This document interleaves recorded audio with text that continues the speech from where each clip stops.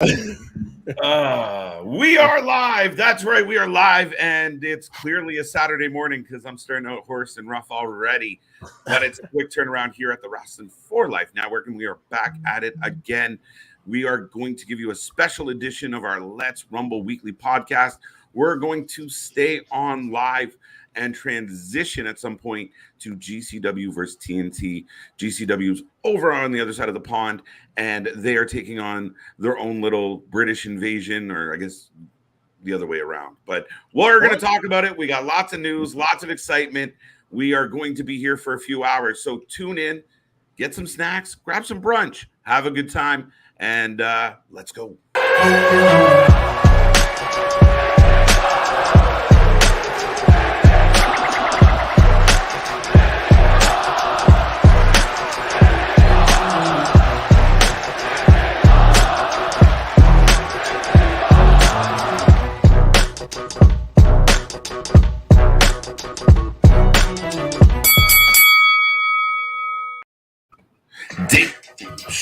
Ding, ding, ding. We are live. We are ready to go. And it's clearly, like I said, a Saturday morning. The Saturday shows are always crazy around here. But, I mean, like we said, it's a quick turnaround time. We're back at it again. And, yeah, lots to talk about here for the Rumble. Gentlemen, beside me, obviously, I don't do this alone. So I have the man, the myth, the legend, Mr. CJ Brand. And I got one question for you before you even continue. What the hell? What's the first topic of the day should be? What the hell happened to you when you started up? What the hell did you just knock over? I feel like you got an actual ring bell in there, and you just pushed it all. Kind of happened. I might have had my audio on the playback of the show a little loud. The intro's so nice, you want to hear it twice. Man, right? So literally, I got ding, ding, ding, ding, and it fucked up my rhythm. I'm not going to lie. But, we'll get it back. We'll get it back, folks. But yes, that is the man, the myth, the legend, the one, the only, Mr. CJ Brand. And below both of us, we're looking at. It's too early for that kind of shit. That's him up right there. There you go. He's back. I'm Simba. You're just racing me up. Right. I am joined by clearly the master of mayhem, the troublemaker, everyone's best friend, Mr. Big Nick, the man who stomps out his own intro. Right. I'm excited. It's been an interesting week. It feels weird that we don't have like the major, Vince, step down, or, CM Punk's, fighting backstage. That's still going on halfway. But you didn't have any super craziness this week, but there's still plenty to talk about. Yeah, it was a bit of a soft week, a bit of a quiet week. And before we dive right into the topics, I will say I am Mr. KJ White, Mr. Every Night, the Iron Man of YouTube, the man that just won't go home. But yeah, we're looking forward to a wonderful afternoon with you folks. I hope everyone out there is having a safe and happy weekend. And yeah, I mean, it was kind of a soft week. There wasn't a whole lot of big moments, but maybe we're just getting a little bit spoiled, a little bit greedy at this point. Right. Right. Definitely. Now you said GCW and TNT. Are you saying they're on TNT tonight, or no? They're facing them. It's a different promotion over in the UK. Oh, they're doing a UK tour right now. Like they have 3 shows in Liverpool. Okay, cool. I got you. I was so confused. You're like, TNT, that's awesome. Yeah, I was like, wait, what? They on TNT? Hell yeah. Right. Man.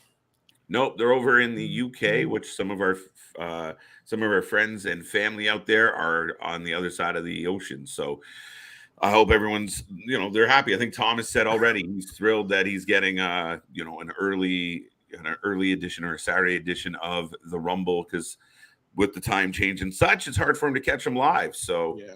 Welcome to the show, Thomas. Welcome to the show, everybody else who's tuning in. And yeah, we're looking forward to a fun day of wrestling talk. It's a nice little Saturday brunch with the boys. That's it. So what I think we'll start off with is kind of the big news from last night. Where's the brunch? I need a big. You need to provide your own brunch, sir. Yes, what? Bring your own shit. Well, I guess it's called alcohol early mornings, then damn it. Screw it. Sometimes you need the hair of the dog. What can you do? Drink. When all else fails, just drink. What's going on, Alexander? How y'all doing today? I swear I feel like I'm stuffy as hell, but I'm not stuffy. I said that before we went live. You sound stuffy. You sound like you got a frog in your throat. But I'm not stuffy. That's the problem. It makes no sense. But what the hell? Made this man get out of bed early, man. Hey, it is what it is. That's what we gotta do, man. Because it's time to rumble. I guess we can go ahead and hit it off our first topic of the damn day. I don't know what the hell to start off with, but I guess we can go ahead and start off with is the black and gold or the white and gold brand back?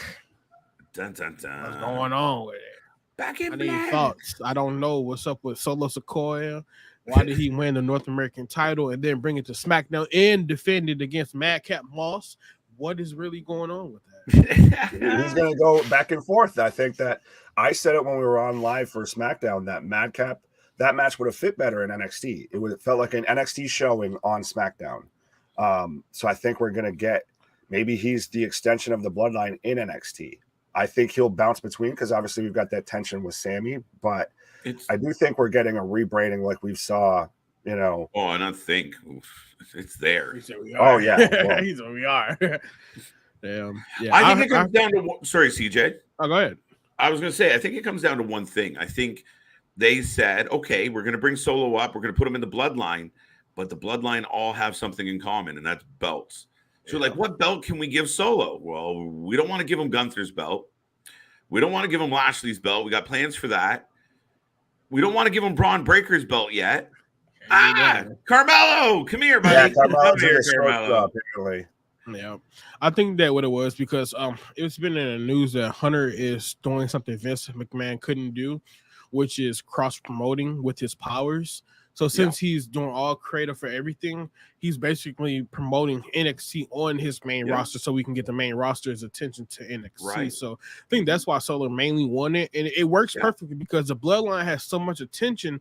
Now people are going to be like, what the hell belt is this? You know, what's up with this brown belt? And I remember because at WrestleMania last year when I went, or this year, I bought the North American belt, and people kept asking me, "Where did you get this belt from? I've never seen this belt. Keep it. It should be it's a collector's edition." I'm like, bro, it's not collector and all.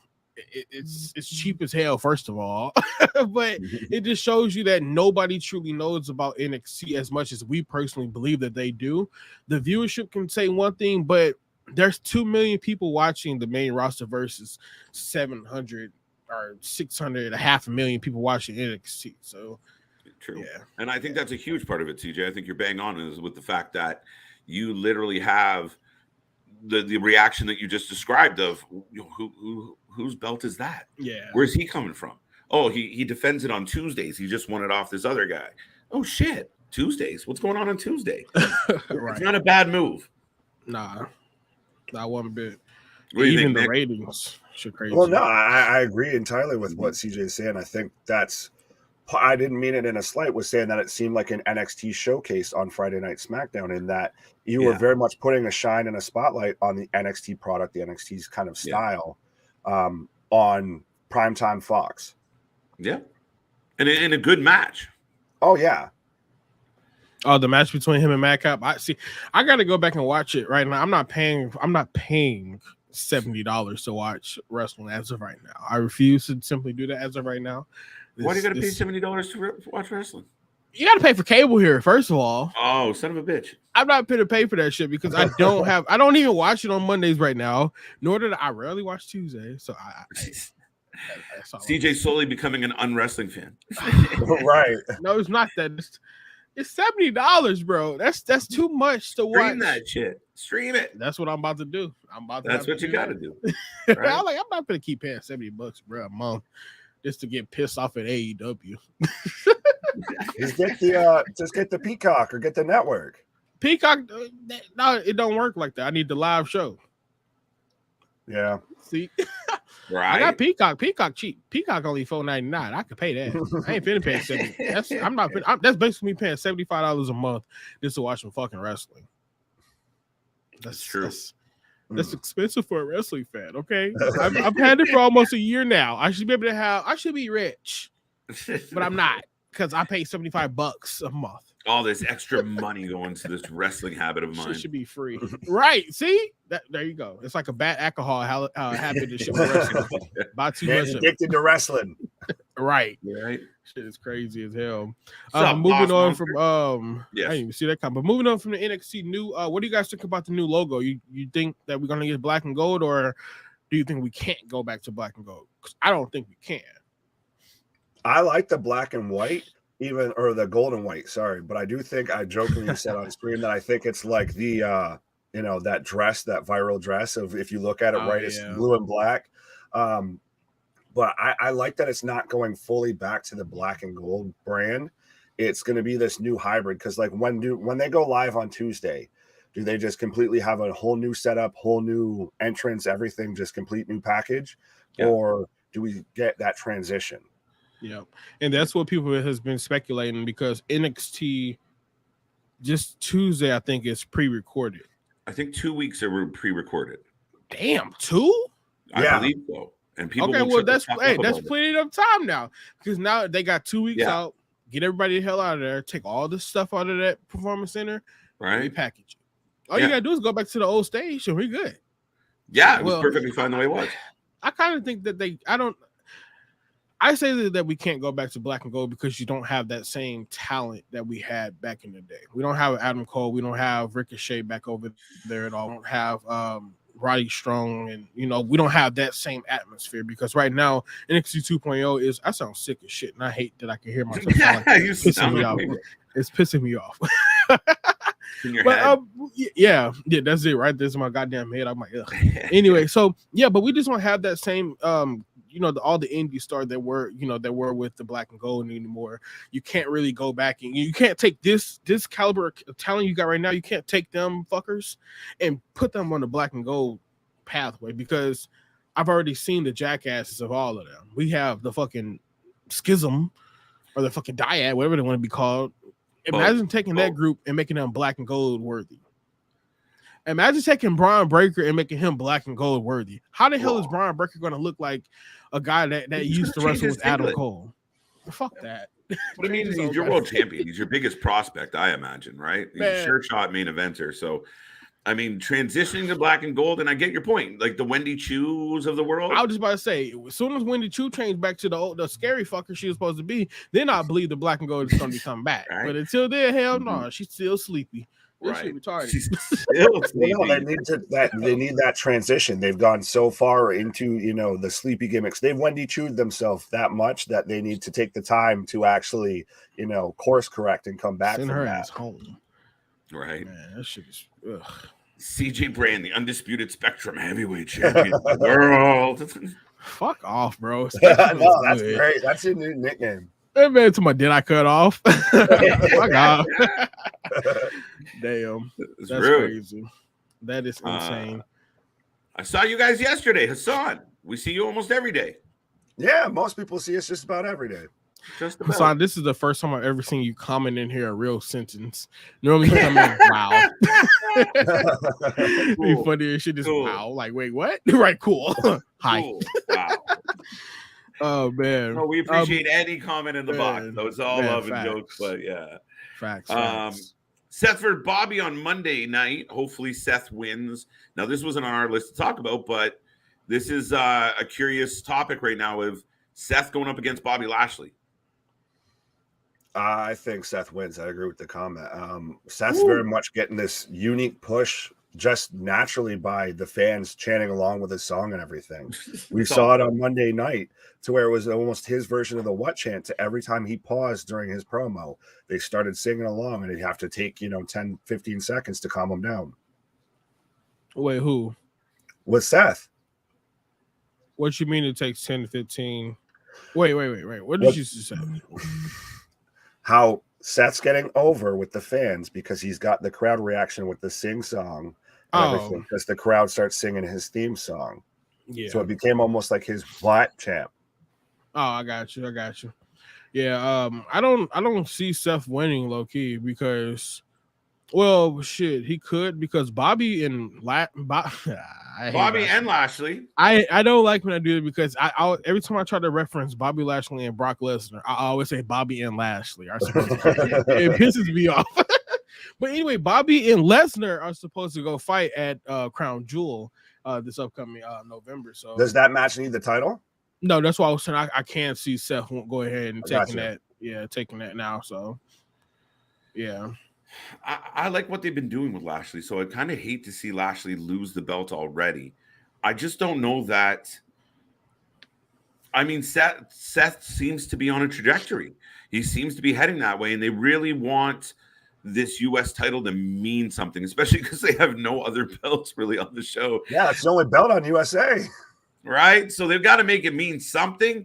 Could this be some type of program where it goes on for a little bit? I don't know, because I kind of feel like Riddle might be involved, like come running out and kick him in the head so he doesn't beat Lashley. Damn, not kick him in the head. I just grabbed that whole entire fucking video in my head. I'm like, whoa. Damn. Like pow, right in the kisser. Man, seriously, he'll do it, jackass. Right. Let's see. So with NXT, I like the new logo. I like how they revealed it. It wasn't just like a press release. It was kind of snuck up on us and got a pop out of us. Like, oh shit!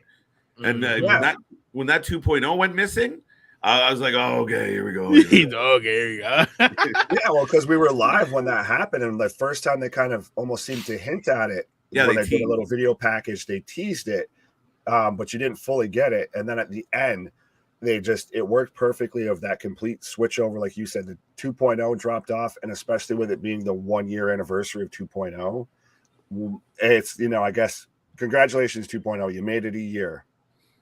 Barely. Yeah. Barely. Barely. Died on your birthday.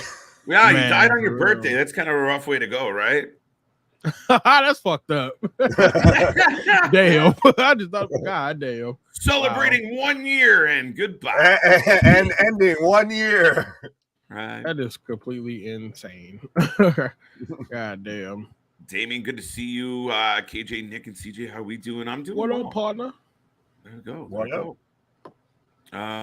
What does Alex say before we get on to the next topic? But I was live at an event and almost no one sang his song when he came out and teamed with Big E and Kofi against the Bloodline.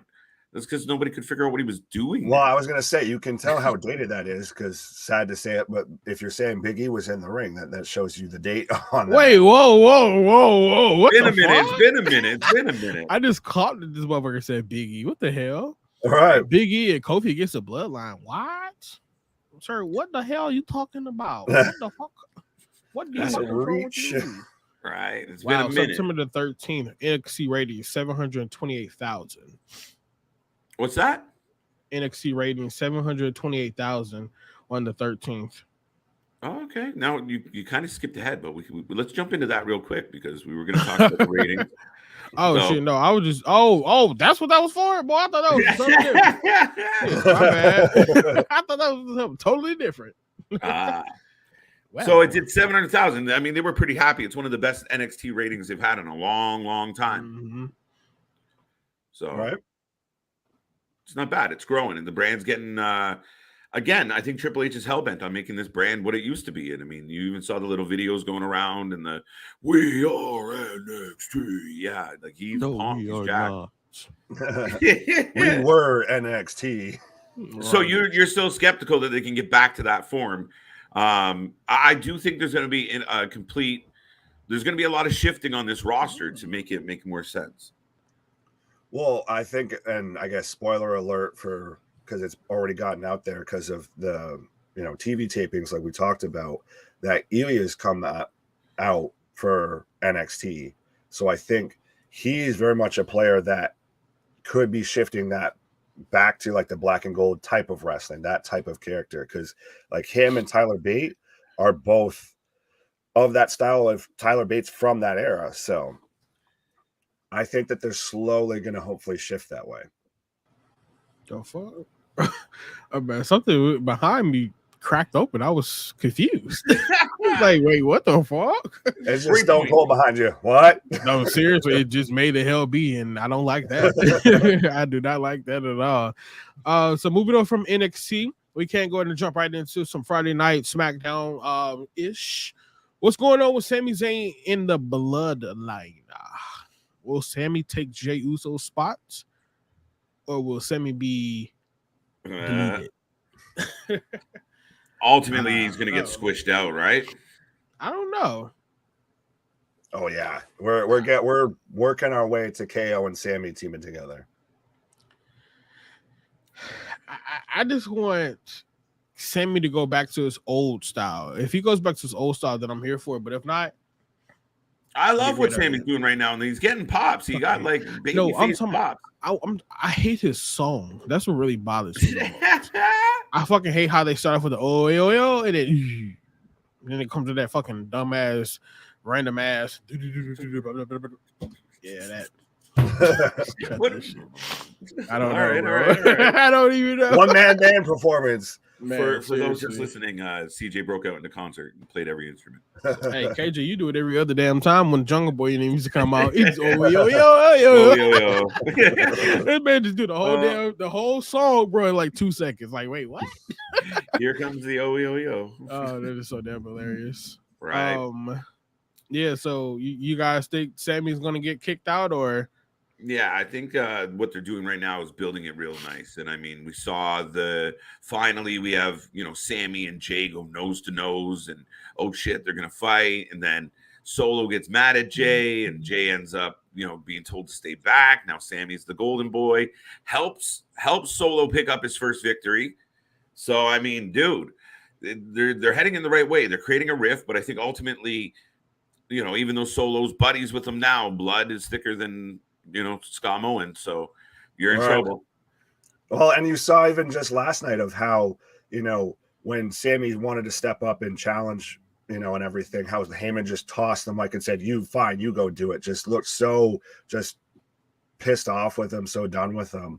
I think that because they played that whole to where him and Sami and Jimmy have that little bond, I think that Jimmy's going to give Sami his spot in some big match that they're going to have coming up. Sami's going to lose the match, and that's going to be where Jimmy just finally snaps and turns on him, and they fully kick him out. So, since the bloodline is on the minds as well, who do you guys think is going to defeat Roman Reigns for the strap? Nobody. So, do you think? Nick, who do you think? There's potential. I still think it might honestly be Braun. Braun Breaker. It would be after. Wait, which Braun? What Braun? Braun Breaker. What Braun? We got two now. Braun Breaker. I don't know. I don't know. I kind of sort of see Cody Rhodes being that guy to do it. Yep. So I will stick with Cody because if we don't get The Rock, then we will get Cody versus Roman at Mania. I like that shot. I mean, I really do. I mean, I think for me, I've said since Cody got hurt that he's going to win the Rumble. Yeah. I think that's another possibility. Or is this fucker Logan Paul going to beat Roman Reigns? No. That's one of the topics on that list. Not even at all. I like that setup, but no. Nick's favorite wrestler. No, not at all. Not even close to my favorite human being, anything. Wow. But no, I think he loves it. No, I think that it's just gonna get clicks. It's a Saudi show that I even said it's halfway continuity, halfway not continuity when it comes to WWE and their storylines. Is Logan Paul that big in Saudi? He might be. I mean, he's big globally. I mean, these are the same guys that wanted Yokozuna and everything to still come back and have a match. What? Right. What the fuck? There might be a decade or so behind, so they're just learning about Jake Paul right now. They don't know all the bad bullshit. Yeah, I mean, Logan Paul is gonna get his ass tore the hell up, first of all. So that's there. But will they I didn't want to bring that by valid. Is that what now? Will they let that happen? Will that be Fuck how it plays out? Anybody, if Logan Paul beats Roman Reigns, are you fucking serious? What if he just makes it a really competitive match? Would that still suck? That's fine. Because Roman Reigns has never been in a ring with somebody that's not competitive. It's going to be Logan, it's man's third match. It's going to be to where Roman just beats the piss out of him and he's talking trash to him the whole time. Like it's that slow, methodical, like he did with Jay, to where he hits one big move, then he's talking trash to him, hits another that'd big be move, fucking funny, bro. to him. That's what he did to Edge too, right? A little bit. Hey, my favorite quote from him was, what did he say about his arms? So my arms are extra big. Dude, it's hilarious. My arms are extra big. Right? Breathe. I'm like, wait, what? I don't know if that was me. I'm not taking the disrespect. You're not about to put your arm around my damn neck and then tell me your arms are extra big, bro. I'm immediately fuck the kayfabe. I'm already standing up. Tell me though that wouldn't be at least a good match.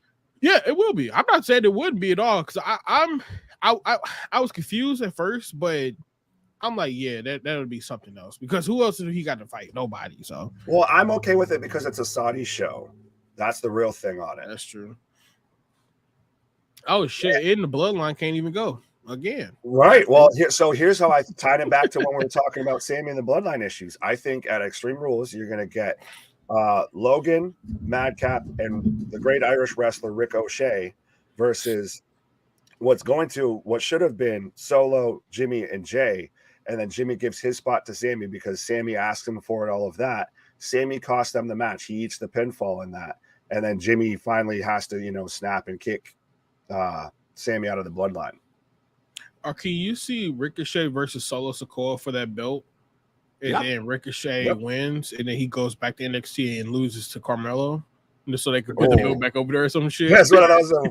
This one of those reverse terminology. Mailman Ricochet, right? Because Solo Sikoa can't. I mean, I don't know. I don't even know. Oh, they need him with gold. He's got to fit in. That's why I said Sami Zayn should win the 24/7 belt, and then he's got to fuck out of here, bro. That would be hilarious as hell. The house show belt.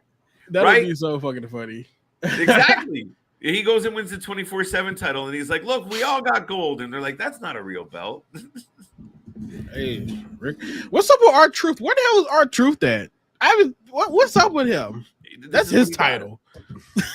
Right? That's his damn title. We don't see him for like 6 months, and all of a sudden he'll pop up in a segment next week about talking about turkeys and Christmas is coming. Right, like, bro, what? That shit is crazy as hell. Right.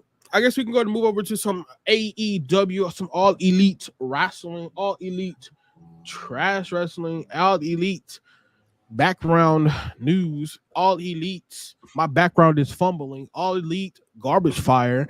All What? Wow. All Elite, my boss don't know how to run a fucking company. What? All Elite, I got more money than them. What? My money's gonna outrun you fuckers. Like what? Like Tony is the dumbest fucking boss I've ever fucking heard of. You literally told everybody you got more money than WWE, bro. Fuck you and your money. WWE got more fucking partners than you, dumb fuck. Like your money is your dad's money. Fuck, like, oh my brother. It's a bothersome. Like, I try my best not to hate that company, but Tony Khan is the reason. If I ever say fuck AEW and I'm done watching that shit, blame TK. It's not wrestling. It's not the wrestling. It's him. Like, bro, you cannot go on live TV and flex money, bro. Fuck you in the billions of dollars you have. Vince McMahon is a billionaire.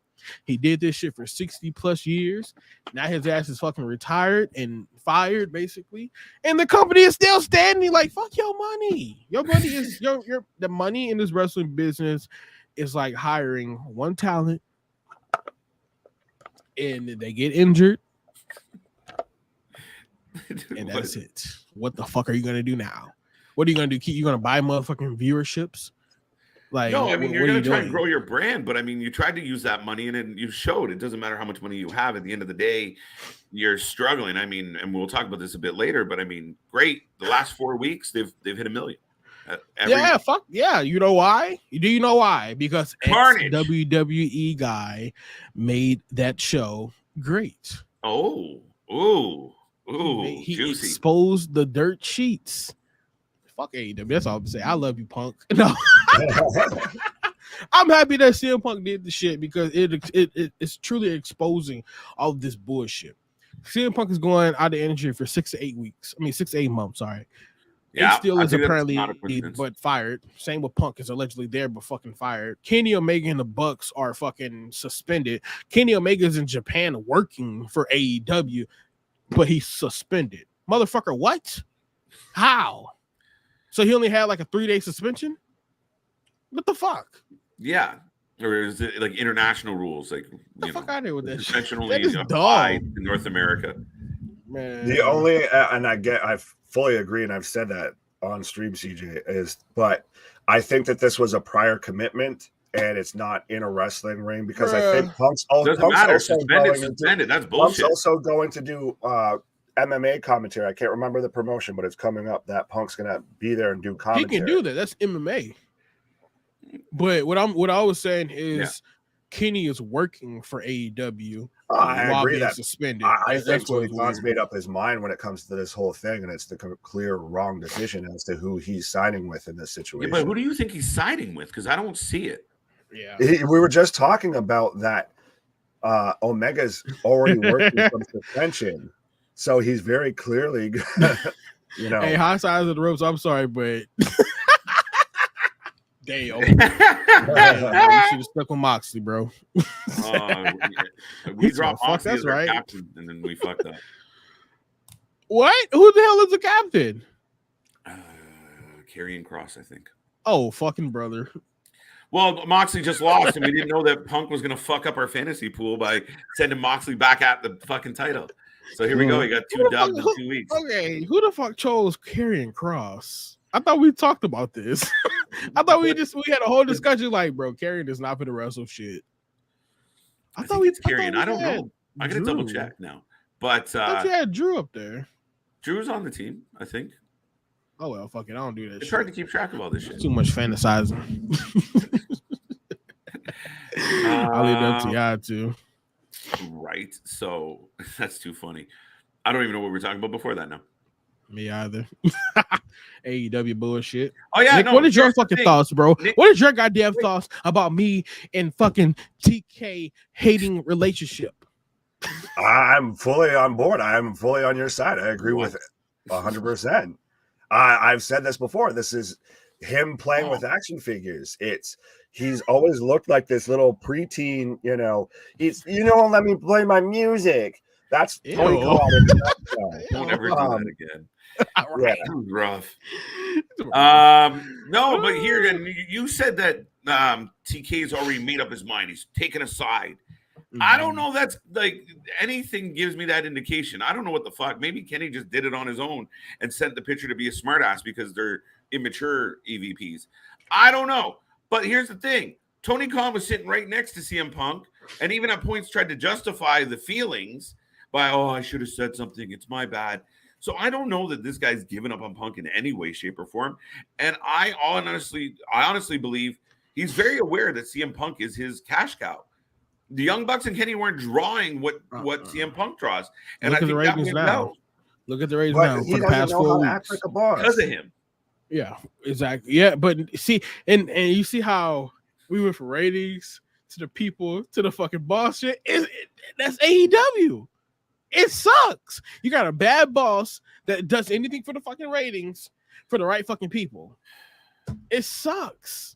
It truly sucks. And the company will fucking fail because, and this is one thing that I've always loved about Vince, even when he did that interview with Pat McAfee. He said he's not doing wrestling for his own love. He's doing it, not out of his own love or his own passion. He's doing it because of the business aspect.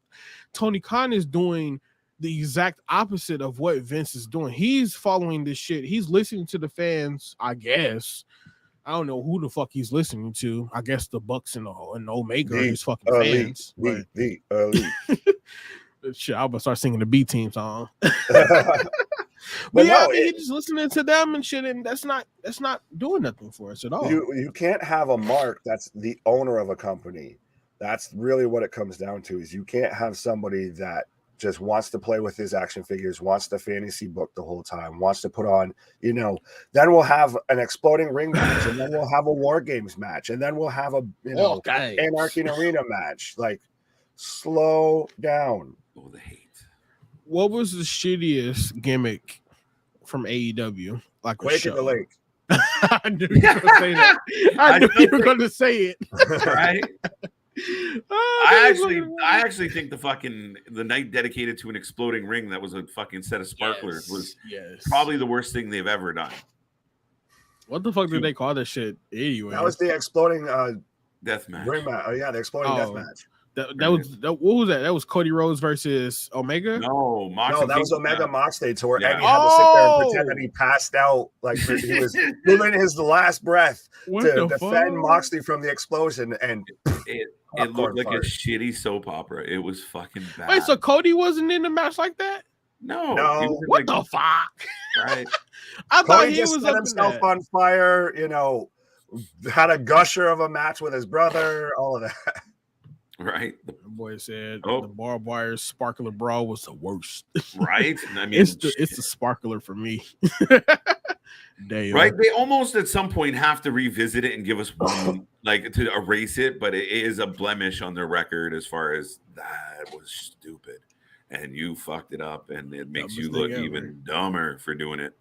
But realistically, though, with that, I think you could say you could find moments like that throughout WWE's history. It's just with AEW, it sticks out because they only have 3 years in versus WWE has 60 plus years. Because don't forget, we still had stuff like the Gobbledygook or Shockmaster from WCW. Yeah, but I mean, it's one thing to have a fucking horrible gimmick or something stupid, but I mean, it's very rare that, I mean, the Gobbledygook? The Gobbledygook. What the fuck? Friends only person I really remember is that blue guy, the fat blue guy. What was his name? Yeah, him. Him, what's the other guy? The little short guy, Juice, Beetlejuice. Him, Beetlejuice. Yeah, the oddities. The oddities. Yeah, that shit was fucking weird. ICP. Yeah, Earthquake. Yeah, that shit was weird. And but that's the thing. So every wrestling promotion's had its kind of version of that. It's just right now when AEW's out of the gate, you should not be having this many problems. I've said it all along. This is WCW. You just wrote off screen. Yeah. I'm trying to do it while talking, and it just go with me. No, I've done it enough. But you shouldn't be having this much chaos, this much drama, this many issues, this many different issues going on, these many fires to put out 3 years in. Yeah. And that's why it's AEW was hot, I think, for the first year and a half. And like I said, I still will always say when Cody left, bro, that show went shit. It went sideways fast. And it still to this day proves that Tony Khan, he had Cody Rhodes there. He should have kept any and everything to keep Cody Rhodes, because Cody Rhodes was somebody that's been in WWE. His father was a fucking goat over there. And his father also knew what he wanted out of professional wrestling. So why with those skills and then some more over there? Why the fuck are y'all laughing? Am I fucking frozen? You might have glitched a couple times. You glitched a couple times and then come back. But no, Cody was the only adult in the room when it came to all of those EVP meetings, all of those creative meetings. So surprisingly, because I've hated on the man publicly, but Cody was the only adult in the room, and I owe him an apology because I thought he was just running away because he couldn't get himself over. It's no, I can't deal with your bullshit anymore. Yeah. That's why everybody jumped ship and said that, oh yeah, he left because of this and that. I think I even said it. If I keep fucking glitching, I'm done talking. Fuck this. You didn't glitch. You didn't glitch. He was laughing at the climax about the pizza man. The pizza man that got kicked in the face. I was about to go kick my goddamn Wi-Fi box. I ain't gonna lie. I would keep it real with you. I'm gonna type some of these comments up here up top right quick though. Starting off with Anthony right quick. He said exactly what I've been saying. Toxic working environment when Tony is showing favoritism to certain people in the locker room instead of being neutral like an owner is supposed to be. Yeah, I mean, a general manager with real general manager capabilities. Yeah. Tony Khan should be the Vince McMahon of WWE. He should be out of fucking mind, out of sight, and only come around when there's big decisions to be made. Should Tony Khan be at the media scrums? No. There should be the general manager, or there should be somebody like Triple H, whoever the fuck is. No, I ain't even gonna say that because Tony Khan is head of creative as well. It's fucking trash, but give them a general manager. That's all you need is a general fucking manager that has some balls and will William Regal, somebody up. Jim Ross. Not Jim Russell ass, but Samoa Joe. Ooh, Samoa Joe. Oh, bro, yeah, Mojo. I'm like Mojo Rawley. Mojo Remember Rawley. when he was Regal's assistant in NXT? I could see that. I wouldn't do some more Joe because I don't think he wants. I think he wants to wrestle still. But my all time, I will always stick with William Regal because he's there. Or shit, you still got Paul White and Mark Henry. But I mean, those are just guys that you can easily put up, put somewhere in that. Those are his bodyguards. Those are his heavies. Shit, I can't tell. I can't tell. Like, if you had William Regal and say he's flanked by Paul White and Mark Henry, you're not going to have, the Young Bucks come up and try and, my bad. I didn't get him or anything. I took that so wrong. I thought you were saying that Paul White and Mark Henry was Tony Khan's bodyguards. I'm like, I can't tell. No. Yeah, okay, I got you. Yeah. That's all they really much need, I think, is a general manager, somebody that actually is a true authority figure. Like, Tony, you fucked up multiple times. You've been hugging people like you're a fucking lunatic. We've seen that. We complained about it. You got rid of it. Now you're fucking fist bumping people and handshaking like a fucking a should be boss. But now Punk is on there. You looking like you're ape shit scared and shit. He just what? Right. What's going on? Like you fucking clueless. Like come on now, this shit's trash. But yeah, how did I mean, and we talked about this already, but I mean, it does come down to his leadership and in the fact that if Punk did start going on a heater, why did he not grab the microphone? Why did he not like kick him and say, hey man, like not now? Or no, he just sat there and let him do it. So you like, oh, so when Nick, you kind of pointed out like, well, he already made up his mind, but he sat there and let it happen. That's because he didn't know what else to do. Oh, because he's like, I don't want to piss off my cash cow. So he doesn't want to piss anybody off. The man has no clue what to do. The man just sat there and froze on his thumb, wiggling his finger. Yeah, and then it comes to a point: who can he talk to that's not in his company that can give him some true sense? And the only person would be his fucking father, but his father don't give two shits about this company. Obviously, no, his father just wants to let him have whatever fun he wants. It sucks, bro. But it doesn't completely suck. They had a decent show this week. The ratings are in 1 million because at least this is where Tony's got to show his worth, right? If he is a solid booker and, he spent the last 3 years, how many times have you heard in one of these press scrums, the booker of the year, this great guy, he's such a genius.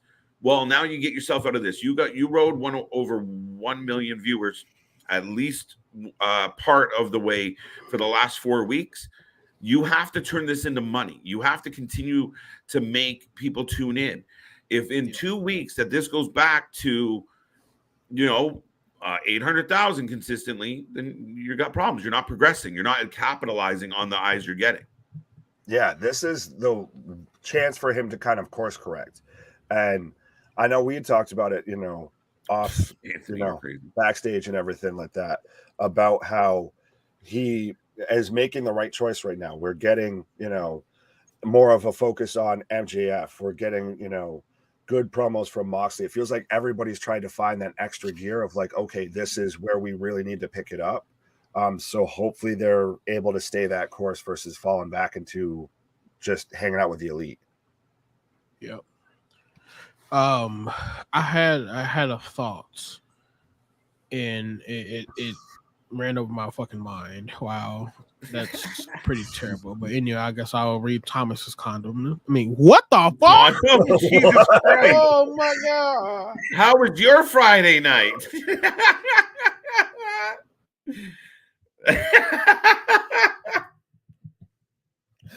Go ahead and see myself out of here. Sorry, what the anyhow, Tony Hugger Khan pulled himself from Japan's events. He was at Saga, whatever the hell they want to be called. Sega. Office in Japan, but he is not doing the main presser anymore. Some bullshit. Yeah. Why not? I mean, That's because his buddy Kenny will go and do it probably. Right? Is it Kenny's way of just being a smartass? Like, look, I'm in Japan. I don't know, man. But he wouldn't. If you have an actual boss that's actually putting down and forcing a suspension, then Kenny shouldn't be going over there. We've already had it come out of how rough it is that like the Bucks can't go and have indie dates now. When they're still they can't work other shows when they're still contracted under AEW right now with their suspension, supposedly. That's boo-hoo for them. That's what a suspension is. You sit your ass home and think about what you did. It's called a fucking punishment for a reason. Mm-hmm. Yeah, but no one cared when they weren't doing indie shows anymore because they're fucking stocked very nicely by our buddy TK. Man, so they didn't so care what are you guys doing them. Today, huh? What are you guys doing, huh? Yeah, now you're hearing the leaks come out, and I know it happens all the time and this, that, and whatever, but now is when the stories are coming out about the Young Bucks sending out feelers to WWE and everything. They denied it. I think that they denied it so far. Well, no shit, yeah, because they're gonna come out and say, "Oh yeah." It's just But can something you guys for Tony even to see think them? of the back of his mind. Probably brought to you by good old Uncle Dave. That's true. Yeah. Can you guys even see them going to AEW? To WWE? No, and the fact that it's even coming out is bullshit, and proves the fact that you're immature executives. Like, you're not just like a guy. Like, all right, CM Punk says, you know what? I might go back to the WWE. I'm sick of this shit. Everyone, that makes sense. You're an employee. MJF making cracks about it all the time. But when you're we're a part of this revolution. We built this company. They built it on our backs. Oh, we're in trouble? We're out. That's fucking bullshit. Yeah. Like, come on now. You got to be more mature than that. And the fact that someone like Meltzer, who we know can't help but never mind what he does, but we all know what kind of fanboy he is for the Young Bucks, which is ridiculous because he's like 30 years older than all of them. But just being gaga for these kids is weird. Creepy Uncle Dave. Yeah, creepy Uncle Dave. But at the end of the day, I mean, this guy, these guys saying, "Oh, we put feelers out," bro. That story getting out, and if there's any truth to it, is fucking horseshit. Again, I think it's just like, if there is really a rift between them and Tony, it's them trying to flex, and it's childish. It's boom. I've heard that. I guess this is a type of thing that always happens, and you have people that know each other in other promotions and ask this and that. But I think it's just interesting of the timing of this coming out. That it comes out right after all of this, right when they're on a suspension, is when this gets reported. I can't take KJ drinking. No, I know, I agree with you. It's more of just I was sipping some tea. That's what we're doing here. We're just what the fuck? I don't think just disappeared. You that know man is we're live. Oh shit. I bought my mouse. Yeah, see, I'm happy that it don't be happening to me only, bro. My hand does not be on my mouse anymore at all. I'm terrified. All right, I'm not touching it. Oh my god. That being said, Thomas has a good question. And folks, if you are new here, if you're just tuning in for the first time, we are the Wrestling for Life Network. This is Let's Rumble. We are transitioning Let's Rumble into the GCW vs TNT pay-per-view coming up. Now, we might not get right out of the gate. I know it's coming up soon, but we're going to continue the Rumble till we're kind of happy with it, and then we'll make the transition over.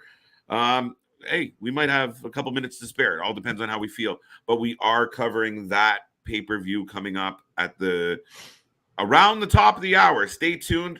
We'll throw the video back up. We'll do a transition, and we'll be back at it. So, Thomas and everybody, if you know any GCW fans, let them know the channel that covers it all is doing it again. Amen to that.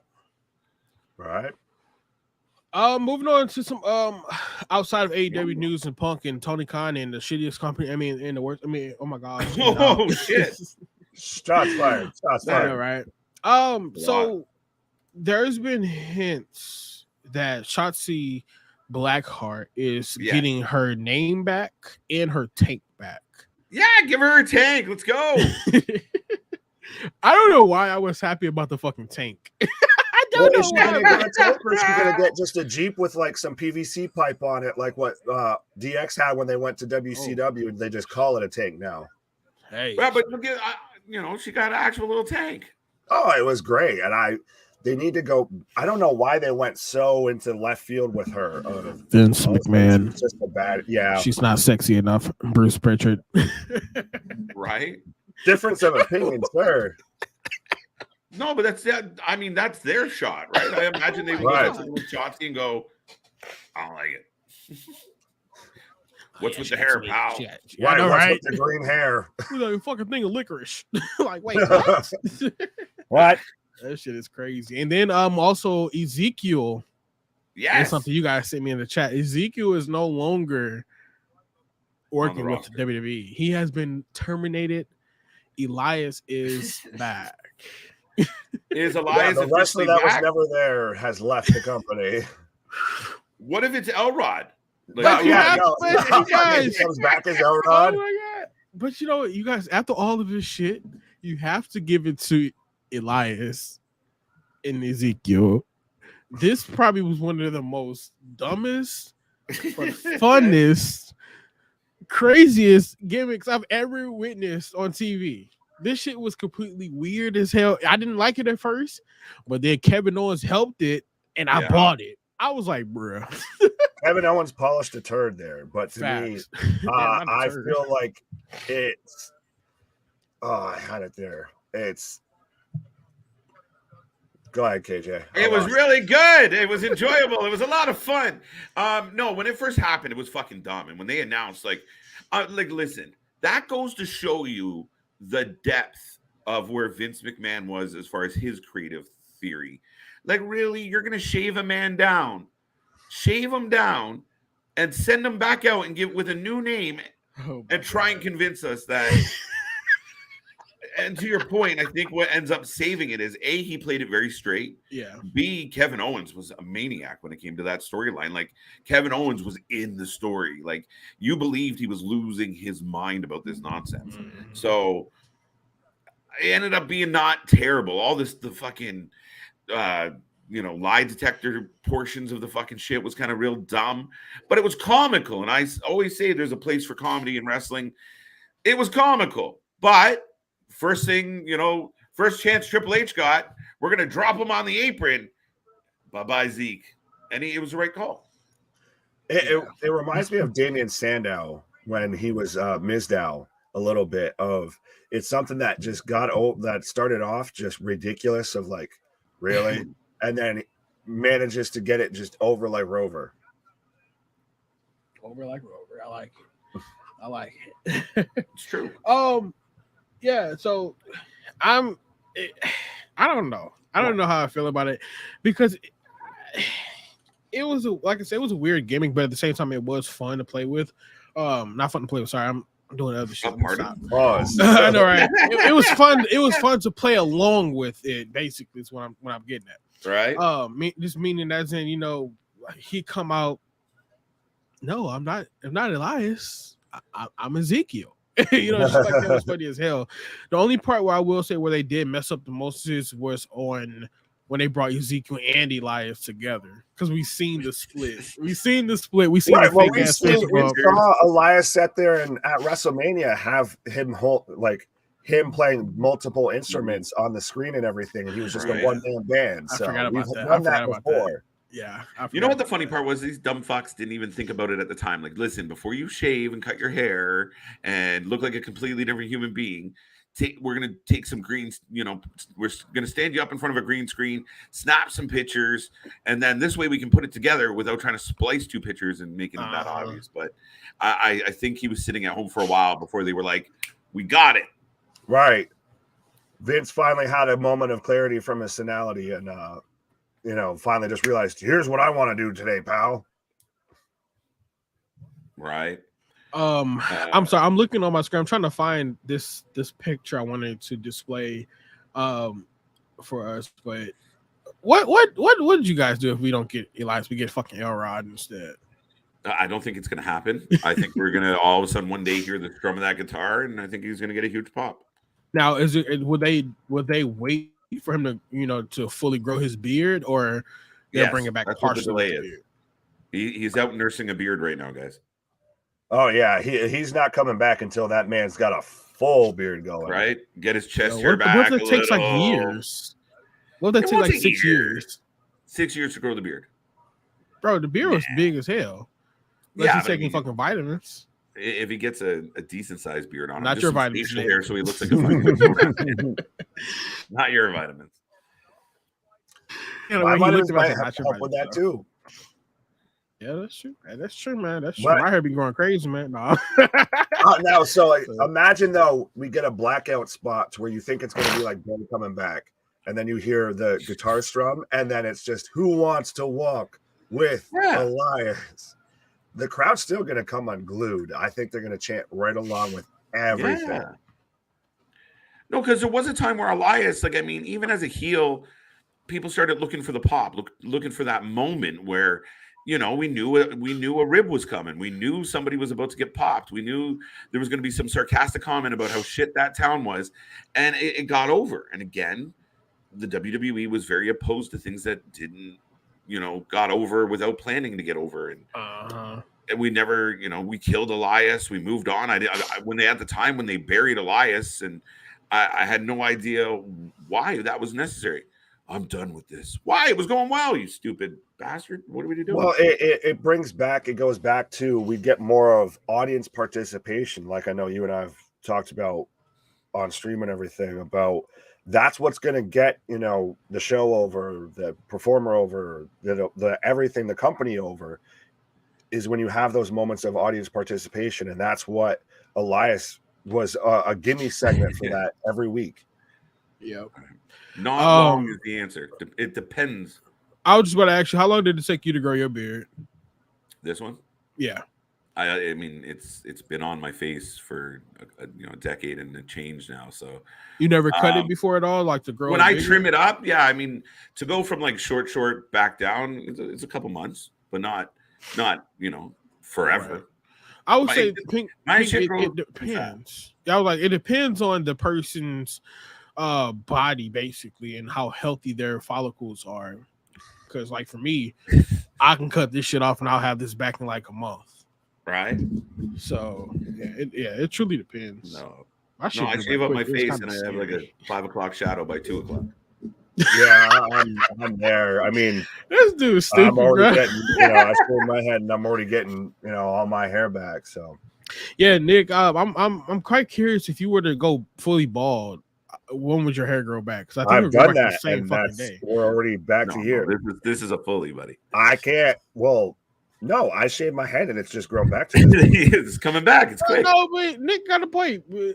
One stream he had a fresh haircut. Next stream, this motherfucker had peach fuzz in his head. Shit makes no sense, bro. So like a chia pet. Man, right. Seriously. Now, have you guys heard that WWE they are going to be doing new tag team titles and the women's tag titles are getting a facelift or something like that as well? I heard eventually most of the belts are going to get a. Yeah, I heard that Hunter wants to do a facelift on the belts.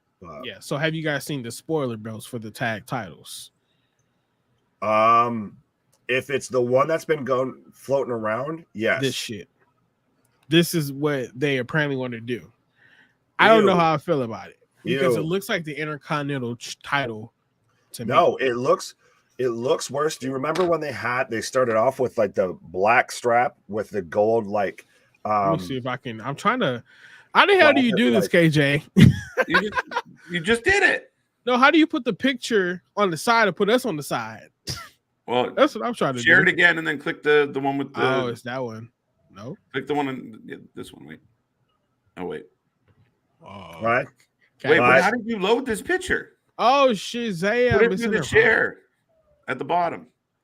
Wait, what? We're learning live, folks. Wait, what? Yeah. All right. Wait, what? But no, I'd heard that they wanted to have that big WWE logo kind of on everything. It's one of those like how whenever X team wins a championship, they all of a sudden there's a picture of them holding a WWE championship. On a shoulder just to kind of get WWE branding out front. Yeah. So I see why they have that there, but it's an ugly ass belt. It is. It looks like the 24/7 belt had a baby with the tag titles, honestly. And I truly hope that this is not. And it didn't go well. No, it didn't.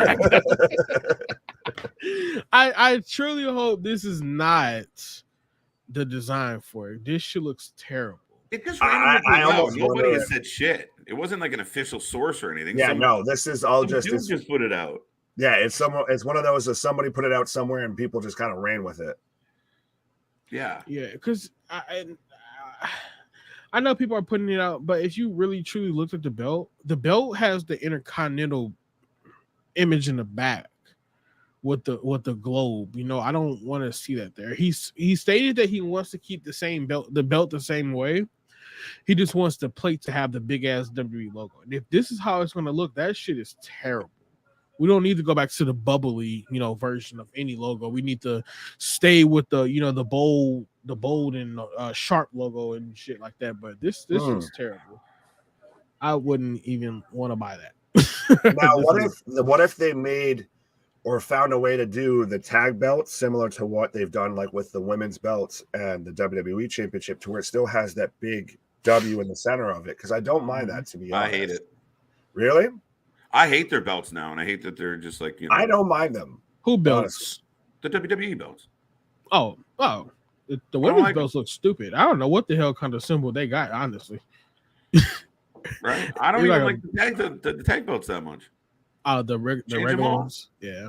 I think if they were to go back to the black belts, then it'd be better. But since it's red and blue, shit looks weird. Okay, I mean, Nick, are you watching fucking football? No, I was watching the pre-show and everything that was on YouTube. That somebody let us know. No, it was the pre-show. I had football to my left, but I was watching the pre-show for GCW versus TNT, and it was just funny because their screen cut to an passed on to an ad for us. So gotcha. Oh, Carlos said they need to go back to how the belts looked back in 2004 through 07. I loved how these looked. Just try to give those a modern look. Was that the bigger plated belt? Yeah, well, I would like the bigger plated belt that has the world tag and everything. Oh yeah, I like this one. I see it now. It looks nice. That's supposed to be getting a facelift. The WWE belts are still staying the same. They're not going to be merging those. So the tag titles are officially going to be merged, which I don't know how I feel about that necessarily, because it was like you're definitely ending the brand split at that. It kind of they don't have enough tag teams that are enough quality tag teams to really have two divisions. I feel they're trying to build that depth. I mean, the same thing people have rumored about the NXT title, like the NXT tag title, dissolve that and make it one that defended on all three shows. Mm-hmm. That's what they should be doing, man, for the women's tag titles as well. Right.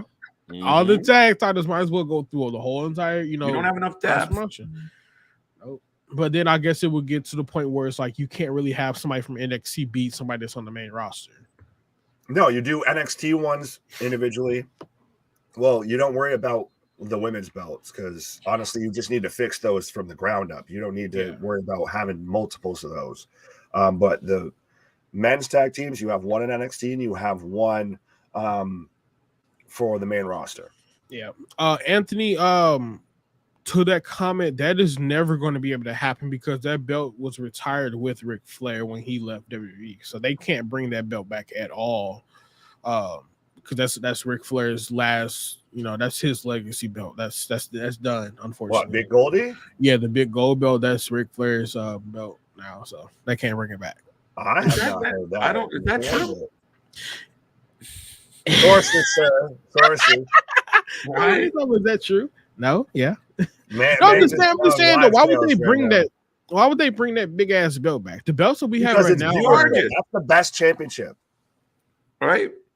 I like it. The big circle, for real. The big Goldie. What? Goldie. I mean, I wouldn't be mad if they brought it back. It just wouldn't fit in this age of it just wouldn't fit because can you truly see Roman Reigns carrying that belt right yes now? Looking the way he looks way much better. Are you thinking of the same belt we're talking about? Yeah, the big gold belt, the fucking belt that NWO drew on. Yeah, you don't think that Roman Reigns would look great with that on his shoulder? Okay, so Roman Reigns will have that belt. Then Roman Reigns loses that belt to somebody else, to Cody Rhodes. That belt's too big for Cody Rhodes. It looks shit. I'm sorry.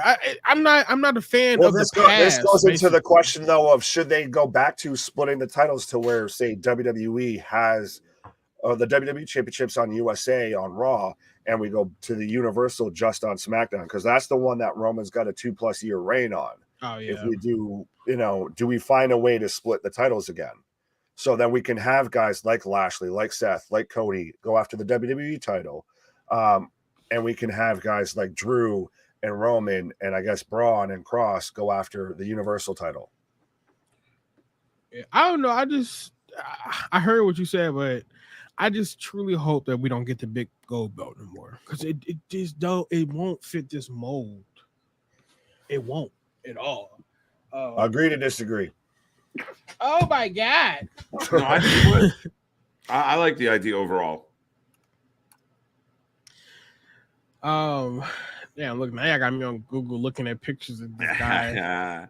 Matter of fact, y'all bring back the big spinner belt. Fuck the big gold belt. No, not the John Cena belt. Oh man. Yeah, give me the spinner belt.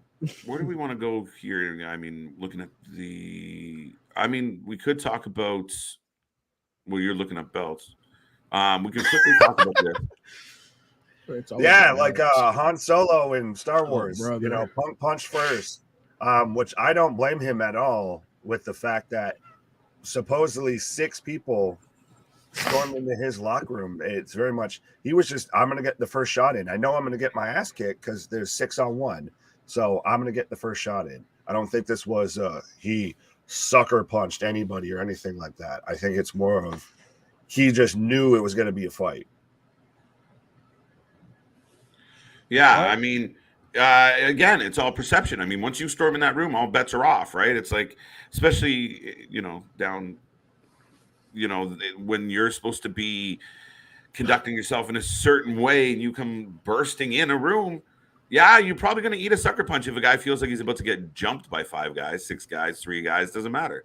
That's a tough one. And to hinge that on like, whoa, Punk through first, fire him. I don't know. And again, who are your sources? Fucking stupid, bro. Well, there was plenty of them that have already returned from suspension that were in there, like Pat Buck, like Christopher Daniels, like Nakazawa, like Brandon Cutler. And it's interesting how I still keep forgetting this woman's name, who is the lawyer or HR person for AEW, who was in there as well. And I guess she was part of that whole pack all showing up into Punk's locker room at once. And I get he said, oh, well, if you've got a problem, come say it to my face. But you're the EVPs of that company. Basically, a bunch of the execs that were backstage just all stormed into Punk's locker room at once, halfway trying to act like they're still one of the boys. Well, imagine it was you in that situation. You sitting on the couch and someone burst in. You're probably going to swing first, ask questions later. Oh, yeah. You're getting swung on, so you might as well swing first, to be honest. You assume. Right. Right? I don't know, bro. That was the Bucks and me walking my room. I ain't gonna lie. I would have beat the shit out there. Dude, you just turned into a gremlin for a second. You're like, like Last David.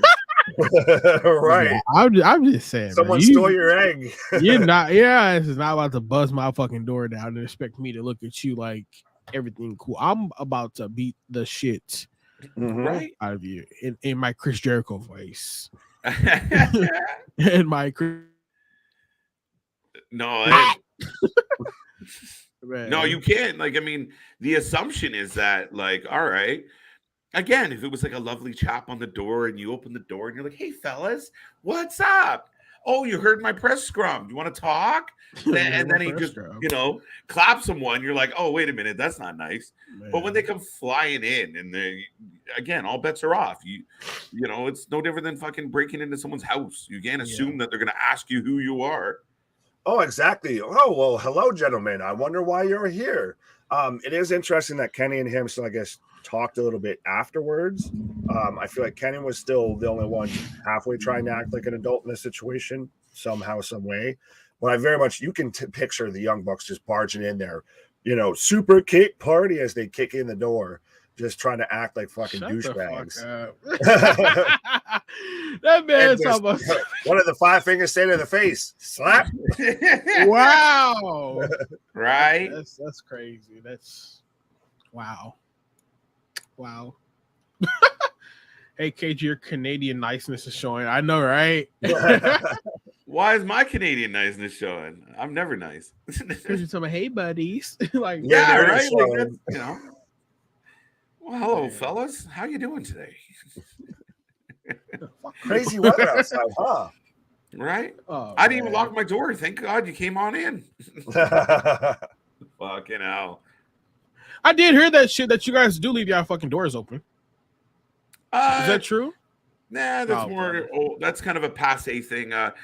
Certain pockets of the country definitely still leave their doors open, and they're, but times, have changed, and The even times they are a changing.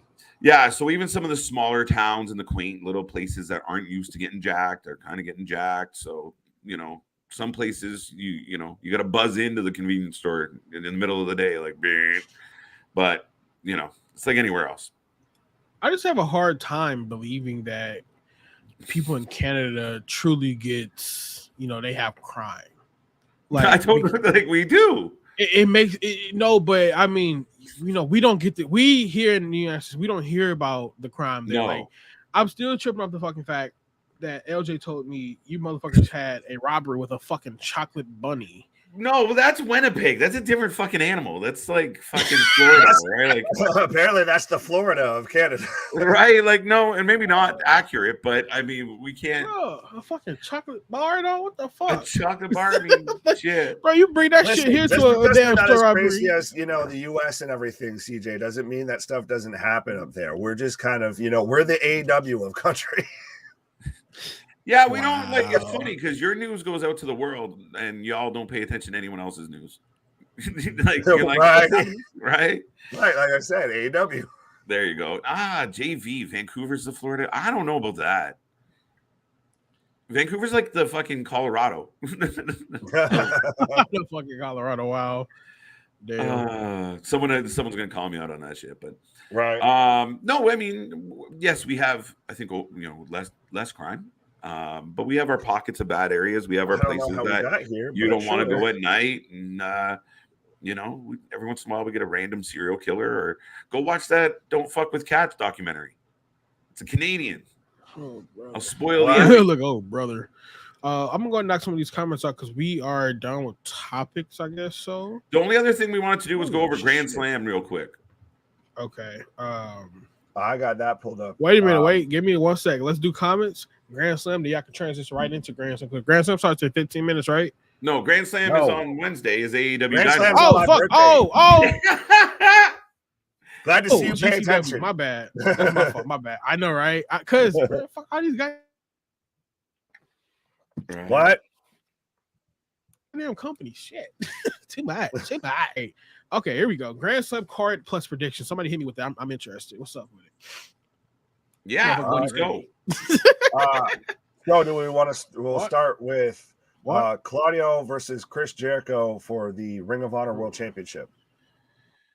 Ooh, Claudio wins. It's a decent match. I'm gonna go Yes, with Jericho. really. Wow, bold. Bold.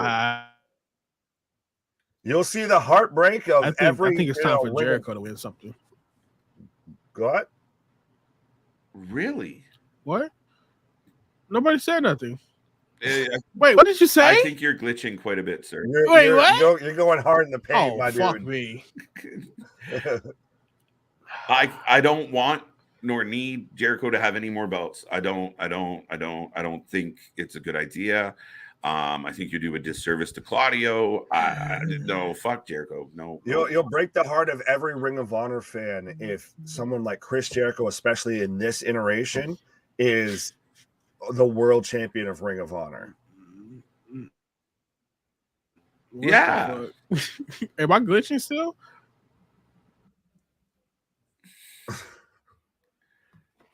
Yes. Oh, he back. There we go. All right. But yeah, no, Jericho can't win, man. Now, could it be a case of, hey, Tony, I've never had that belt. It would be really cool to say I've won all the belts. Can I have it, buddy? You love me, if buddy. that happens, I'll rub your belly. I'll rub game your over, belly. man. Game over. Fucking Q Bill Paxton. It's just game over, man. We're done for. Right. The end is nigh. The end is nigh. Time to run away. The end is nigh. And then we've got, wow, this is just title match after title match. Wow. So we've got Pac versus Orange Cassidy for the Am I back? What the fuck? Am I back? Yes or no? A little bit. Yeah. Yes. Oh, brother. This shit is terrible. Spectre, man, you got fuck you all, damn it. Motherfucker. You have reached your limit for the day. Right. You have used all your internet. They probably like, what the hell you doing on the damn computer on Saturday? Shit. I don't know. Man, I don't never be my computer be You up this early? No. Right, all right, there you go. You up this early, damn it. I gotta open up my broadband. God. Yeah. All right, go ahead, next you match. go ahead and continue because my shit. I just said Pac versus Orange Cassidy Sorry, I was for the distracted by All-Atlantic Championship. Orange Cassidy. Fuck. CJ, man, you're upsetting me with your picks. No, because I'm fucking Wi-Fi, bro. That I can't even argue with you about it because you won't stay still. Right. There's a delay. Can y'all even hear me? Yes. Now we got you now. There you go. So you can fucking hear me. I just can't. I was going with Orange Cassidy because I want to see Orange Cassidy versus Kip Sabian. Oh shit! I don't. No. Damn. Pac for the win. Pac easy because we're gonna get Pac versus Ethan Page. Oh, I didn't think about that shit. Pac versus Ethan Page. Mm-hmm. Huh. That's with that whole the firm that's popped up and everything like that. And we even watched it on, I think, Rampage last night. To where he was talking about how he's gonna, run All Atlantic. He's gonna be that champion. What? Was it my imagination or did W. Morrissey look like shit on Wednesday? He looked like he was hung all the way over. Yeah. He went to hug him, and that man looked like he was about to just fucking shove him into the next universe.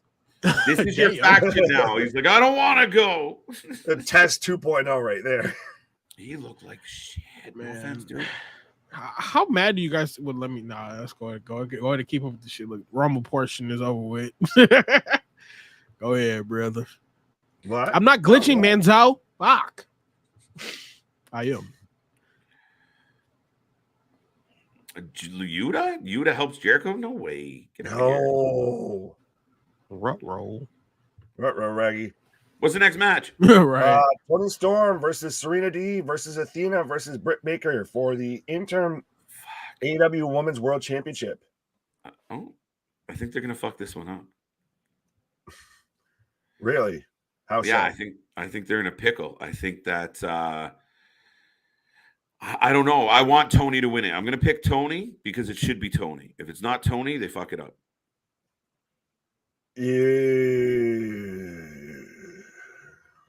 I'm going to just go with my heart instead of my head on this one, and I'm going to say Athena because I think she's unentertaining.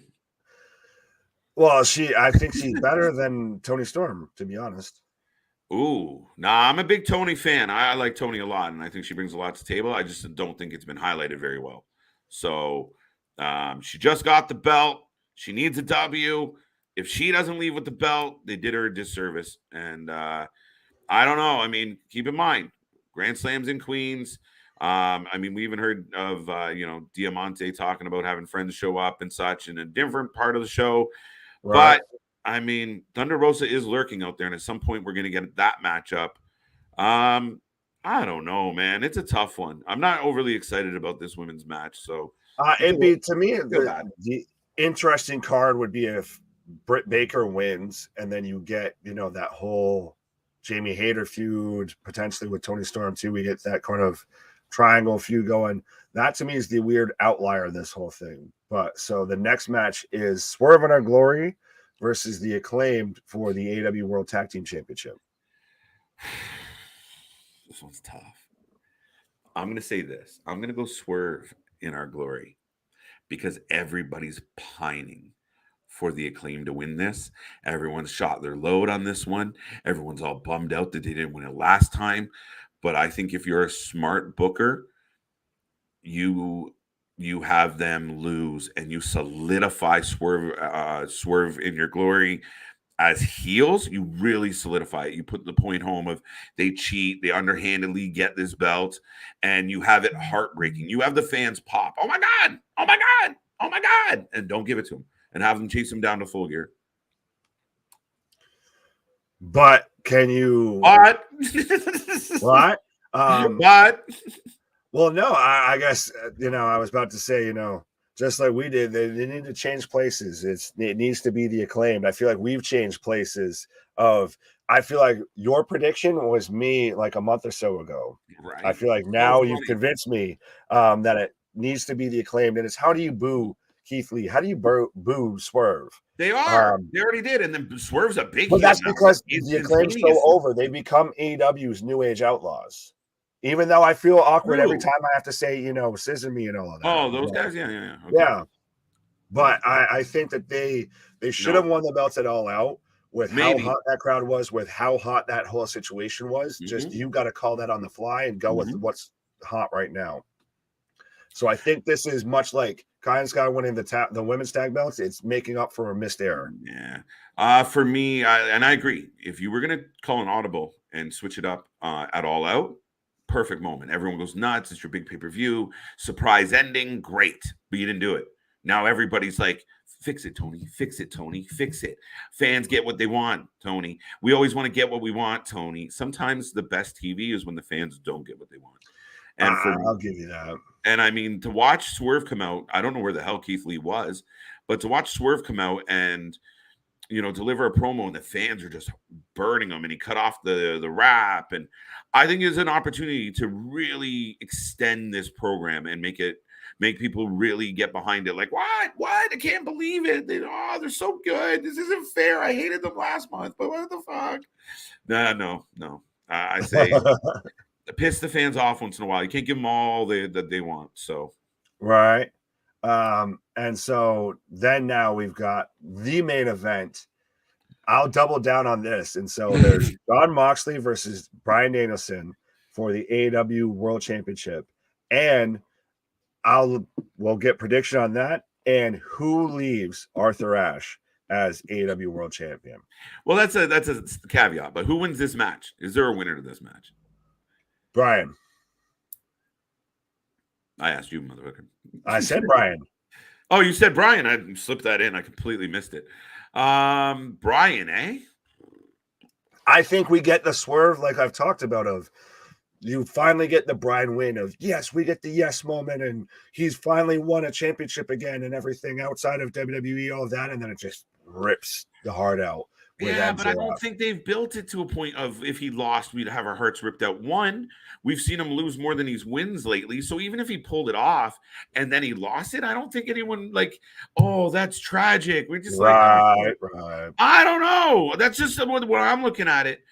And I think they've actually built the Moxley side of things. If they had built up the Daniel thing, I've come so far and I've taken some hard losses to rookies because my fucking boss is a mark. So, I'm finally going to do this. And everyone's like, go, Brian. Yes. Fine. But nobody's doing that.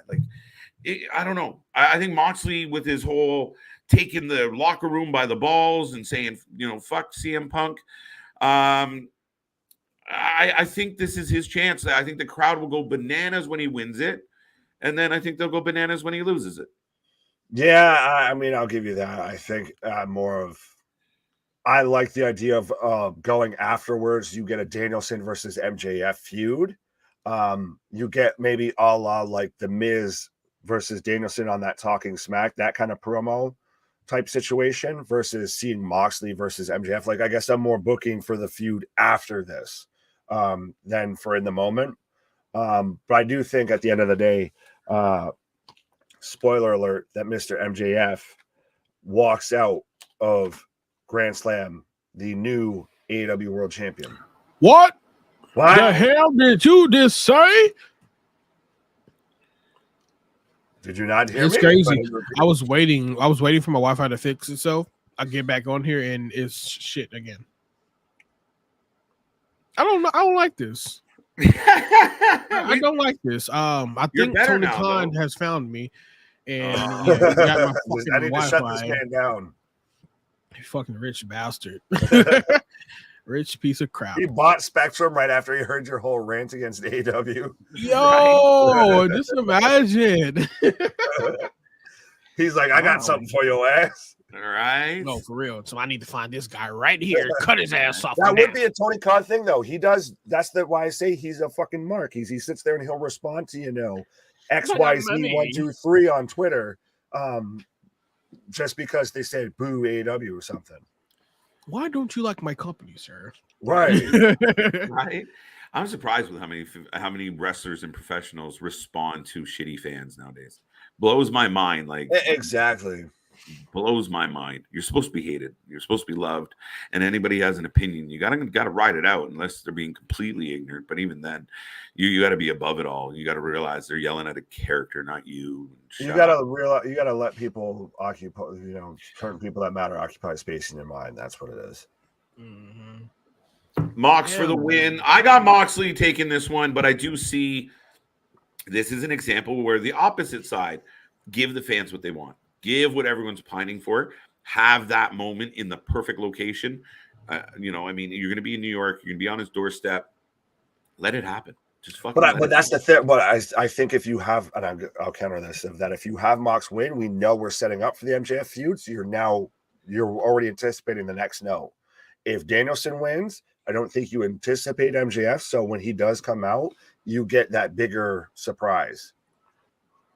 It's not that. I mean, that's not terrible. I mean, that's really could be spot on, Nick. Either way, I think we're all in agreement. I don't know about you, CJ, of that MJF walks out of Grand Slam as the new AEW World Champion. He has to. Yeah, if you don't at this point, have you jumped the shark when it comes to your creative, Tony? Mm-hmm. Yeah, I don't. MJF has to take this belt. If you don't, then fuck him. But so now, I guess if we're going to go into the next part of Grand Slam, so what's to be said, though, that Rampage, which normally is the 1 hour show, I think maybe for Grand Slam, I think you said CJ might be going 2 hours, that's the show that has more matches than Dynamite by 3 matches.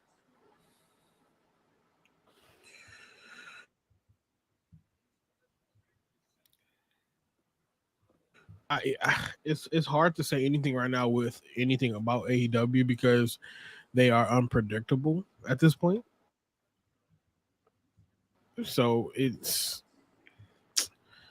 all I know is this: MJF can win, and CM Punk can really show the fuck back up the same day. Damn day. Oh, that's how dumb this company is right now. Why? I'm just saying, like your Wi-Fi. Oh fuck! You guys. I'm sorry, but the brand is out now. This shit is ridiculous. Right.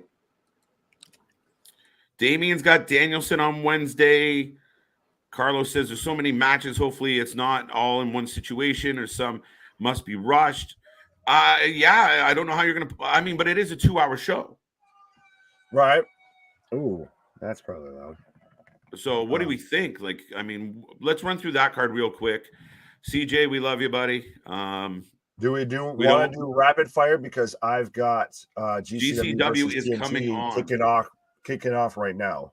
All right. You know what, folks? We've talked enough about it. We're going to talk about it on Monday, Tuesday, Wednesday, Thursday, Friday. Tomorrow, we're going to be back for a special edition of the live streams. We're going to do a PW Insider top 10 review and talk about that a little bit. Why do I always say PW Insider? PWI 500. It's just we're going to give you our top 10 instead of the dirt sheet top 10. That's it, folks. Now I'm going to throw to the video. We're going to do a little changeover. And when we come back, we are going to be doing GCW versus TNT wrestling. A little bit of Worlds Collide, like indie style, death matches, carnage, chaos, Allie, Katch, my favorite. Yes, tune in, folks. We are going to have a lot of fun. We're not going anywhere. Our boy CJ says hi. Big Nick and I are going to keep rolling along. Let's go.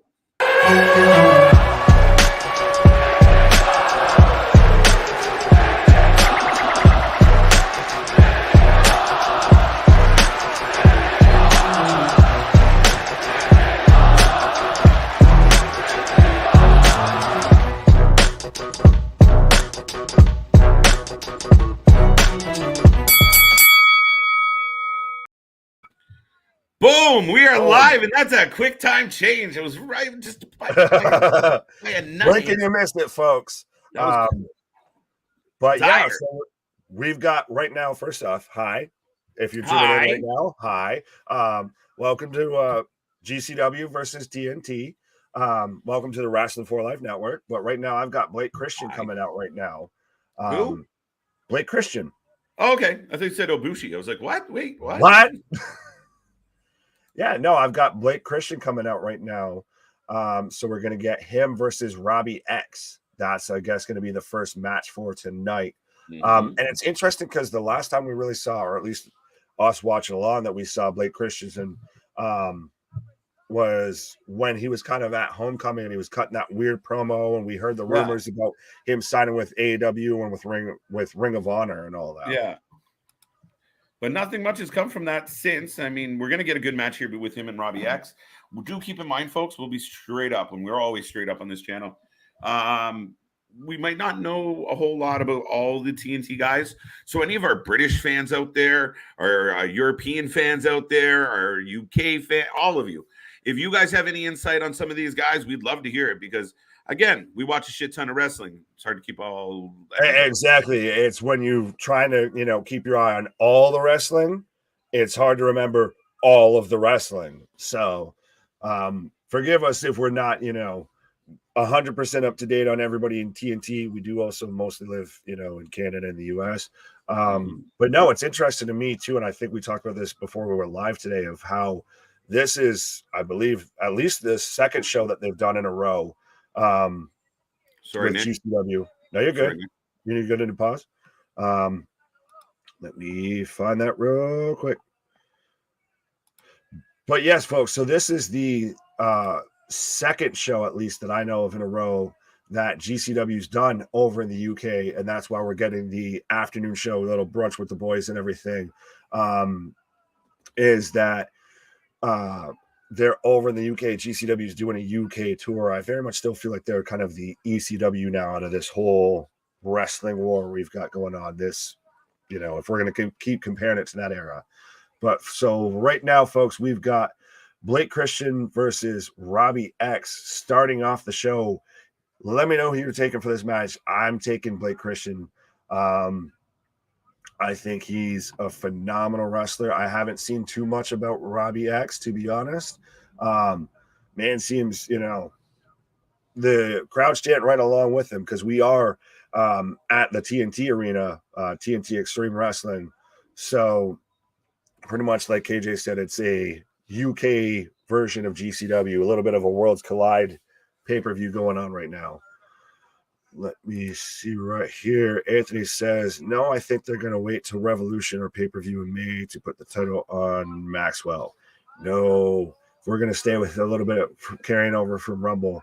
No, I think that we very much, they need to strike while the iron's hot with that. Danielson Wednesday, that's my pick. There's so many matches. Hopefully it's not an all. Yeah, well, that's a problem with doing both shows back to back, of having Dynamite tape right after, or tape with Rampage, tape right after Dynamite. I think there was going to be almost the same number of matches for All Out right before that, throughout that show. And we've got right now a good transition, a good, chain going between Christian and Robbie. Both men just eyeing each other down and dabbing each other up. Fun fact, Corvin hasn't won in 17 pay-per-views, almost 3 years. Last time he got a win was against the big dog Roman Reigns. Rocco, that's an interesting thing. Well, we saw Corvin go off with JBL in that limo a couple weeks ago, and we haven't really seen him since. So maybe we're going to get something where JBL is kind of Corvin's manager or mouthpiece or something like that. Maybe we get him almost a little bit like Dan Lambert, maybe with Corvin. What the? Seriously, right now?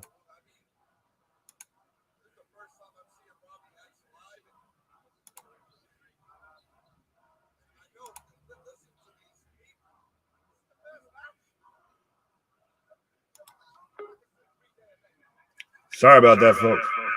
Gotta love technology. Don't know what happened there again. What the hell?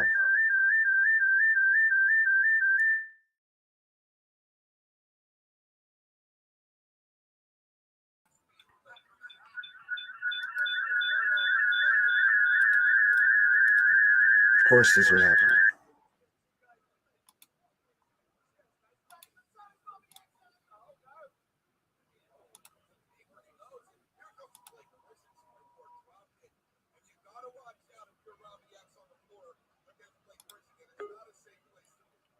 Are we better now?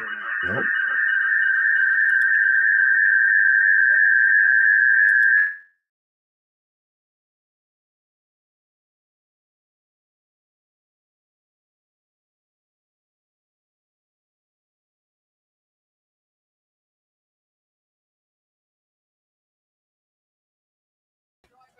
What about now? Nope, still.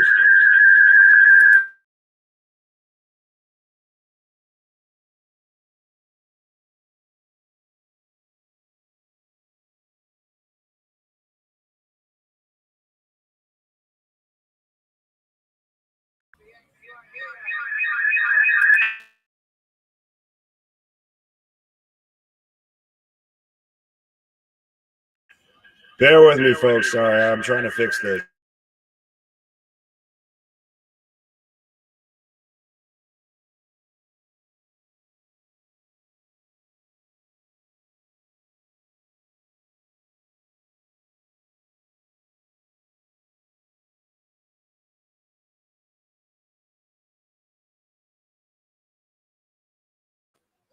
There we go. Nope.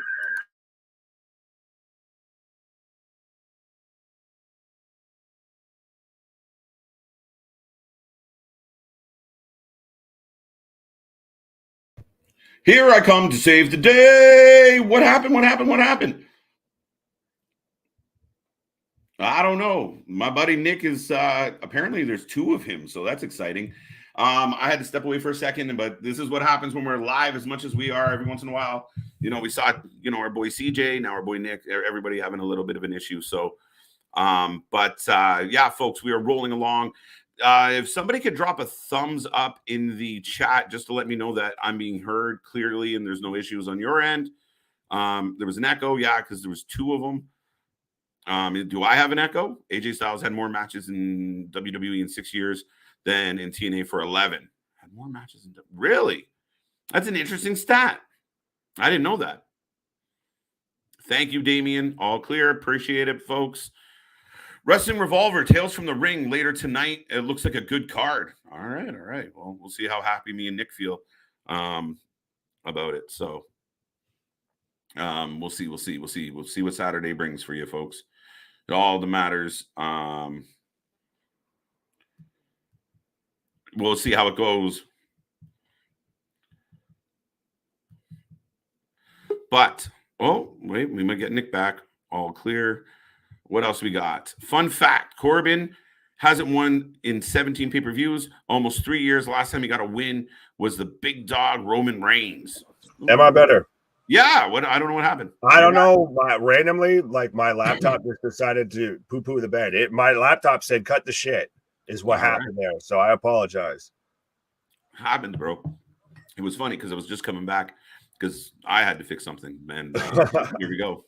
Well, on that note, I'm gonna take a little pause for the cause after my lovely chaos there. So, all right, a moment. All right, folks. Well, we are kicking off. I'm just bringing up my feed, and the matches are rolling on. And I hope everyone's having a wonderful Saturday afternoon. If you are new here, make sure you like and subscribe. Join the family. Be a part of the fun. We are a channel for fans by fans. What does this say? Impact World Title match. Josh Alexander versus one called Manders. All right. When? Tonight? Interesting. Swerving Our Glory, Keith Lee and Shane Strickland versus The Crew. Wow. Rich Swann and Matt Palmer. Wow. All right. KG, do you think Blake Christian would be the type of performer that Triple H would bring into WWE in a change of creative? I don't know. I mean, I could see Blake Christian sliding into like NXT. Could I see him sliding into the main roster as somebody that's used in a competitive fashion where he's, competing with some of the top names? No, not right now. NXT, give me Blake Christian versus JD McDonough. Give me Blake Christian versus Cameron Grimes. Johnny Gargano. I mean, he is on the main roster, so that's not a terrible shot. But overall, I think that Blake Christian, now rumor is he had signed with the another company. So if he is a member of Ring of Honor or, transversely All Elite Wrestling, yeah, it's a possibility. So yeah, folks, I mean, I'm a big fan of what Blake Christian's done. He's become an indie darling, and he's continued to grow. So yeah, if anything, Anthony, NXT. Raw versus 10 match. JT Dunn versus Jessica. Impact X Division title match. Speedball Mike Bailey versus Chris Bay, Billy Starks, and JD Griffey versus Casey Navarro and Gringo Loco. All right, shit. And when is that, Thomas? Now that you're selling me on it, let me know. KJ, if Moxley retains the title, could this be a slow deterioration of the relationship with him and Danielson and Moxley taking over full control of Blackpool Combat Club? I don't know. Here's my dilemma. Oh, Selena Del Sol. Sorry. Huge move, 2 count, and out of nowhere, one of my favorite moves to call, Selena Del Sol hit by Blake Christian for a 2 count. And the crowd is pretty lively here, folks.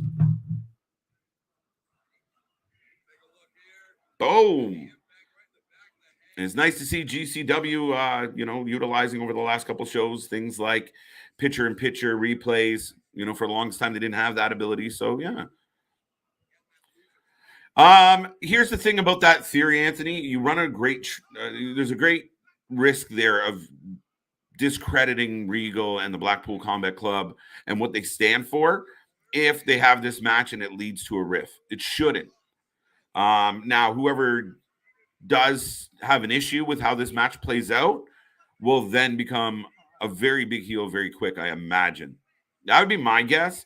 But literally, I think the way you've built the Blackpool Combat Club, like they were talking about, look how concerned Regal is about Moxley and Bryan being.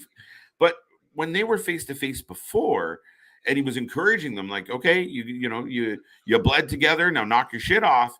I mean, he wasn't concerned. He was cool as a cucumber. He saw a vision. So that to me has to maintain through this, that win or lose, you have respect for each other because you bled together. You're brothers. You're bigger. You're different, and you understand that that's a part of the combat. That there's a winner and loser on any given night. Whoa! Springboard 450. Another two. Ladies and gentlemen, it is just in the afternoon. We got the early afternoon on a busy day. We've already been hanging around for just under 2 hours. Big Nick will be back to join me. I don't know about our buddy CJ at this point, but we are live. We are ready to go. Tomorrow, we are going to bring you special edition of our live streams. We're going to bring you the PWI 500. We're going to review some of the numbers. We're going to review the top 10. We're going to give you some of our own picks. So stay tuned. Click that little bell. Be a part of the show tomorrow. It's going to be a fun time. Tomorrow evening, I believe we're going to do it. So tune in for that. And then, of course, Monday night, Raw. Tuesday night, NXT. Wednesday night, Dynamite, Grand Slam. Thursday, maybe Let's Rumble. We'll see. Friday, doubleheader. And this Friday actually is a triple header Friday because we have some Impact Wrestling at the same time. Oh, we did a moonsault off the apron onto the railing by accident. The railing is extremely close to the ringside. Oh, that was unnecessary. Robbie X trying to get Blake up. Oh, there he is. Power bomb. He down 1, 2. Oh, that was as close to a 3 as you can get, ladies and gentlemen.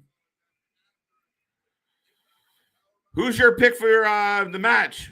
Yeah, everybody. If you haven't made a prediction yet, what do you got? What do you got? What do you got? I got Blake Christian in this one. I do. I got Blake Christian for sure.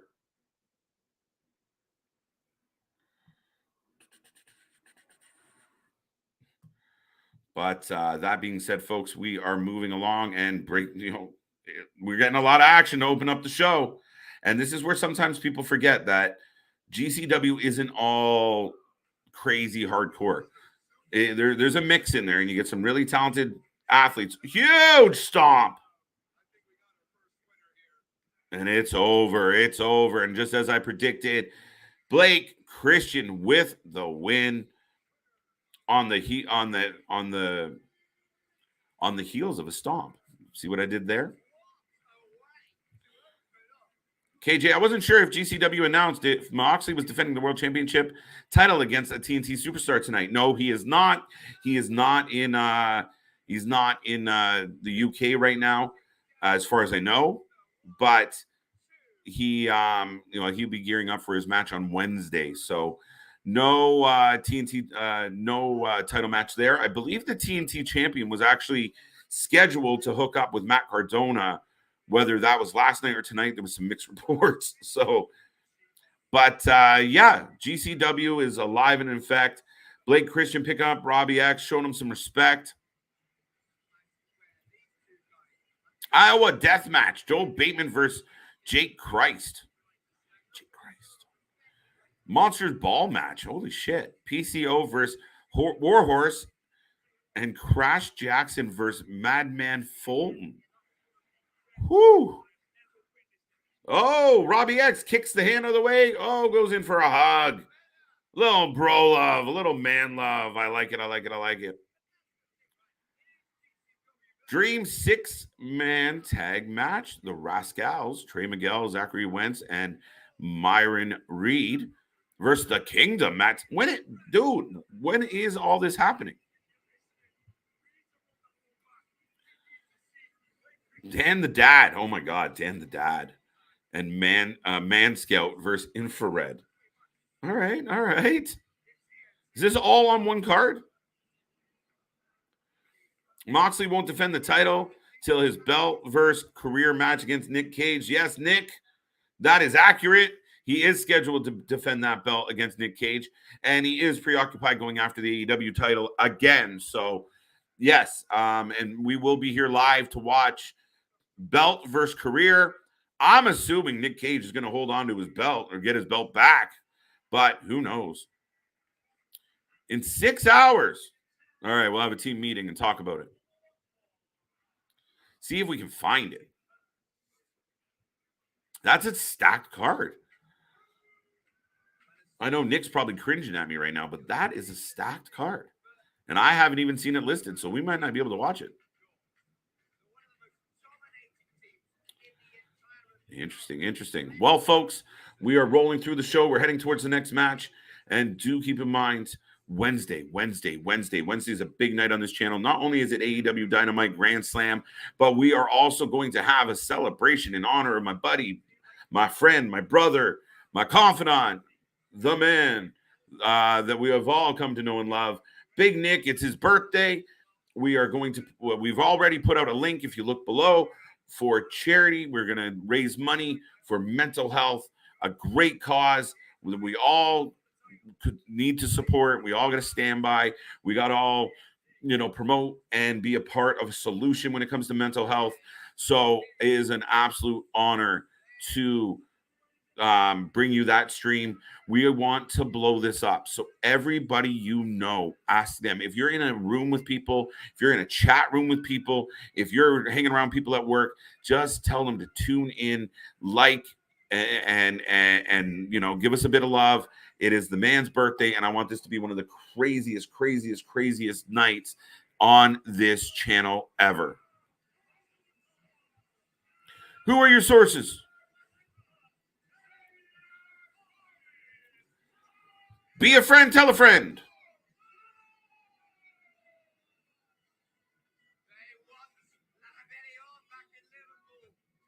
All right, so the next match is coming out. We're getting a tag team match, by the way.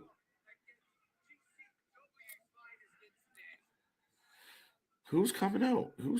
I can't remember the card. But, Taya Valkyrie defending her MLW Women's Championship tomorrow night on MLW Super Series versus Maxi Impaler. Here comes Jordan Oliver. Who's he with? Cole Raddick. So Jordan Oliver and Cole Raddick heading out to the ring. Taya Valkyrie's belt might be at risk here, Damien, to be honest. Taya's had a great run. She's been on a heater. I'm a huge fan of her. But Maxi Impaler has been dusting people. So we'll see what happens. I don't know if we'll be here for that, but we'll see what happens.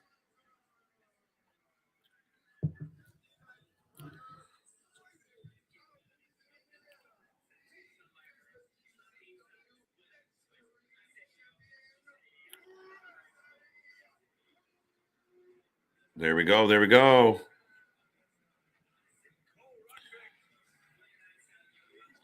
That guy was high on drugs and not in the right mind when he went to the liquor store and robbed it with the chocolate bunny instead of a loaded gun. Well, that goes without saying there, Anthony. I don't think anybody that's ever attempted to rob anything with a chocolate bunny would be deemed as in their right mind. Like, that was a conscious effort of the intelligence that got you to that point. You're clearly struggling with some units. So yeah, I don't disagree with you at all. I think that goes without saying. I truly do.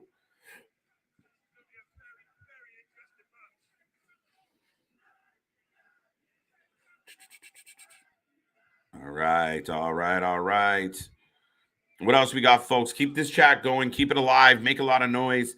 Keep us talking on the stream as we're just setting up the next match.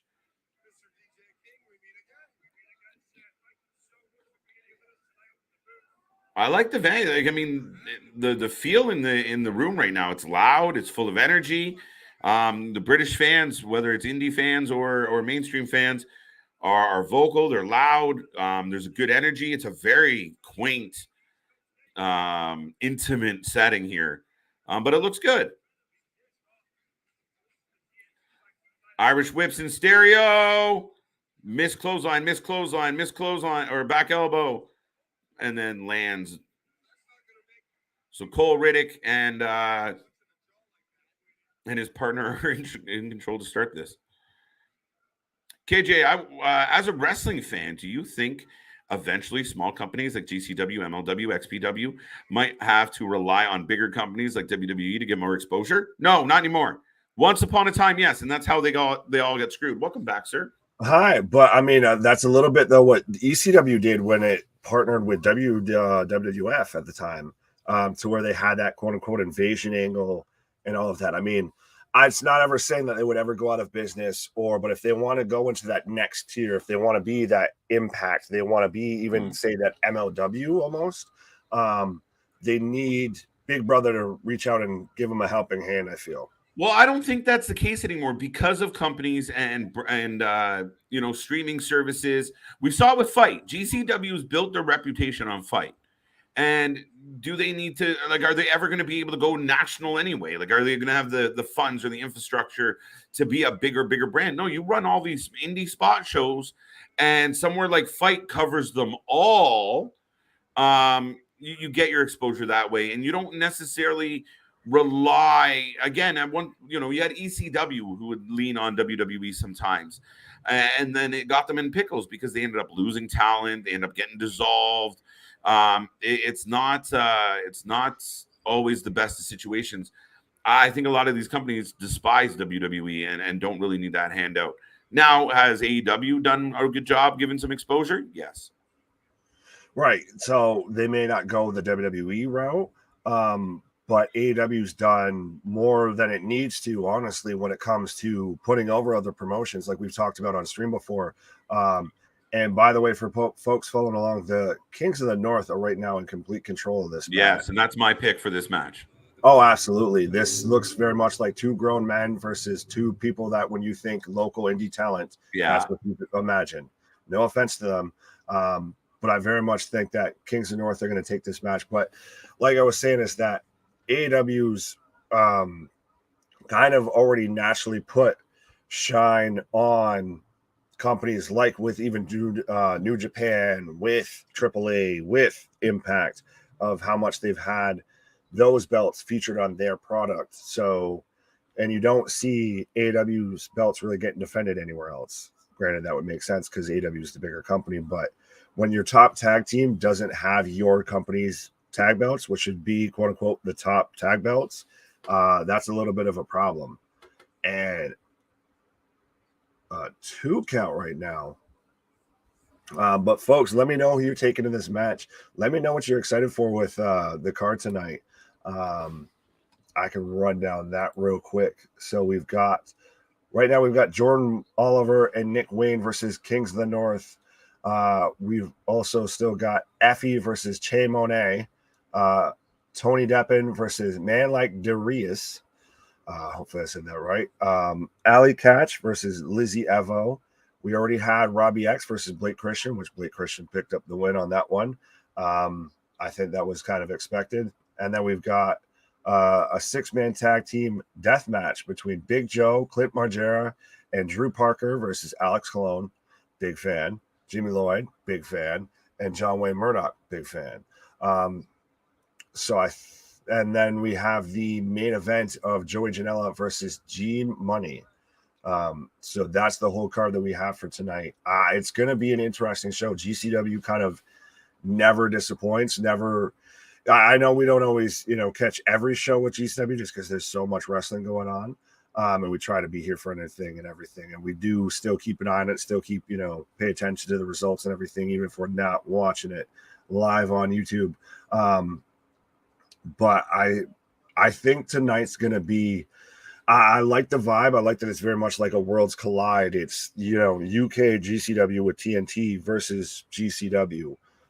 So I think it's going to be a good show.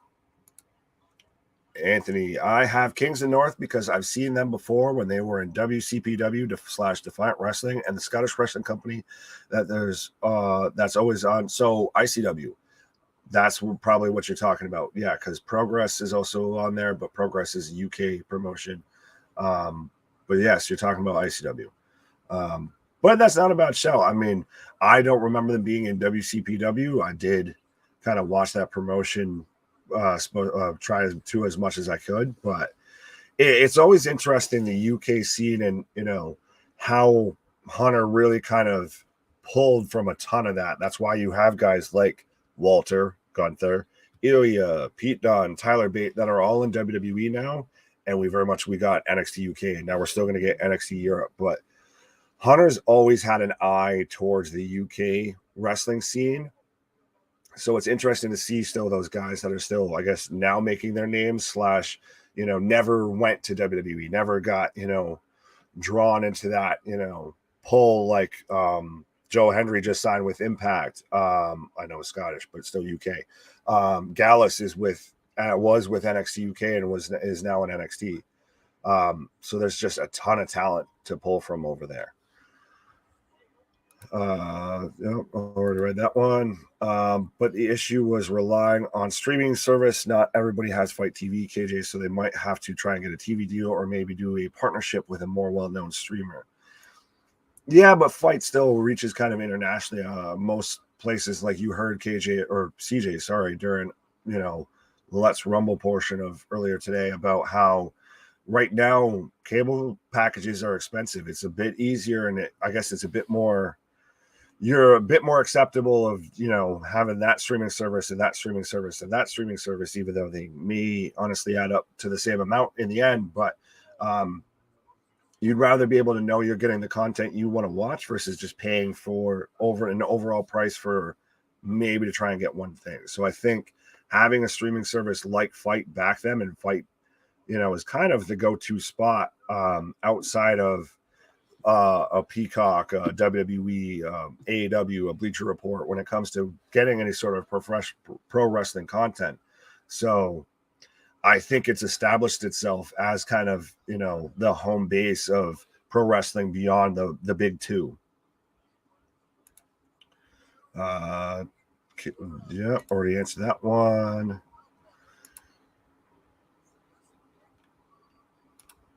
Damien, Taya Valkyrie defending her MLW Women's Championship tomorrow night at MLW Super Series versus Maxley and Paler. That should be a good match. I know, I believe it might have been the last GCW show, either GCW or XPW show that we did, to where Max seemed like she was on a heater. Absolutely was poised to take the title. So I do like Max in that, but I still think Taya's right now, I'm waiting for Hunter to start calling her back just to try and get her to come back. Doesn't even have to be Johnny. Just get Taya back in WWE, and I think you instantly make a big splash, like when you got Karrion back, like when you got Braun back. Oh, and both Wade and Oliver with a dive to the outside. So the Kings of the North right now are on the back foot when it comes to this match.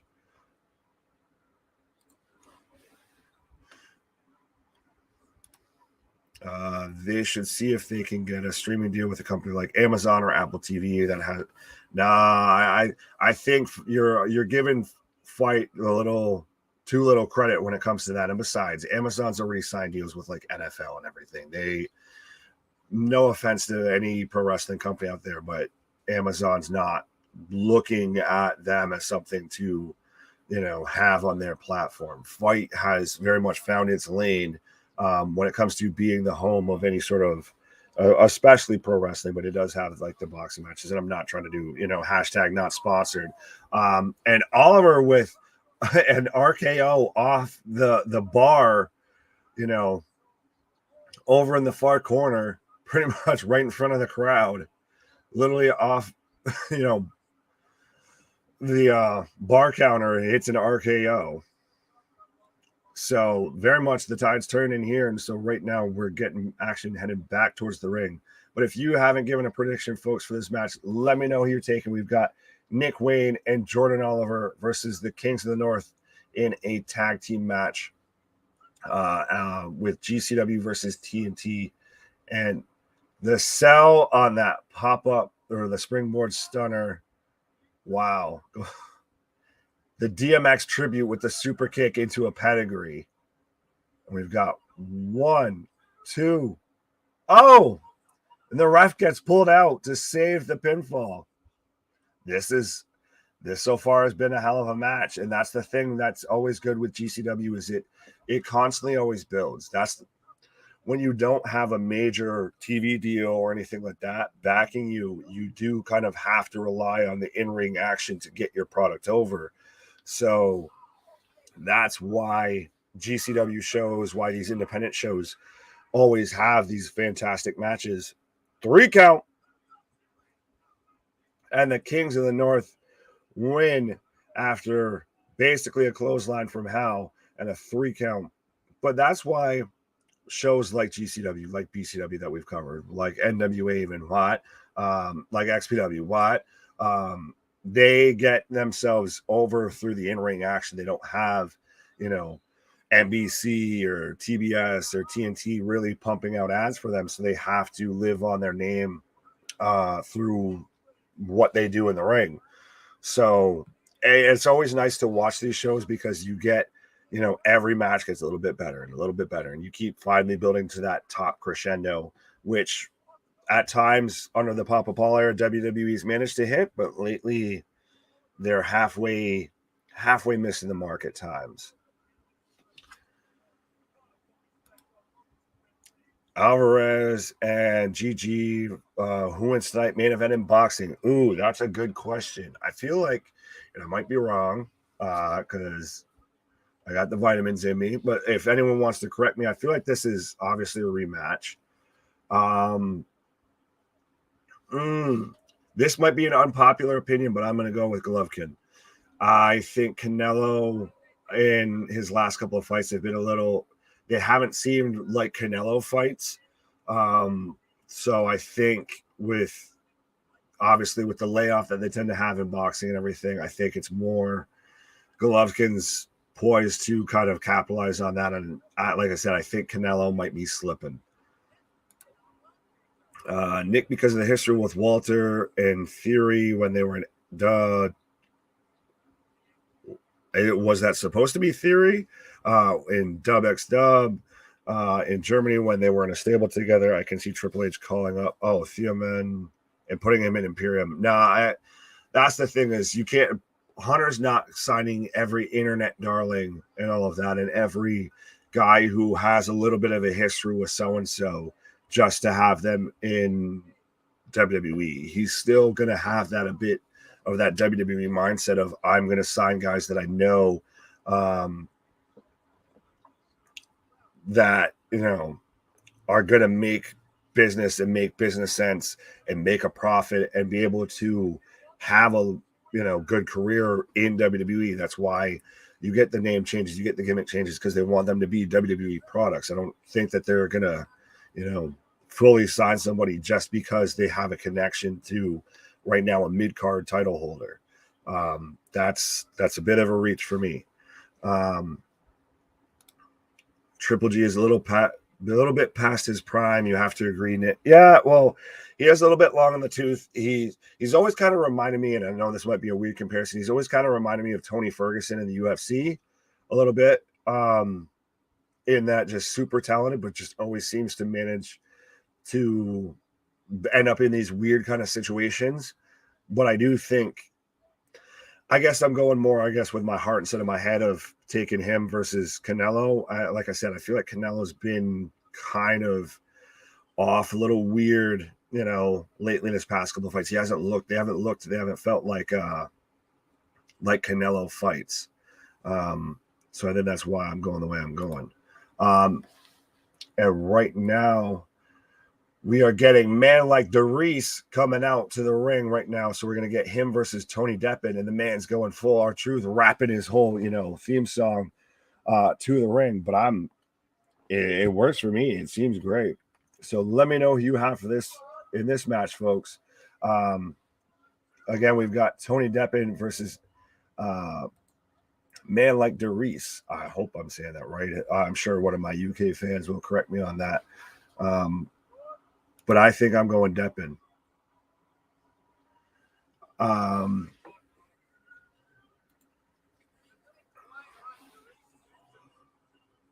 right.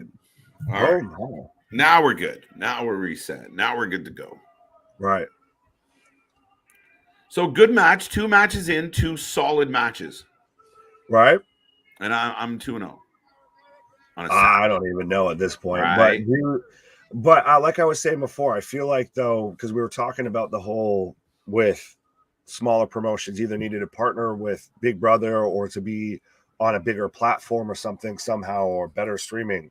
Mm-hmm. I think right now they've kind of found their lane in that they have to rely on their in-ring performances, and that's why they have almost the better matches to kind of get their name out there.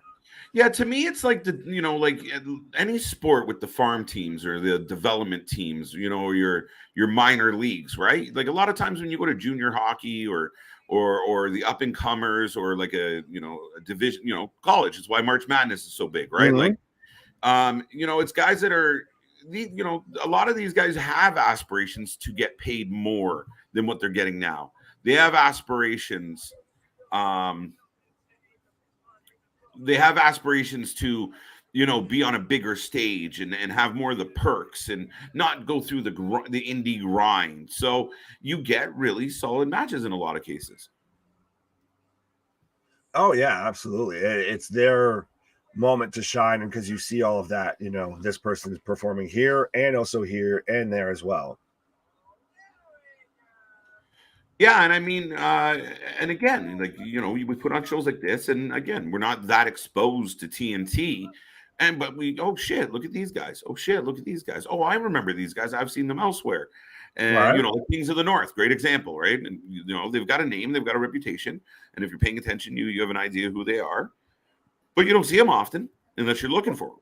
Oh, absolutely. Well, and even how people like Allie Katch has gotten super over with you.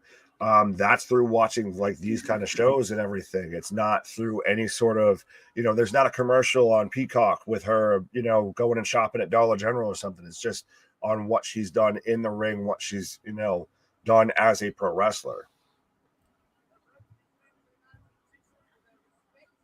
Yeah, no, I agree with you on that. And I mean, it's, and I mean, I think the indie wrestlers have done a phenomenal job of building their worth and building their notoriety through social media. And like, I mean, I guess Allie's a great example of, a strong, badass woman who, has put a lot of her ups and downs public, and you've kind of watched her journey and her hard work. And there you start buying into the person, not just who you see in the ring.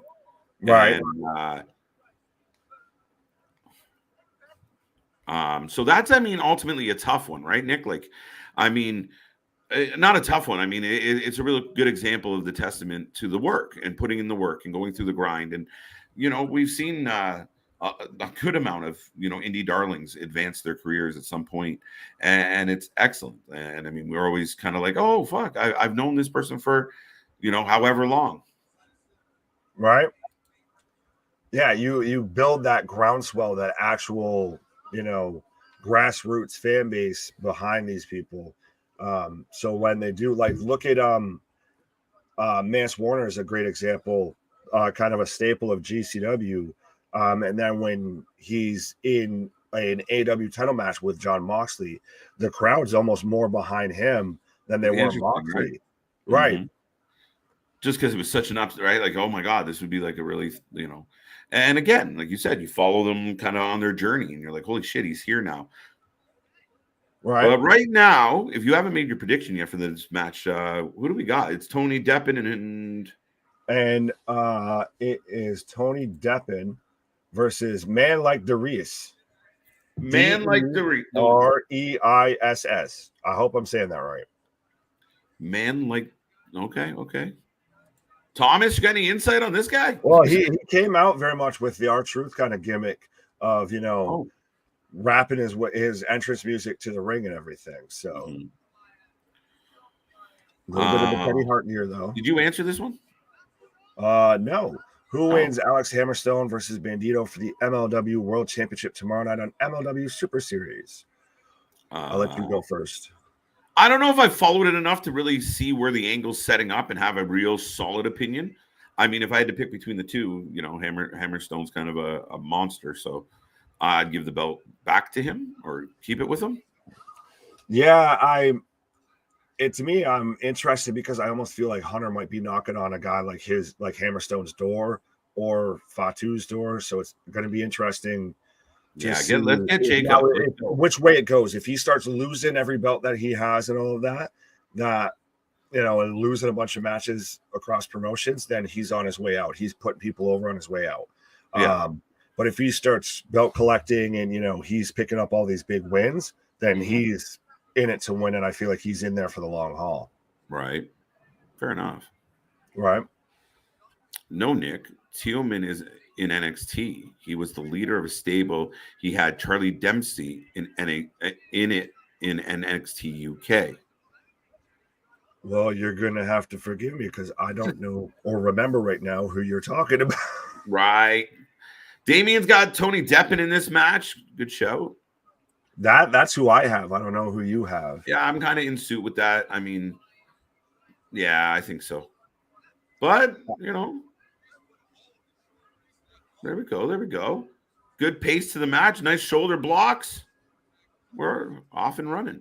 Nick and KJ, if you guys pay attention closely to the person that's always behind Schism during their promos, backstage in a red hood, the person has long red hair. So it's Alba Fire in catering with a baseball bat. Are we playing Clue? Like I get that there's going to be something in there. I don't know if I've seen the long red hair. It's like someone tried to say earlier, or I think it might have been a different stream, to where they're like, "Did you see the guy in the blue light?" And there was no one there. At times, I think people are now just looking for stuff stuff, because once it happens one time that they snuck something past you, now you look at everything. And if you pay attention to the stature of the person, it's more like a woman than a man. And my prediction is that it's Elsa, Isla, let it go, Frozen. Let it go. Elsa Dawn. Want to build a snowman? What? Fucking hell. Want to build a bro man? Right. Want to build a bro man? Brawny the snowman. We're going. Yo, what up, Resident Evil? Happy afternoon. Yeah, nice little brunch with the boys. Yeah, folks, go find your friends. Let them know we are up and running, and let's jack this up. Roman and AJ. You were telling people like, go find your friends. No, we're absolutely. We will always be your friends. We're your virtual wrestling friends. Blech. That's it. We're the wrestling friends you can't get in real life, folks. Your long distance wrestling buddies, right? When nobody wants to hear your shit about the latest angle or heel turn or Tony Khan debacle, we're always here for you. Oh, trust me, we've already probably thought of it too. True story. Roman and AJ Styles for the title being announced for September 24th. House show interesting. What is this? I've said I feel like AJ they could do more with AJ, and I wonder what they do with him. That was like the weird story to cut you off. But the weird stumble and roll into a headbutt to the spine.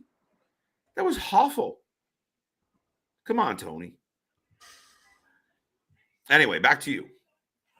No, I think I was more of just saying I'm interested in seeing what they're going to do with AJ, because I feel like he's kind of gotten a little bit complacent, a little bit stale. I think there's still miles on those tires that he could have that edge type of run. If he doesn't have to be, there every week, but you can use him for those big storylines, those big moments, and still tell those big stories. Yeah. Oh, whoa. Catches a springboard. Wow. But yeah, I mean, here's fun fact. Big fall away. They said goodbye to the Good Brothers at Impact Wrestling. So what does this mean for the future of the Good Brothers as far as wrestling goes? And is it a coincidence that they, a place that they were pretty happy with, their shit just, their contract, they're just done. Okay, we're going to move on. I mean, people are saying they're going back to Japan, but what if they get intercepted? The plane gets picked off. You've heard the rumors and the stories and the speculations that they're going to New Japan. They're going to work a couple matches there and everything, but I still don't think that Hunter would hesitate to just, hey, Gallows, hey, Anderson, what do you guys feel about pairing up with AJ and we'll do the AEW EVP thing?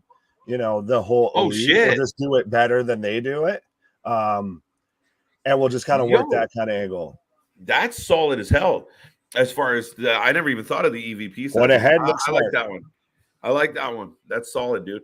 Not all your ideas are not right. Not all my ideas are harebrained.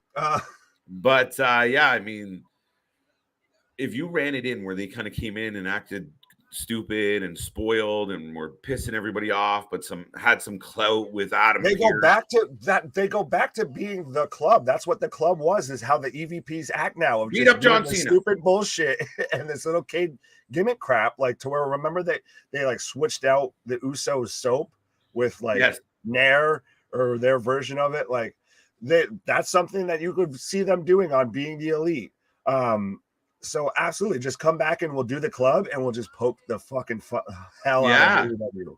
Oof, that's a spicy meatball. That's got legs. That's got legs. That's got legs. Dear Papa Paul, right. When your boss are listening, which I know they are, just make sure to just put a little like TM in the corner for like the trademark, the copyright, just so we'll know. Right. What else we got? Tony Deppen for the win. Nick, don't forget about the Von Erichs, Marshall, and Ross. People keep bringing them up. Are they that good? There's going to be a movie documentary. Out. Right.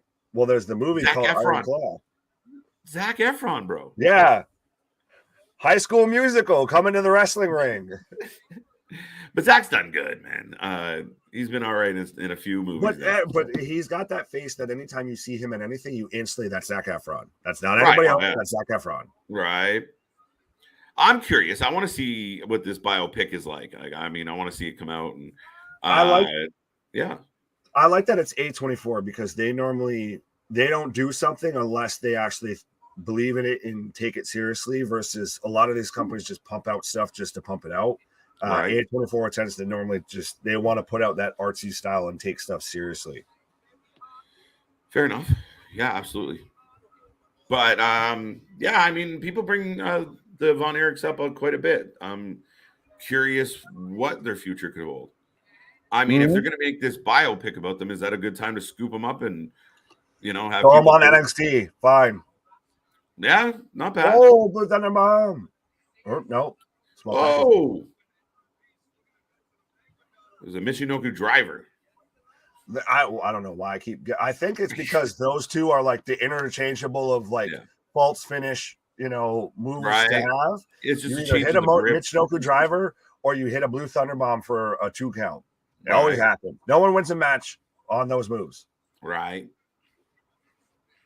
This match has had a really good pace. It was a bit of a clunky start for me, but this has been really good. Oh, yeah.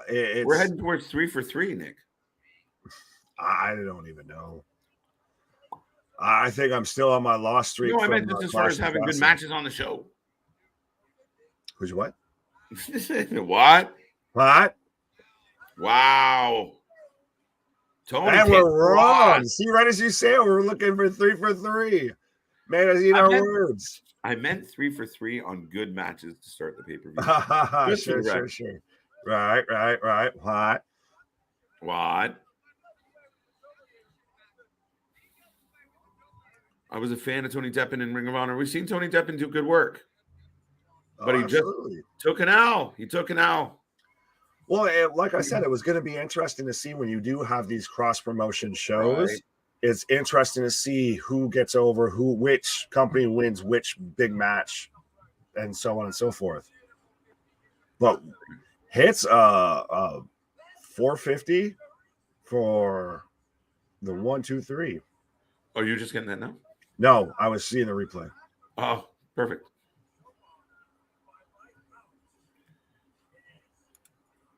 The Good Brothers going back to New Japan Pro Wrestling. Yeah, that we've heard that. And I still, just because that's been, until it happens, doesn't mean it can't change.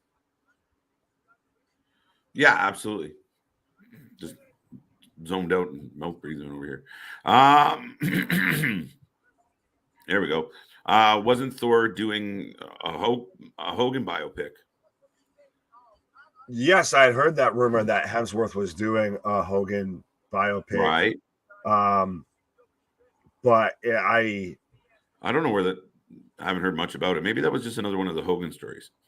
Well, it could very much be. I still like the idea of Hammerstone auditioning for Hogan on the Young Rock. I still think that's a perfect fit. And especially, what better way to kind of start sneaking you in the back door?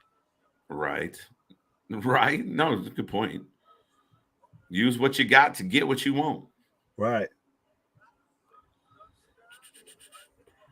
Oh, that's good. Chris saying AEW merged with Discovery, Warner Brothers. Yeah. Mm-hmm. Been on that. Do you know what it's I find now interesting? This Warner Discovery or something like that. Oh, yeah. We're going to the death match now, it looks like. Uh-oh. We're going to get some carnage. It's plywood planks of Green Army men. Oh, my God. They hurt to walk on.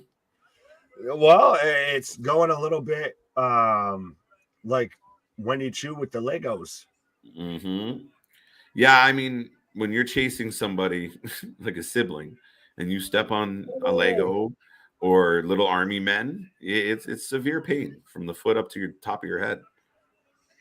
And it looks like it's a board with tea light candles, but they've got thumbtacks where the wick is. Oh. It's always interesting to see the type of stuff that comes up when it comes to matches like this. If you always get like the wiffle bat that's got, barbed wire wrapped around it, or, somebody's stuffed teddy bear that's got, broken glass in it. It's just the weird stuff that gets used. All of the furniture. Dun, dun, dun. Well, folks, we are rolling along through GCW. We're getting a little bit of death match. Oh, they're lighting the candles, dude. Those aren't thumbtacks. Oh, they're just straight candles. I thought that they were, but they're lighting them. That's a fire hazard. B Rabbit is lighting them up. You only get one shot. You only get one lighter. Right? Great. They're going to burn the fucking place down, dude. Keep Joey and Janela away from this. He's going to set his foot on fire. I know he's booked on this card. Keep him away from the lit candles. It's like the candles keep going out. Right. Where's the barbecue stick lighter? Why are you using a Bic like you smoke, you're ready to go fucking crack open a pack, wood. Like, use the barbecue stick lighter. Do something. Right. There we go. Team GCW on the way out to this match. Some heavy hitters. And I don't know a ton about the TNT side of this, but Jimmy Lloyd, Murdoch, and remind me of Cologne. Yeah. I mean, heavy hitters, some legendary names in this company. Legendary names when it comes to kind of the extreme deathmatch style of wrestling on the independent scene. Right. Insane. It's going to be insane.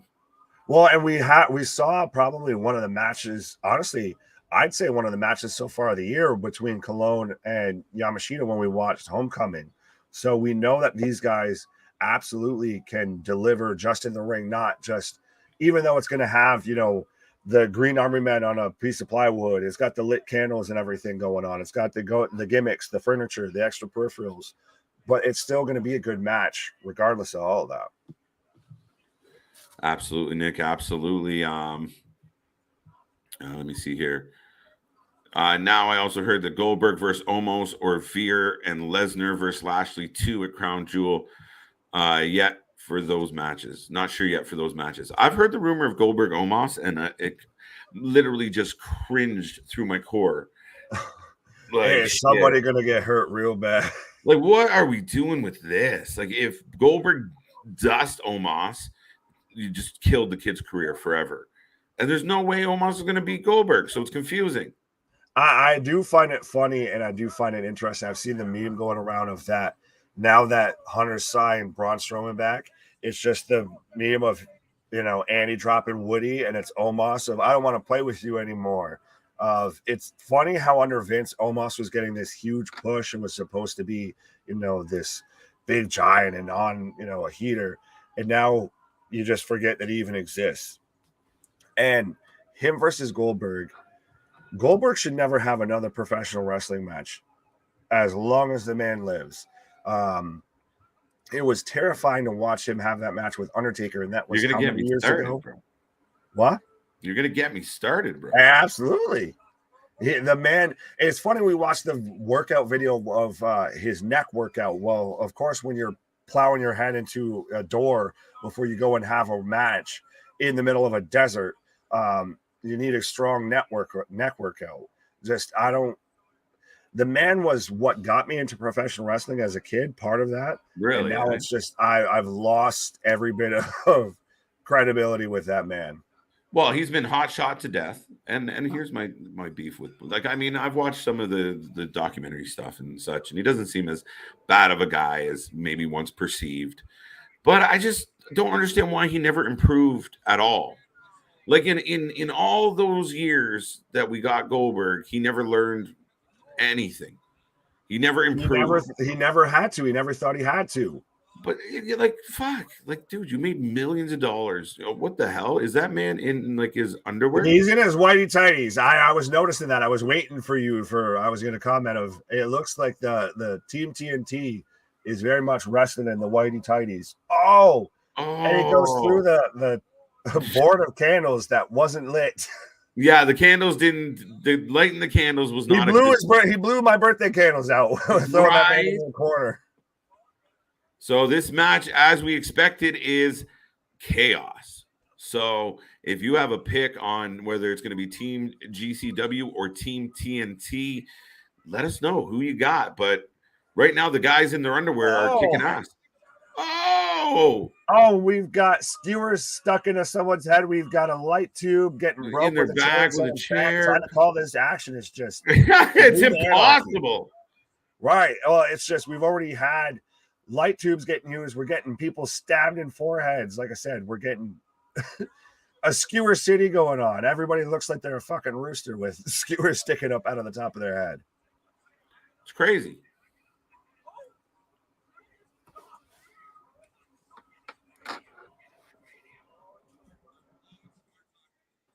Wow. Light bulb to the forehead. Shit, this is getting brutal. Oh, we're getting a game of darts on Murdoch's back. This is nuts. This is sick. And the crowd's ole, ole, ole, ole. Oh, damn it. Oh, it didn't go in well, so he had to pull it out and fix it. A man with a skewer in his head is playing darts with another man's back. Folks, if you're wondering what's going on in this match, and now you wonder why these people don't have major TV deals. Yeah. You're like, why? Don't they need to piggyback? Yeah, no. No. Who are they going to piggyback on? Yeah, they're going to have to carve their own path. And right. In some cases, literally. Like right now, like even the cameraman can't keep up with this shit. Oh, we've got picture in picture. I'm getting split screen chaos. Right. We're getting people jabbed with light tubes. Yeah, shit. Dude, and if you were keeping track of who's bleeding, everybody is pulling a Moxley. We're getting someone's pulling an Ace Steel. Cologne's pulling an Ace Steel and biting people. Oh shit. Giving them the Kenneth treatment. Right. Someone get Larry on the phone. We're fighting out in the crowd now, folks. We're going back to what looks like the bar area. Is that got to be one of the first times you've ever heard a story reported? Man tries to save dog bit by human. It sounds like a Florida headline. Right. But so I still think it honestly, it's Larry bit Kenny, and what's the better story? Ace Steel bit me.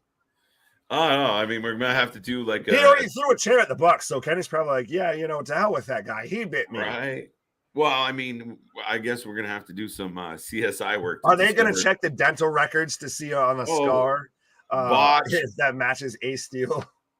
I think we just had a bit of a botch there where something didn't go quite as planned, but I think it's. How are you going to tell what's playing and what's not playing in this match, sir? Yeah, they're like going upstairs. They're like in some lounge. Like it looks like they entered a strip joint. Yeah, we're like up in like the upstairs pool hall going on right now. Right. This literally looks like if you at like your local bar, your local, concert hall, or something like that. Are we going to get a balcony spot? Well, we're up on a balcony. Yeah, they're definitely up. We might be getting a New Jack type spot because right now we're getting Cologne hanging this poor man over the edge of the balcony. Mm-hmm. And yeah, they're at the top. Oh! Cologne goes over the railing. And just so happens to land on every other competitor that was waiting below. Oh shit! How did he know that was even going to happen? Gee, I what wonder. brought them there? Oh, and now we get him the swanton onto everybody, channeling in his inner Jeff Hardy. Everyone is down. Everyone is down. We had 2 balcony spots. It's chaos here in Hangar 34 tonight. Well, and we're only match number 4 in. We've still got 2 or 3 matches left. And every match keeps getting better, keeps hitting a better note, a higher note.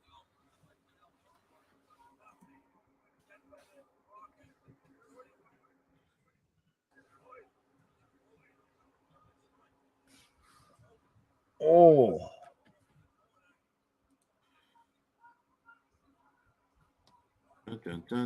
Jimmy Lloyd right now in the ring. Oh, that was not look good at all. Awful. I'm not sure who's a nut shot. I think everyone might have got seriously injured on that one. Jesus Christ. Excuse me. Styles Clash. See, that shouldn't be allowed. Get out of here. Oh, well, for crying out loud, how many super kicks and tombstones and everything else have we used? Right. Oh, Tope Suicida with the light tube onto nobody. Right. That man went right into the guardrail, and somebody was supposed to be there, I feel, because you're not going for that spot unless somebody's going to be there to catch you. Oh! Power slam or choke slam into the light bulb. Oh, now up with the frog splash to bring up the pin. That looked horrendous too, dude. Well, we've got now, the pin was happening in broken light tubes, by the way. Yeah. As expected. Oh, and the tornado DDT into it too. And we're not talking about AEW. We're talking about GCW. Right. I know this might sound at times like something what happened in AEW with the complete control and total anarchy. Oh, he's got half of a door? Half of a door. It looks like a cabinet. Tonight I work for half the door. Tomorrow I work for half the door. Oh. By the end of the week, I'll have a full door. Well, and that was weird because he flipped it at the last second to like, okay, you got to land on it the right way here. Destroyer.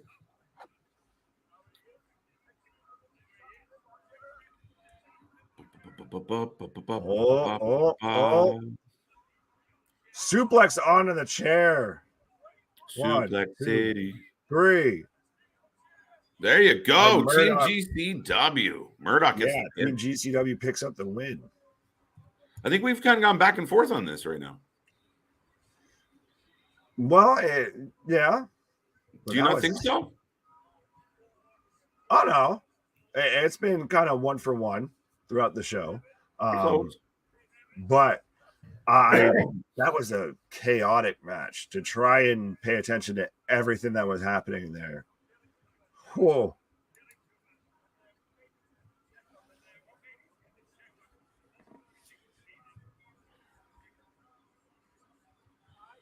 Boom, boom, boom. So, yeah, now we got Murdoch handing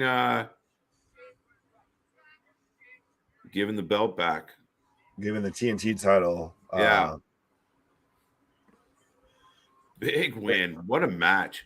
What a shit show.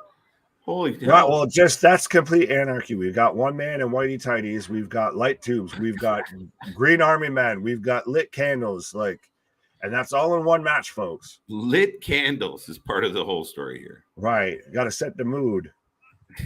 The candle stayed lit for no seconds. For all of 0 seconds. For a whole total of 0 seconds. Yeah, I think just finally the guy's just like, screw it. They're not going to light. Just you're following on some candle. Yeah. The minute the front row clapped, they all went out. Right. Oh, big show of respect here between the two crews. Yeah. All 6 men raising each other's hands. Very nice, very touching. Well, to go through something like that and to be doing it just kind of cross promotionally, and that's always a thing when it comes to like the deathmatch wrestling. If you're doing it just that's match number 2 out of 5 for your week, and they're all death matches, like right, you've got to build that kind of trusted bond and everything, because like we were talking about towards the beginning of the show, these guys, most of them wrestled just last night in the same type of match and just doing it back over again. You're kidding me. We will return in 15 minutes. That's what we should do. Just fucking put a welcome. We'll be right back. Sign up and go for it. Oh God, could you imagine? Right, lose all the fans. Right? Yeah. No, folks. That it'll be a cold day in hell. I feel at times before that happens on here. Someone will be here talking, saying some nonsense when it comes to pro wrestling. Most times, dude. But that being said, Nick. So I mean, I'm pretty happy so far. 4 matches. Four that so was far. The fourth. And pretty entertained. It's a surprise Saturday afternoon show, but I'm all for it. Yeah, it's been an interesting show, and of course, I feel like after a match like that, you need to take a pause to kind of clean up the ring, clean up all the extra furniture you brought out. Right, but it's always interesting when shows have this kind of mid, show intermission of. We've seen it with like XPW to where that was a tale of two shows, to where the first half, skip it. Just you don't need to watch that. Just wait until Hoovy comes out, and when he's done, just hit play. But when we've seen it at times to where GCW or even BCW, when they'll do these kind of little breaks, it can, hopefully lead to a better show on the back end, but sometimes you kind of lose that momentum that you just had going. Yeah, I mean, that's and we've seen that before, especially on some of the longer nights where you kind of like, oh fuck, and I know people are like, it's a 15-minute break, and what are they going to do, wrestle the rest of the night in glass? No, we get it. It's just and that's why you have that at the end. Yeah, unless you have like 3 of them on the same show. Then book them in a row. Dude, that always trips me out though. Like, how the hell do you have?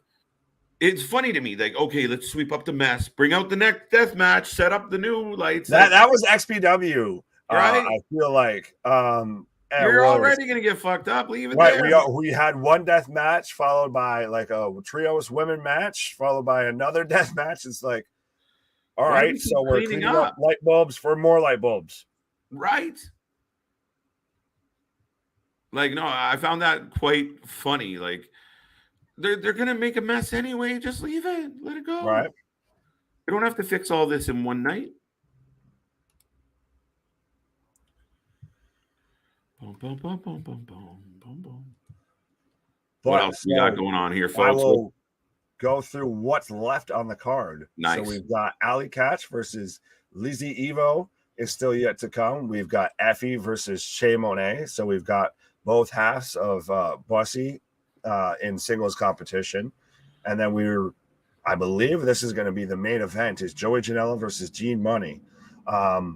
I still think Cardona might get involved in that somehow, some way, by hook or by crook. You think he was kind of, well, like you talked about towards the beginning, is that he was, promoted very much, on most of these cards and everything. And he wrestled last night. It's weird to have him on like the poster for tonight, and then all of a sudden just last minute pull him. Yeah, and I'm not even sure if that's what happened. Maybe it was just, I don't know, a bad. I don't know. I was under the impression that he would be involved. So, well, that's the thing. I think he will. I think it's just more of they'll hit you with the surprise that will do the ECW to where it starts off one way and it ends in like a three-way dance or something. Right. That's possible. I could see that happening. Right. Yeah, folks, if you are watching this show, let us know how you feel about it. How you are you enjoying it? Anything you're looking forward to? Are you just following along with us? Look, the big man Victor has arrived. Why? Speaking of what, I got a fucking idea. While we're killing 15 minutes, I will remind everyone out there, we are the Wrasslin for Life Network, and we do this all the damn time. We will be back tomorrow. We may be back sooner than that. Why? We're leaning towards being back. I mean, as soon as I hit save on this thumbnail, it might be a done deal. But we're glutton for punishment, folks. I don't know. Well, you can't get us away from the wrestling. That's why, folks, I say it, and I'm cutting over your own promo and everything, so you can have it. Well, our shit is real, our shit is raw, our shit is authentic. And when you're talking about that wrestling, you better put that for life with it, because nobody gives you professional wrestling coverage like we do. We were here already doing the part of the Let's Rumble podcast, transition right over into TNT versus GCW, and we're already, while we're live here right now, I am doing another show later tonight. So nobody covers professional wrestling like we do, bar none. Keep going, man. No, he's completely right, folks. And we're legitimately chatting to each other as we're doing the stream of like, more wrestling? Right? Just right? Like, put it in my veins. Maybe. Right. What are you doing? I'm not doing anything. It's just, folks, it's just, I'm going for the cheap McFoley pop. There's no place I'd rather be than right here with the Wrestling for Life family. But no, it's we truly do love professional wrestling, and that's why when we're critical of companies like WWE, like AEW, and we're watching shows like GCW or BCW and everything, and we do we'll miss a little bit here or there, but we're trying to cover anything and everything, and we're truly fans of this. We're literally hooked into it of just, I want to watch as much wrestling as I can, but I still want to keep my sanity as well. But no, I just love that we're literally here already watching one show and just like, all right, how can we watch some more wrestling? Just because, thanks to, lovely people in the chat letting us know, hey, this show is happening later. You guys might want to watch this. Sure, shit, we do. We're like, wait, who? Wait, what? Who? That's when you need the what's. That's when, of course, that pops up when I'm on a pause. What? Do we want to? Are we going to go official on that, or? I mean, it kind of feels like it's going to happen, right? Like, right. So then I guess I'll just say it, and so we're going to be covering later tonight. Wrestling Revolver, Tales from the Ring. So we've got Swerve in Our Glory, Keith Lee and Shane Strickland versus The Crew, Rich Swann and Matthew Palmer. We've got the Impact World Title match between Josh Alexander and one called Manders. We've got the Revolver World Title match, JT Dunn versus Jessica. The Impact X Division title match. So we're getting very much an Impact TNA crossover between Speedball Mike Bailey versus Watt versus Chris Bay, Watt versus Billy Starks, Watt versus JD Griffey, Watt versus Casey Navarro, Watt versus Gringo Loco. Then we've got an Iowa death match. So in case you're here watching GCW and you like the death match wrestling, we've got Joel Bateman versus Jake Christ. So if you are a fan of Sami Callihan, if you're a fan of OVE, you're going to want to watch that match. Then we've got Monsters Ball match, PCO versus Warhorse versus Crash Jackson versus Madman Fulton. So we've got, the Quebecers meet Sanity in that match. Yeah, I mean, and that's where you started selling me on this. I know Thomas was dropping the matches, and I'm like, wait a minute. Oh, right? It was winning me over. You're fucking nuts. But yeah, we love doing this shit. Oh, yeah. This is therapy, folks. This is, a conversation with the congregation. And then we've also got, very fittingly, it's called a Dream 6-man tag match. We've got the Rascals, Trey Miguel, Zachary Wentz, and Myron Reed versus the Kingdom, Matt Taven, Mike Bennett, and Vincent. So we've got the OGK versus the Rascals. And then we've got a tag team match of Dan the Dad and Man Scout versus Infrared. Also set to appear, Sami Callihan, Heath, Vita Scott, and Phil Stampiri. What? Whoa. What? No, I'm with you. I'm with you. 1 second, Nick. I got to tend to something. I know you're going to hate. So, folks, I've still got a little bit of an intermission going on right now. So James, the news conference that WWE's got going on, to where, like, I feel is going to be announced, is we're going to get Logan Paul versus Roman Reigns in Saudi Arabia, and that honestly might main event the show. I think that I get everybody's backlash on Logan Paul and their thoughts and feelings on it and everything, but to me, it's a Saudi show. I look at those as the who gives a fuck cards, honestly, of just it's going to be matches to have, these spot show superstar, just one-off matches. I don't think that there's any sort of continuity that's going to happen in that. So I think it makes perfect sense if you're going to do something like that. And maybe it was part of his deal to get Logan on there because Logan wants to be this whole baby face, even though he should be a heel. The man has a very punchable face. But maybe it was part of his deal to get him to sign this long-term WWE contract is he has to have one main title feud. And I do like that they tied it in with his podcast and everything. So it'll be interesting to see how that match plays out. I think I pitched this during the Rumble part, is that we do it to where you have just this long plotting match of Logan's just quote unquote paying his dues. Yes, James, they are getting that Saudi blood money, but where can they actually, where is that press conference happening right now? Is it happening on is that on Peacock? But I do think maybe we get this long term, or this long kind of plotting match to where you have, Roman just laying down the smack the whole time on Jake or Logan, sorry. And he's, quote unquote, paying his dues like Dominic did when he was just eating all those kendo stick shots of you have him just take like a big spine buster and Roman just starts talking to him.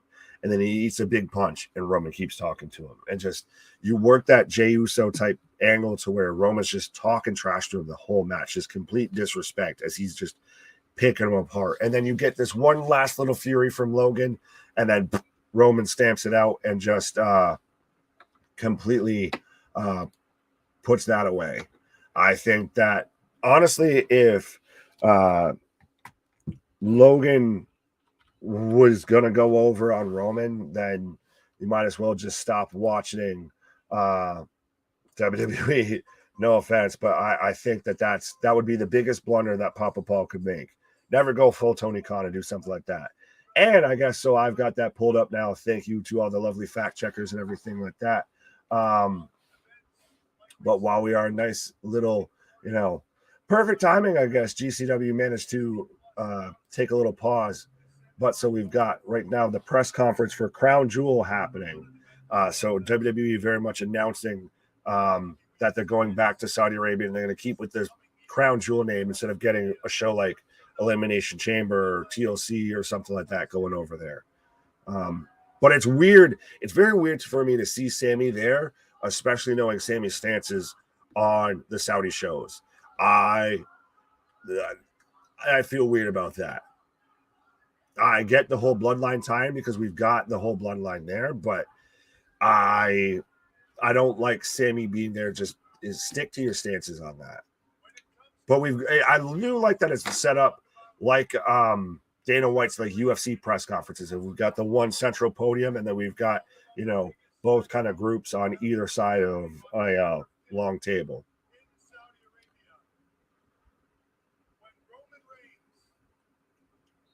So November 5th, Roman Reigns will take on Logan Paul. So they just announced it live. Because they have it set up like the Logan the boxing press conferences that he did with like Floyd and everything, the UFC press conferences. So it's now been officially announced November 5th. I don't know if they announced it just for the Universal Championship or for both belts, but so they just announced that we're going to get Logan Paul, like I said they were going to do. We're going to get Logan Paul versus Roman Reigns for the Undisputed Universal Championship. We're getting that in Riyadh at Crown Jewel. So, Logan already talking trash before Hunter can barely even finish what he's talking about. I don't know how you guys feel. I'm interested by it. I think it's gonna be it's gonna draw attention. It's gonna draw eyes, and it's in Saudi. It's no one thinks honestly that Logan's gonna win. This is just to get the social media clicks. And when you have someone there like a Logan Paul, who better to use at a show like in Saudi Arabia? That's just going to get those social media clicks. That's just going to be all over Twitter. That's going to be all over Facebook, all over Instagram. What? All over TikTok. What? Christ, probably all over YouTube. What? Is going to be talking about this match. So it makes the most sense because it's not like this is a Royal Rumble. This isn't the main event of Survivor Series. Those you would laugh it out of the gate. But because it's happening in Saudi Arabia to where we had, where Mansoor was, had the Goldberg streak going. I think that because it's such a no man's land when it comes to the WWE storylines and everything, it makes sense just to have this one-off, build it up like McGregor versus Mayweather of, the social media influencer taking on the best. And even according to the PW Insider or PWI 500, the number one pro wrestler doing it versus potentially, I guess you could say, the number one social media influencer, if you want to give people that kind of title. To me, I dig it. I think it makes a good bit of sense, a good bit of business. But we are back right now with GCW as we've got Lizzy Evo coming out right now. So we're going to get KJ's missing his girl. We're getting Allie Katch versus Lizzy Evo coming out right now, coming back off the nice little pause. I mean, perfect timing could that be of right during their pause is when WWE makes a big announcement. It's almost like when Tony was trying to avoid the NBA playoffs and all of that, of how he scheduled a pay-per-view round, which is a terrible thing to do if you're the other company. It makes you look very weak. But so, folks, let me know who you're taking in this match. Lizzy Evo or Allie Katch. I think got to go with my boy KJ and got to go with Allie on this one. I think that's the way they're going to go with it. Triple H is at the press conference. Yep. Roman looks like, why the hell am I here? Yes, that's exactly what Roman right on his face. It just, you are wasting my time. Right. It's crazy to me. So we're back to action, by the way. I saw you covering the press conference. That's pretty cool. Yeah, well, it's just thanks to the lovely fact checkers and everything like that. I knew it was going to happen today. I didn't know when it was happening or where it was happening. I didn't know if that might have been just something that they had, and then you had, the dirt sheets like Creepy Uncle Dave or Alvarez or Sean Ross Sapp or anybody like that report on what was said. But to see it live was cool. WWE YouTube. Well, and of course, though, you return right as your girl Allie's coming out. I had to come back for Allie. You heard the call. You heard the beacon. Absolutely. The call of the wagon. Let's go, Allie. But yeah, I can't stomach the fact that we're getting Logan Paul and Roman. I don't care. Why? It's on a Saudi show. The guy's third match ever is against Roman. But both of his matches that he's had so far have been good. You can't tell me that the SummerSlam match was bad. And you can't tell me that the Mania match was bad. And it wasn't bad, but great. No, it was all no right. One's asking for it to be a fucking great match. Do you want a 5-star matches in? Okay, so you have two okay matches, two good matches in your career, and you get dropped on the fucking champion. What match would you rather have happen in Saudi Arabia? Any fucking match. Anybody that has a winning streak, anybody. Fuck, I would have been happy with Seth and Roman over this, 100%. You don't think that, though, crazy? This is going to get clicks, and just why not? But you could build to Seth. You could build to Seth and Roman. You could build to Cross and Roman. You could build to Drew and Roman. Why waste all of those? You're not going to build to. You're not going to build to Logan versus Roman. So why not just have that in Saudi and just toss it? Yeah, you wear a Pokemon around your neck. Go do a fucking main event against the champion of all champions. Get the fuck out of here. No, just go have it to where you have, the Saudi princes that sit there in their little couches at ringside and everything that haven't watched, are still 10 years behind on pro wrestling and everything like that. Have them have a show there. That's the thing is, to me, is I don't care about the Saudi show, so I'm fine having a match that I know Roman's going to win and I don't care about. Have that over in Saudi. Don't give me that. Don't waste a round in the chamber of a Roman versus Seth or Roman versus KO or Roman versus Cross.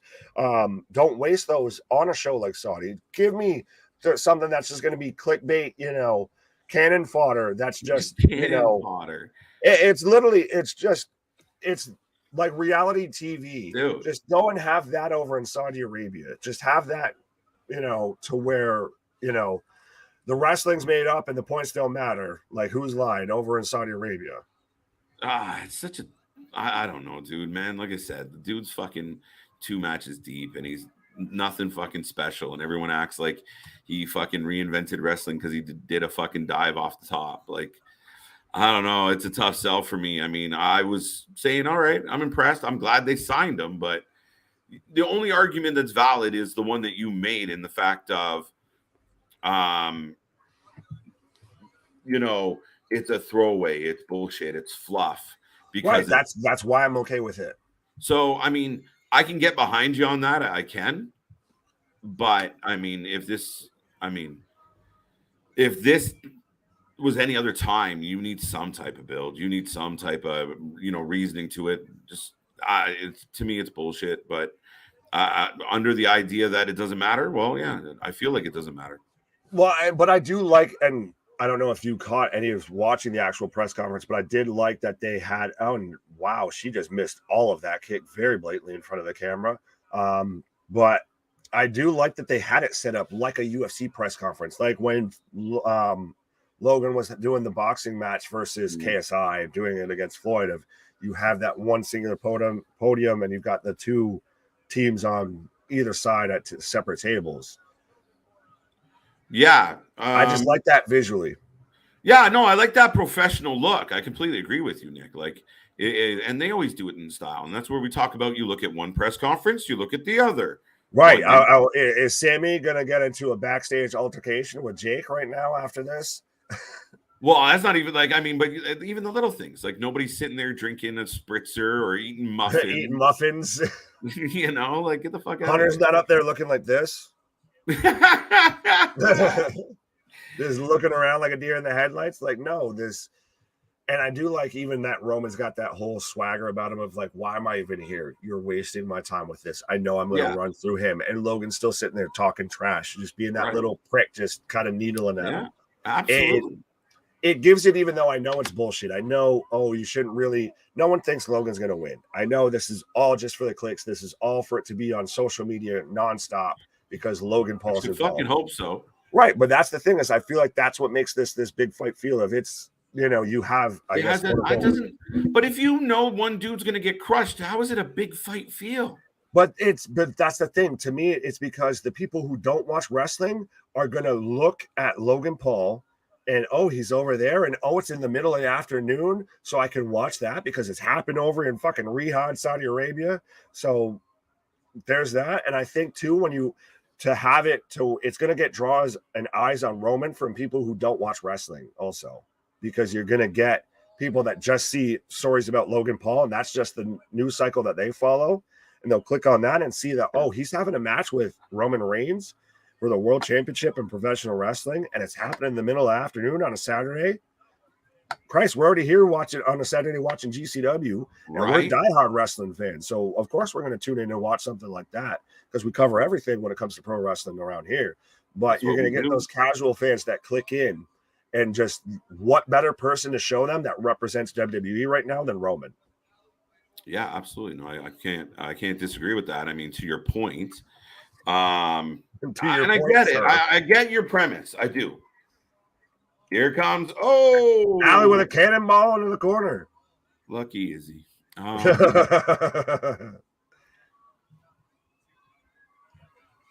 dun dun.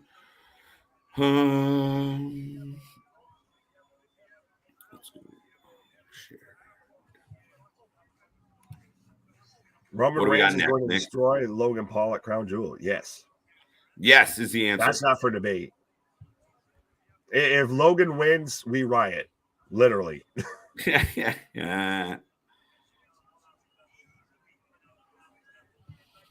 Dun, dun, dun, dun, dun. Going for a superplex up top. But folks, if you haven't given us a prediction, let us know who you're taking for this match right now. Oh, turns it into a back suplex, but she definitely clanged her head. Good. Oh, big pop-up powerbomb. Now, I do want to take a moment, Nick, while we're going through this match, but it's official. We will be here live. We'll be here for another show. What? We haven't had enough. What? So tonight at 9 Eastern. What? We're coming back again. What? We're going to do Revolver. Look, for the fans, by the fans have never been so true. One of our fans said, hey, man, check this shit out. And while we were already doing a 3-hour stream, we Midstream, folks. What? Fuck it. You know, I got some, I put some work in. And so, yeah, I'm going to put this up. We're going to put a little link to it. As always, it will be below. But yes, you better go out and tell all your friends, folks. We're going to be here tonight covering this crazy card. Lots of Impact Wrestler superstars, lots of wrestlers from the indies. It's going to be a hell of a card. It looks great on paper. So, absolutely. Well, and back to like how I've said before, of these independent shows and everything need to sell you on their in-ring stuff, on their matchups and everything. And literally, Christ, they did it live and in full effect. Now you folks see how the sausage is made a little bit there. Pause. But to where literally we just got told about a card that's happening live while we're already watching some wrestling. Already had our whole podcast talking about wrestling. And we're like, sign me up for some more wrestling. So absolutely, folks. We'll be here at 9 o'clock. What? Covering 9 what? 9 o'clock Eastern. What? Covering more wrestling. What? You keep repeating it, and I keep trying to not hit the wall. I'm like a human soundboard at this point. That's the best shit. I just 9. What? 9. What? I'm repeating the wrong part. It's kind of funny. Right. Listen, it's been 3 hours. It's Saturday. We're going to take a break. We're going to grab a snack, get some junk food. Not right now. Trust me. We're still covering live here. We're still covering. We got more. And one of my faves, Allie Katch, is down and out a little bit as Izzy's all over. Big kick to the knee and then followed up with another number knee. 69 in your programs, number 1 in KJ's heart. Allie Katch right now is in the ring. Wow. Hey. Never mind. If the shoe fits, wear it. Yeah, you got me all bumbled, dumbass. All fumbly bumbly. Yeah, I'm gonna have to put this out and hashtag it. Oh, big ass suplex, and it looks like she was trying to roll into the Three Amigos. Oh, Death Valley Driver. Allie with the cover. 1, 2, kick out. Wow, big kick out.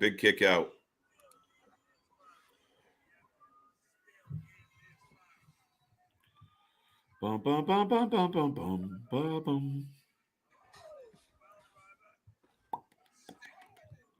No, I'll have to wait.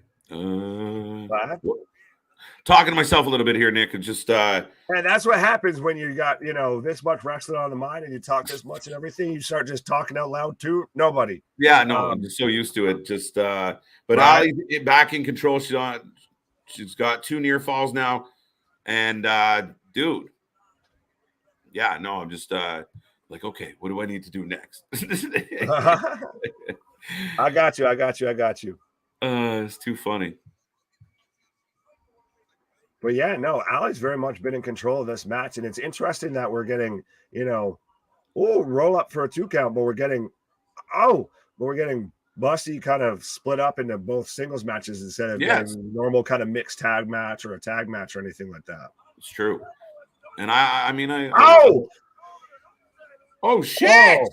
How dare you! I was waiting for that. Blasphemy! Oh wow! So Lizzy Evo picks up the win, the 1, 2, 3 on Allie Katch, and that kind of came out of nowhere. That very much was building up, and then it just kind of boop. There you go. Boop, there it was.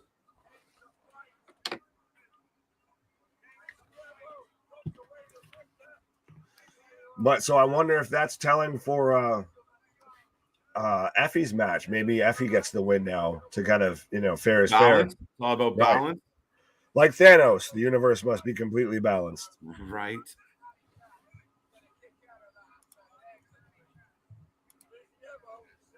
There we go. But so Lizzy Evo flips the bird picking and up the rolls win on and out. flipping off the crowd as she leaves. Not in a CM Punk style either.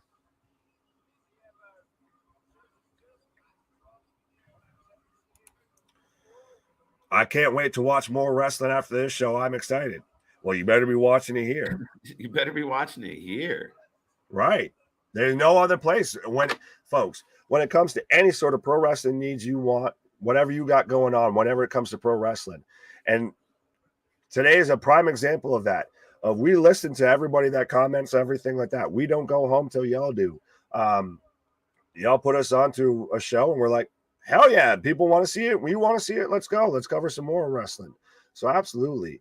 And even we've been on WWE shows, spending most of the time talking about AEW stories. We've been on AEW, spending most of the time talking about WWE stories. We're here just covering anything and everything going on in professional wrestling live as it happens. Christ, we got the announcement for Roman Reigns versus Logan Paul at Crown Jewel, November 5th, live on air. So absolutely, folks, if you are any bit of fan of professional wrestling, if you know somebody who used to watch wrestling back in the Attitude Era, used to watch old WCW or anything like that, somebody that just passing by you on the street, in a wrestling t-shirt, maybe even in one of our t-shirts. Christ, just buy a t-shirt, throw it at them. Say, here, check them out. Be like Johnny Appleseed, just spreading around the word of wrestling. But absolutely, folks, this is the place you need to be if you're watching anything, want to know anything that's going on in pro wrestling right now. Well, we've got Joey Janela coming out right now, so I'm surprised that this match is happening. So we're getting Effy as the main event? Yes. Weird. I thought this match would have been the main event, unless we're getting a surprise. Maybe we get Matt Cardona, random mystery match or something. I don't know. We should get something.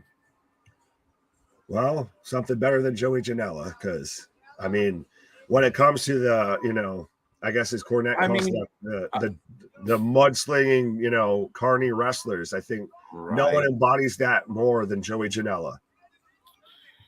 Yeah. Struck a nerve there, folks.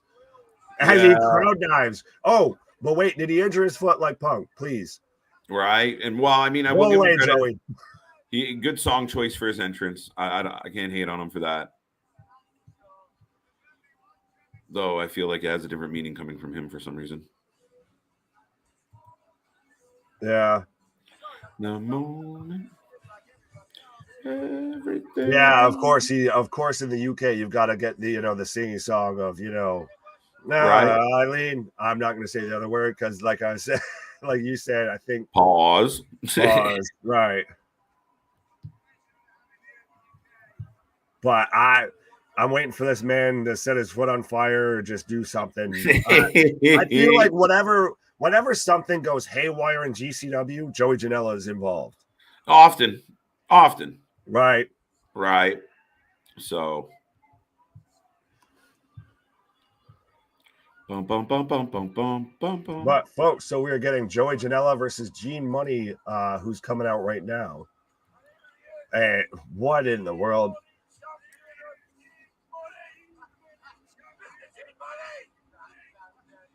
Kidding. Cruella DeVille's 101 Dalmatians got a beef with this man.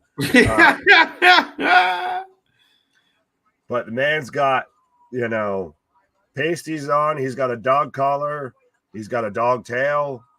He's holding a championship. Why do I feel like this should TNT that much? But what the hell? I mean, why do I feel like this should be Dominic Mysterio's ring gear? Am I wrong? You're setting me up there, sir, and I kind of want to go with you, but I kind of don't. I like being on YouTube. I like being on this channel. Right. But yeah, this is a little weird, a little much. I mean, I get it. It's the independents, so you're gonna get these unique characters and everything like that. I think I actually watched another promotion that has a wrestler called the Black Lobster. So There's some uniques out there when you get into, the outside the WWE, AEW world. But I think that, I wasn't prepared for this. I'll say that. You caught me off guard. That is funny shit. But yeah, I mean, you never know what you're going to get. And I mean, we definitely have seen some different things. This might have a different meaning, but the man's over like Rover, and I don't mean Rover the dog. Right. But the crowd's going right along with them. And he seems popular. I'm taking him over Joey Joe Head. Joey Joe Head. That's your final Joe answer? Head. I don't know. I was trying to think of Cornette's name for him, but I can't remember it. I've never been a fan of Joey Janela. I've never fully gotten it. It's Jelly Nutella, by the way. Yeah. Jelly Nutella. Yes. I don't want to get. Oh, and he's got Good Boy on his trunks. Yes, Lord. Of course he does. Bad Boy. Good Boy versus Bad Boy. Wow. Only the greatest mind-bending, professional wrestling in GCW, folks.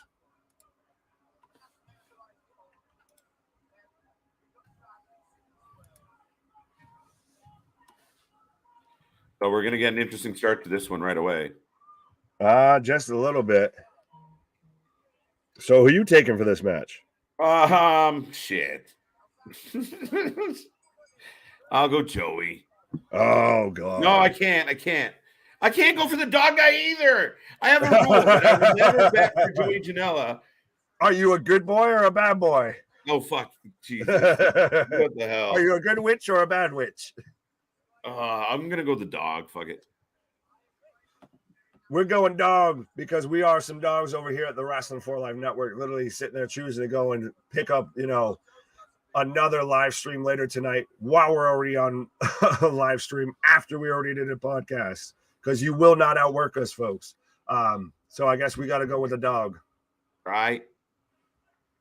Is he the literal underdog in this match? Yeah, based on how he's approached this, I don't see him being the underdog. He's pulling off the pasties. Oh. Why the fuck is this a spot? And he's putting them on Janela. Joey's got I can feel Cornette just over there, like clasping at his chest, just right somewhere. And there's been a disturbance in the force. Big one. Elizabeth. Wait, no, it's Stacy. Stacy, it's the big one. Right. Actually, it'd be probably Ryan. 2 count. Money's a maniac. What is happening? The world may never know.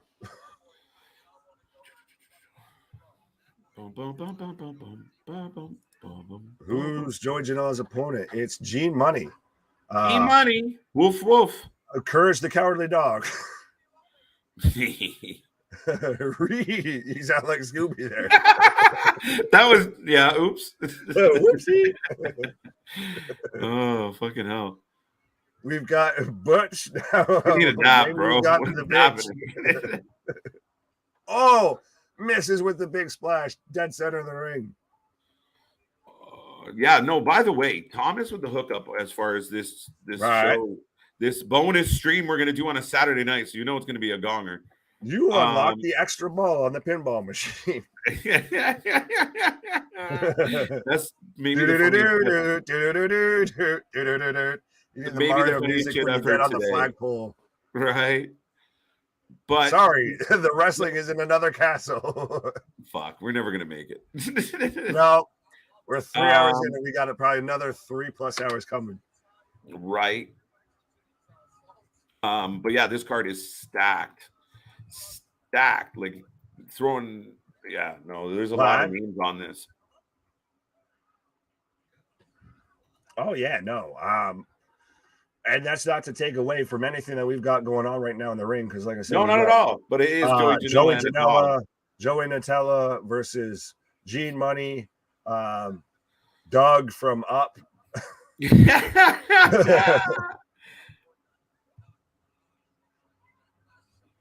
We've got the good boy versus the bad boy. And yeah, I'm at least interested in it. Even though it's It's pardon? the carny, the clowny, the comedy. I'm still halfway interested. I still got it. It's still catching my eye.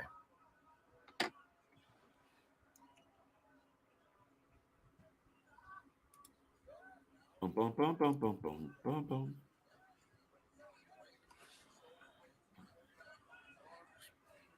It's all right. Let me. You good? Yeah, I'm great. I'm just watching this match and multitasking at the same time. But folks, keep tuning in. Keep letting everyone know. Give us some likes. Give us some love. Right now, if you haven't made a prediction on Joey Janela or Woof Woof, please do so. I was trying to almost make a G Money Snoop Dogg joke, and it just wasn't fully clicking in my head. It wasn't right with there. The bow wow wow UPO UPA. But Damien even going with G Money for the win here. It's hard to root for Joey Janela, and you see now why Tony Khan stopped, calling him back and texting him back of just, all right, no, I'm done with your, mudslinging your backyard wrestling bullshit. Yeah, enough of this. Let's go, right? So. Right. Anthony says, what are you guys highest score on a pinball machine or the actual Pac-Man arcade console when you guys used to go? Man, you're going to ask me 3 hours deep right now on a Saturday afternoon randomly what my highest score is right now. Like, goddamn. No, but I will say, though, that at least by me, I have the world's largest arcade, allegedly. Is that a true story? Right. Fun Spot. Really? Yes. It's been on the History Channel. Oh, shit. It's literally has a whole floor of old school 80s, etc. Arcade games. It's like walking back into time. I very much like going there and everything. No, I can. I very much like going. We get a nice little pause here between GCW and the card that we're covering later tonight. I can send you the link about that and everything. But yeah, no, I'm very much. I'm a master of. I have multiple consoles. What? My wife's had to talk me out of buying, the stand-up arcade machines for like Turtles in Time. What? I'm very much a video game nerd. What? But to try and ask me on a random stream what my high score on Pac-Man is, like, man, that's like asking me what I had for lunch on a Tuesday in kindergarten. How the fuck am I going to remember that? Right? Like, I have no idea. I have no clue. Not just whatever the high score, the world record is, just that plus one. That's my high score. Yeah, right.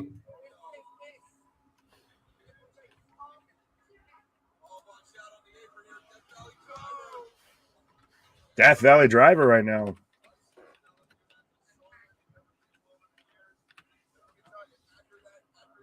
Janela down. Boom. What? Boom. Boom, boom, boom. All right. So, yeah, Death Valley Driver. Janela's down. The puppy is down as well. Don't put the puppy down. Don't cue up the Sarah McLachlan. Don't put the puppy down. There was definitely a joke. If he loses this match, they have to play In the Arms of an Angel by Sarah McLachlan. Oh my God, that's amazing. Let's go. Book it. On the way out. You're gonna book a car crash, go full car crash. Right. As we've got him right now set up in a chair, sitting on a chair in the center of the ring as Joey goes up top. Up. Oh, right on the Joey Janela just wonton right onto a steel chair with nobody home. Right, and bounced, dude. Oh, he bounced like a basketball off that thing. 2 count. 2 count.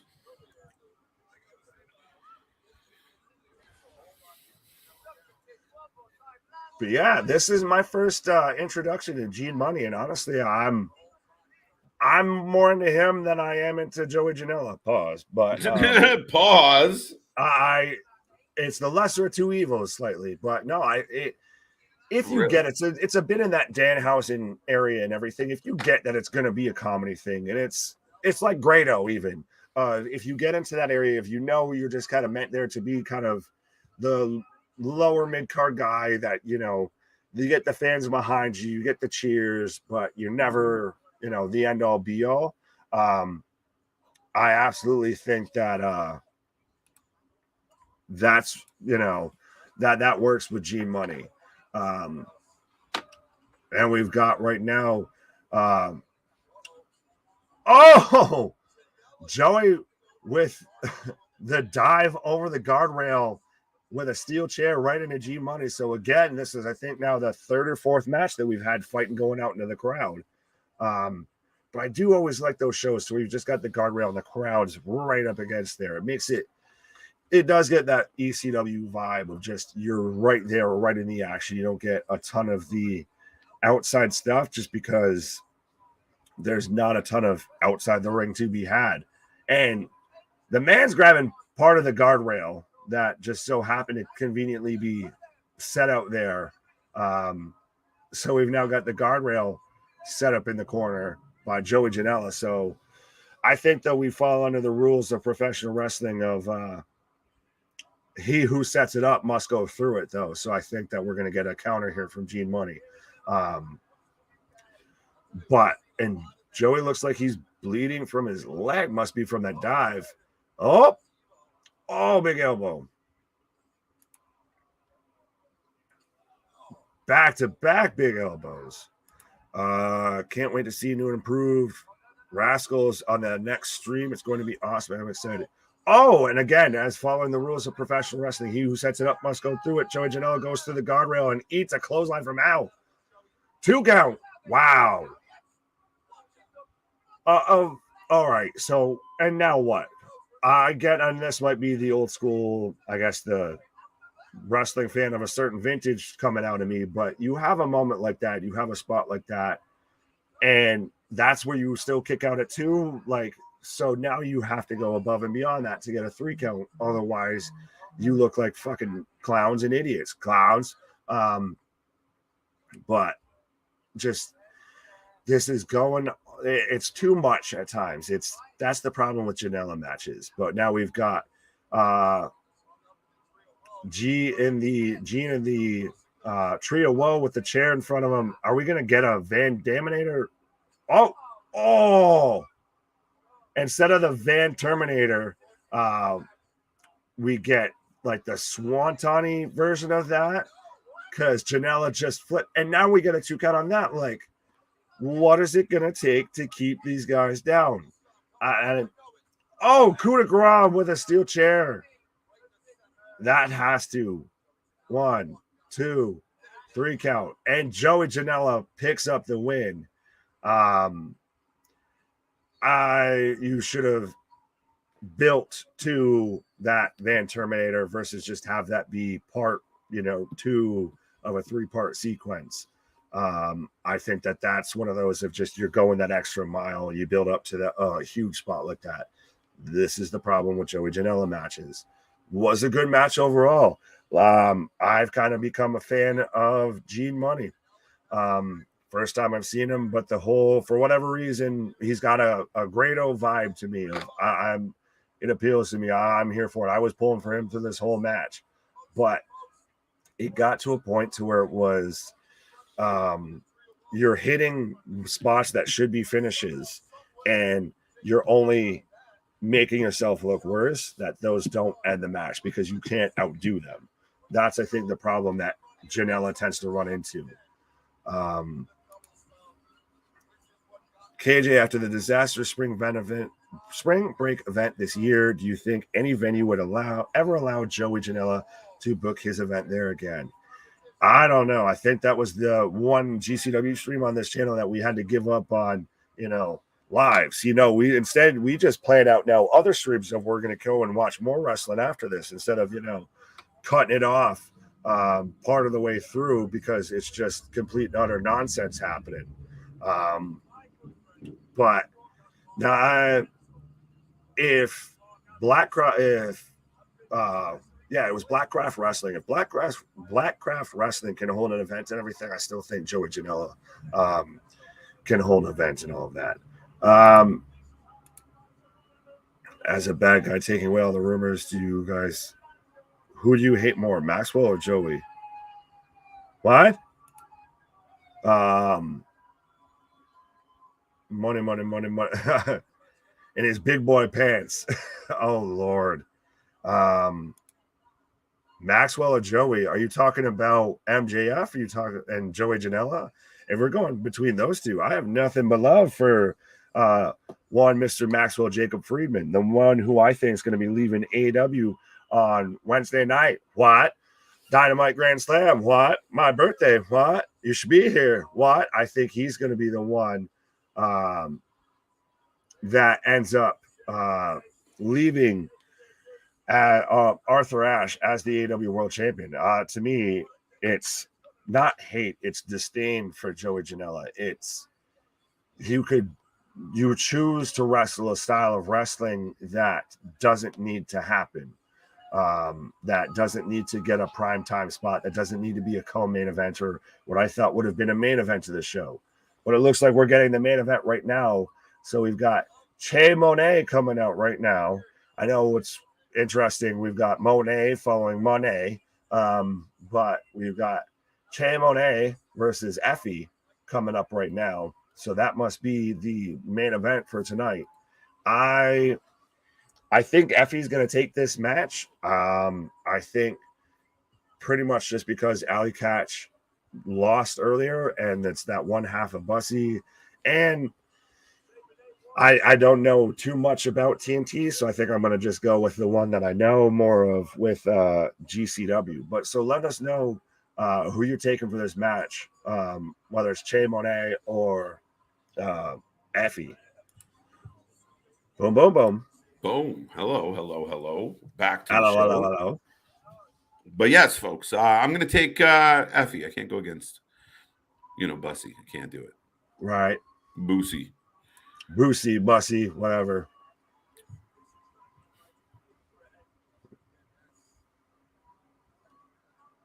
But are you interested that this, or are you surprised that this is the main event? I'm a little surprised. Now, someone could argue that, Che Monet is super popular, blah, blah, blah, but I'm a little surprised for sure. That what the fans were singing. Oh, shit, I didn't even realize he was gone, folks. That was what the fans were singing during the match. There we go. Money, G-Money. Gotcha. As a bad guy based on a gimmick, they portray who do you hate more and would want to punch in the face more, Jacob Friedman or Joey Janela? And that was for Nick, but I'm going to steal it. Truthfully, Joey Janela.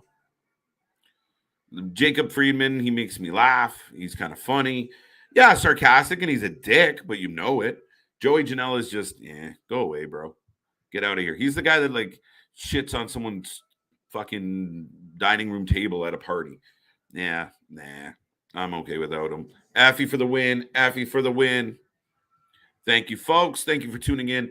And like Nick touched on, and I will repeat, on Wednesday, we are doing AEW Dynamite. It's the first night of Grand Slam. It's a stacked card. We will find out new world champions. We will have a tag team title match. We have so much more. We will be live, as we are always live. But on that night, it is our boy, the troublemaker, the master of mayhem, one Nick Heyman. It is his birthday, and on his big day for Big Nick, we are going to blow this channel up. You tell everybody you know. You let everyone know. Just click the link. Just jump in there. Give a thumbs up. Let's make this a day to remember. And below in this description and on our Instagram and on Nick's Instagram and on Twitter, you can find the link to donate money. Visage? Here comes Visage. And the announcer's losing his mind. Anybody know anything about Visage? Oh, I see how. Okay. But yes, so we will be blowing up the channel on Wednesday. It's a wonderful cause. And if you haven't had a chance to go over to the Instagram, check out Nick's story. It's a inspirational story. And it's been nothing but a pleasure to have Mr. Nick here. So we want this to be a really good night for him. Don't forget, later tonight, we are coming back for Wrestling Revolver. on the recommendation of one of our fans, we are going to do a special late night Saturday edition of the live stream where we take on Revolver Wrestling, a stacked card. A lot of people from Impact Wrestling involved in this show, involved in this card. Tomorrow, we are going to do another special stream where, Effy on one knee for Visage. Interesting. But we will be back, and we're going to go through the PWI 500, and we're going to give our thoughts, our feelings, our top 10, what we think about the top 10 that they came up with. We're going to look at it. We're going to try and be subjective, but we really want your opinions tomorrow on the show. Tune in, bring your thoughts, give it some thought overnight, and we will figure it out. And we're going to have a nice little chat about it. So don't miss out on that, folks. It's going to be a great night. I can't wait to be here and tonight and tomorrow. And as we say always, the wrestling might suck. We never do. The shows don't stop. The wrestling's always at the top of our game. We cover it like no one else. We grind at a different pace, a different level. A channel for fans, by fans, the triad, the troublemakers, the new guys on the block. Still just a baby, pushing 7 months now, and we are pushing towards 1K. So tell everybody you know. Help us get us to our goals, folks, and we appreciate all the love. The main event has kicked off, is now a triple threat. Effy, Visage, Monet, and Shay gets chucked, and now we're getting a lot of man love going on. All right, so Bailey Stark's winning the X Division title tonight. Bold, James. Bold, eh? Let's see. Tune in to find out. The Monstars of Wrestling. I like it. We're the Monstars. All right, so Effy and outside headlock. Irish whip. Boom. Big shoulder block by Visage. And the action continues. If you haven't made a prediction, I see a couple Effys in the box. Does Visage come in? This is a lot. This is another side of GCW wrestling. There we go. And we get a crotch shot to the face. And Effy wants more. There we go. Double crotch shot to the face. Oh. There we go. Shay Monet back in the mix. I can't wait to watch the whole card tonight. Looks absolutely amazing. Can't wait to watch it. Damien.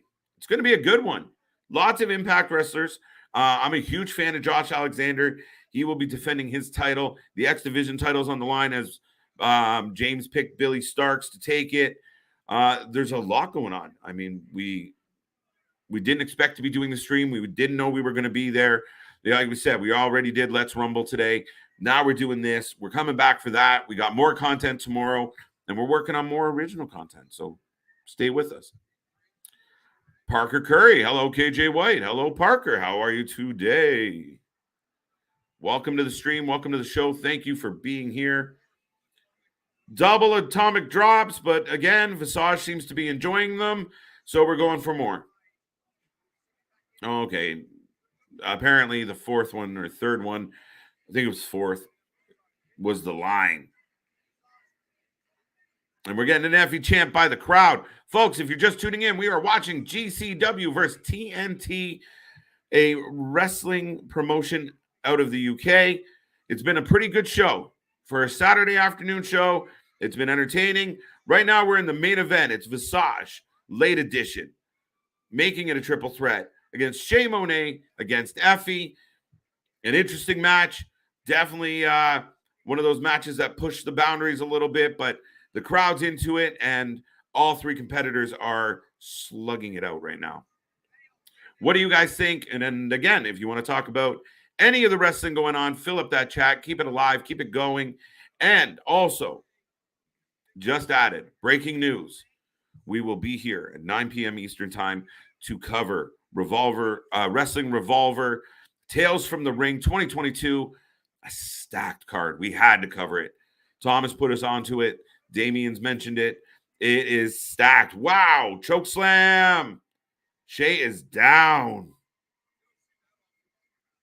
Big cheers coming from the Hangar 34 crowd. All right. Back into crotch shots. More kind of play on that. I love triple threat matches. They are unpredictable. Sometimes. I don't mind a good triple threat. I don't much care for Fatal 4-Ways. This channel is on fire, James. Thank you, thank you, thank you. It's because of the fans. I know that's an easy pop to take, but it really is. And people tune in and hang around and we chat and we become friends and family with a lot of people on here. We know a lot of their stories. We connect on social media. So it's been a really fun family wrestling community. Nothing but positivity, nothing but fun, nothing but love. And yeah, we're having a great time. So thank you for being a part of it, Mr. James Hayes II. Boom, boom, boom. All right. So, Effy and Shea Monet. Swing around. Cutter. He's down. He's down. Massage in the back door. Pause. Grab Shea. Big kiss on Shea Monet. And followed up by a Glasgow kiss. So we got a French kiss and then a Glasgow kiss. And a big boot.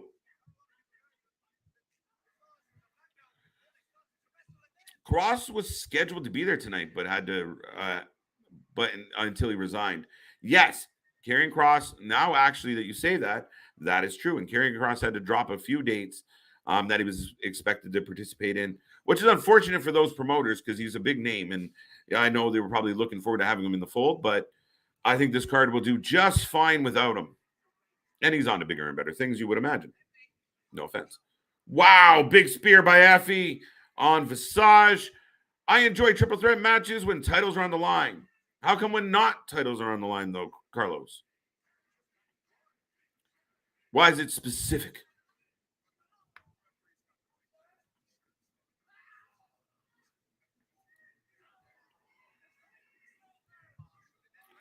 More kissing as Shea kisses Effy, pushes him off the top rope. Oh, Visage flips over Effy into a Hurricane Rana. Into a, wow, nice suplex by Visage. Nice sequence.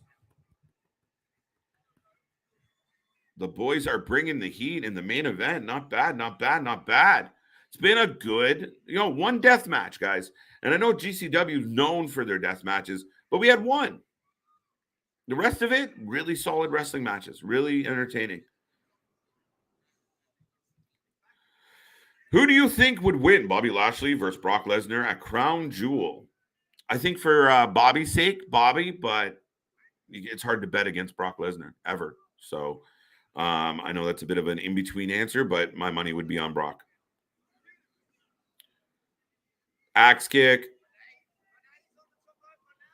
All right, there goes Monet. Oh, front flip off the top onto the floor. Both Visage and Effy are down. The action hasn't stopped, folks. Not bad, not bad, not bad.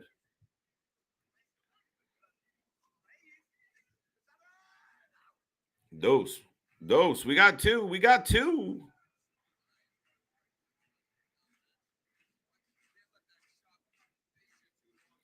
Crowd clapping, Visage down. Effy outside the ring still. Shea Monet in control. Off the ropes. Axe kick. A little vintage Booker T. And Effy breaks it up on the two. All right. We are sailing towards the end of our almost 4-hour stream, folks. Hope you like us. We're coming back tonight and tomorrow and the next day and the next day. It's going to be a crazy week. I'm looking forward to this week a lot. This past week that we just went through, Monday to Friday, a bit of a soft week. We've had a lot of headlines, a lot of stories, a lot of controversy. So, a busy few weeks. Two for Effy. But this week was kind of quiet. We've kind of burned out of the information for CM Punk and the Bucks. We don't have really a whole lot more to report. Nothing big happened on the shows Monday through Friday this week. We had some good stuff, but it was a relatively quiet week. Looking forward to going into this week. You assume that Triple H is going to want to put on a good show Monday and Tuesday, knowing that it's a big week for AEW. And I'm expecting SmackDown to be a good one, especially with them promoting a very big Rampage. So could be an extremely good week of wrestling. We also will have Impact on Friday, so it will be a triple header. And again, who knows what the hell we're going to be covering next weekend. I'm sure there's something on the 24th and 25th. So lots of wrestling coming your way. We got Crown Jewel coming our way. We have Survivor Series. We have Extreme Rules. Full Gear's on the horizon sooner than later. Lots coming. Visage up to the top rope. Effy hits the ropes, knocks Visage down. Oh, that was Shay. Effy with, oh no, that was Visage. Wow. All right. They're going so fast, I can't tell them apart. All right. So Effy on the top rope, taking forearms from Visage.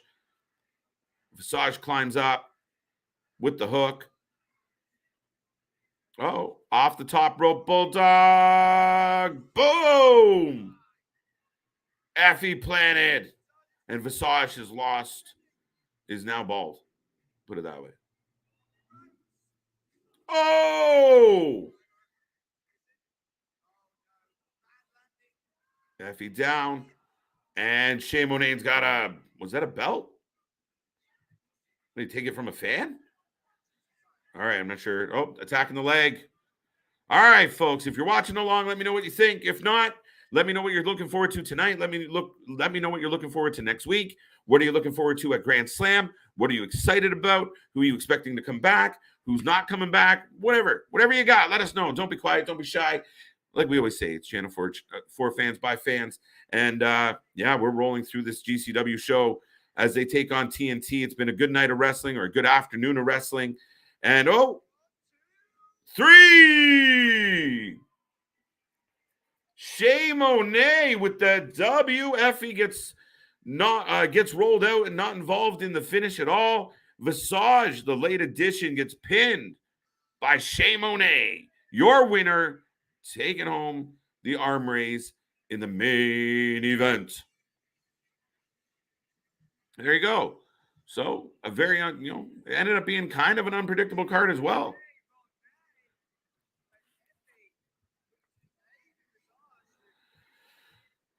Oh, Effy trying to assist. Oh, wow. Shea with the cheap shot as Effy tried to help Visage up. Is that a belt? I don't know what that is. Who cares? What is the website where you get a shirt? The link is below in the description. It's on Redbubble, or you can also go to Alt Wrestling Tees on Instagram, or you can reach out to altwrestlingtees@gmail.com, but the link is below at Redbubble. I believe it's Alt Tees Shop. Actually, I just had it up. I don't know where it went, but yes, it is in the description below, folks. Now, with that being said, we are getting the wind down of this show. But yes, thank you, James. That's where you would find it. This match has been good. I'm liking it. It has been a good one. I can't disagree at all. Yeah, no, it was interesting. I think it's interesting that Effy wasn't involved at all in the finish. That to me is surprising. Especially because this was the main event. Well, if this was the main event, allegedly, we haven't moved. The ring announcer's returning. Did we miss something here for it? This is the ring announcer for GCW kills me. He makes me laugh, man. By the end of some shows, we're like, he's gonna fall over. the man gets more excited than we do.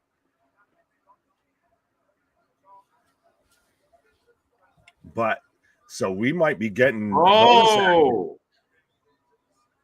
there's a special match. Everybody take a look at the screen. Bonus action. Here he is. You knew we were getting it. Oh, we called it.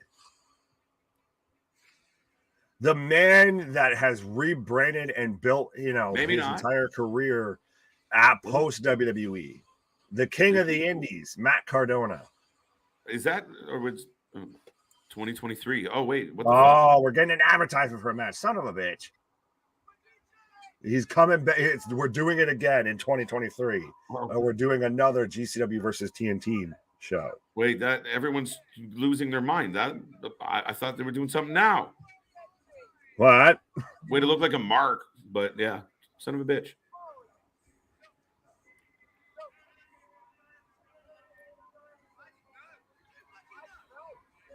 The announcer kills me. This is fucking nuts. It's interesting. I guess I got to brush up on my TNT because I feel like I'm in the lurch here. I don't have the inside track for information here. Right. Crowd is losing it, but we're still live. We're not going off air. Right. We're not going away. It's still happening, Nick. Yeah, it's interesting that, camera's still rolling. So unless this is like when WWE had the whole sing song with Drew McIntyre and Tyson Fury to where they should have cut the feed and just that was supposed to be a internet exclusive thing. We're still going live here. The announcer's thanking the fans, I do believe. Right. The crowd is amped. Taking a page from our book, though. They're just always live, apparently. Right.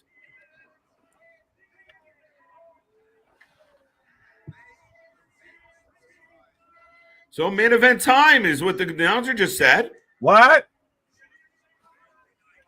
This match was a challenger. Oh, wow. Matthew Cardona. We do get him. Yeah, I put him on the thumbnail, and then I'm like, wait, why is he not listed on the card? But here he is, the challenger, going after the TNT Championship. A belt collector in his own right, Nick. Oh, absolutely. The man's, Matt two belts right now. He's got them both, draped around like a cape almost. Or a scarf. He's got the scarf of championship. Yeah, I'll show you a scarf. Right. I'll show you, Max.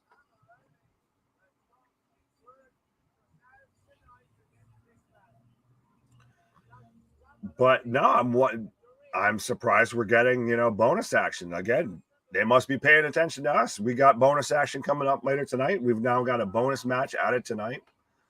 So we've got Matt Cardona versus who knows? TBD. Oh, he's going up against the champion. Oh, he is? That they made it an actual championship match? Yeah, he's going after the TNT champion.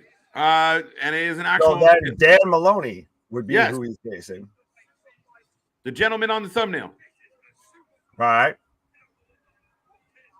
The announcer. If this isn't a super fight, I don't know what the fuck is. Is it True Jordan on commentary? Yeah. But Cardona's got a microphone. Right, and he's getting the STFU chants. The man has completely made himself like the total package now that he's left WWE. The Rascals versus Kingdom should be a hell of a match. I'm a big fan of the Rascals, so. Right. And I mean, I like the Kingdom. I mean, they're OGs. I'm going to go with the OGK on that one. Oh, yeah? Right. Yeah. The Rascals are a group that I've always heard about, obviously from the indie scene and everything. I just never, I don't know. They're a little, it's Cirque du Soleil a little bit for me at times. And now, don't get me wrong, Trey Miguel's fantastic in Impact, but I think it's, that's the diamond in the rough out of there. Because that's the same group to where Wesley came from. That's the same one to where, what was their tag team? I know WWE is probably happy right now that I'm forgetting Nash Carter, that I'm forgetting him. But that's their group. So it's a little high fly, a little Cirque du Soleil, a little lucky at times.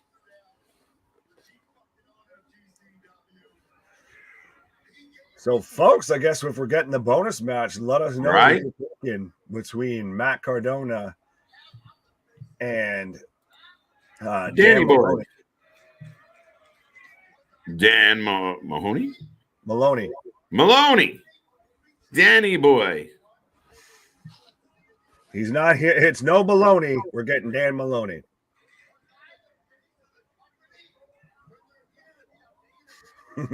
Right. I'm looking forward to Swerve in Our Glory versus Rich Swann and Matt Palmer. Tag team grudge match. Sorry? No, I was just going to say, Damien, I think you're saying you're looking forward to every match, much like we are. But so I still, are we getting the match? Because right now this is very much Cardona just cutting a promo. No, the announcer said the challenger, unless it was just like the future challenger. I don't know, because that's the thing is, I feel like it's one of those of, all right, if this is an extra match, then let's get the ball rolling here. Yeah, what are we doing here? Right.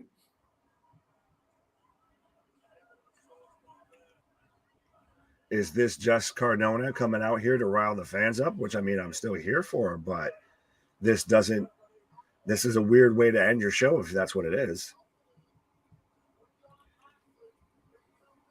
Yeah, no, I mean, it is kind of more of a send-off for the next one, right? But it's one of those of on the next episode versus we're going to actually settle anything tonight. This afternoon, I should say. This afternoon, I don't know anymore. Breakfast, sometime at this point. We just fucking come and hang out. Round the clock wrestling over here. Right.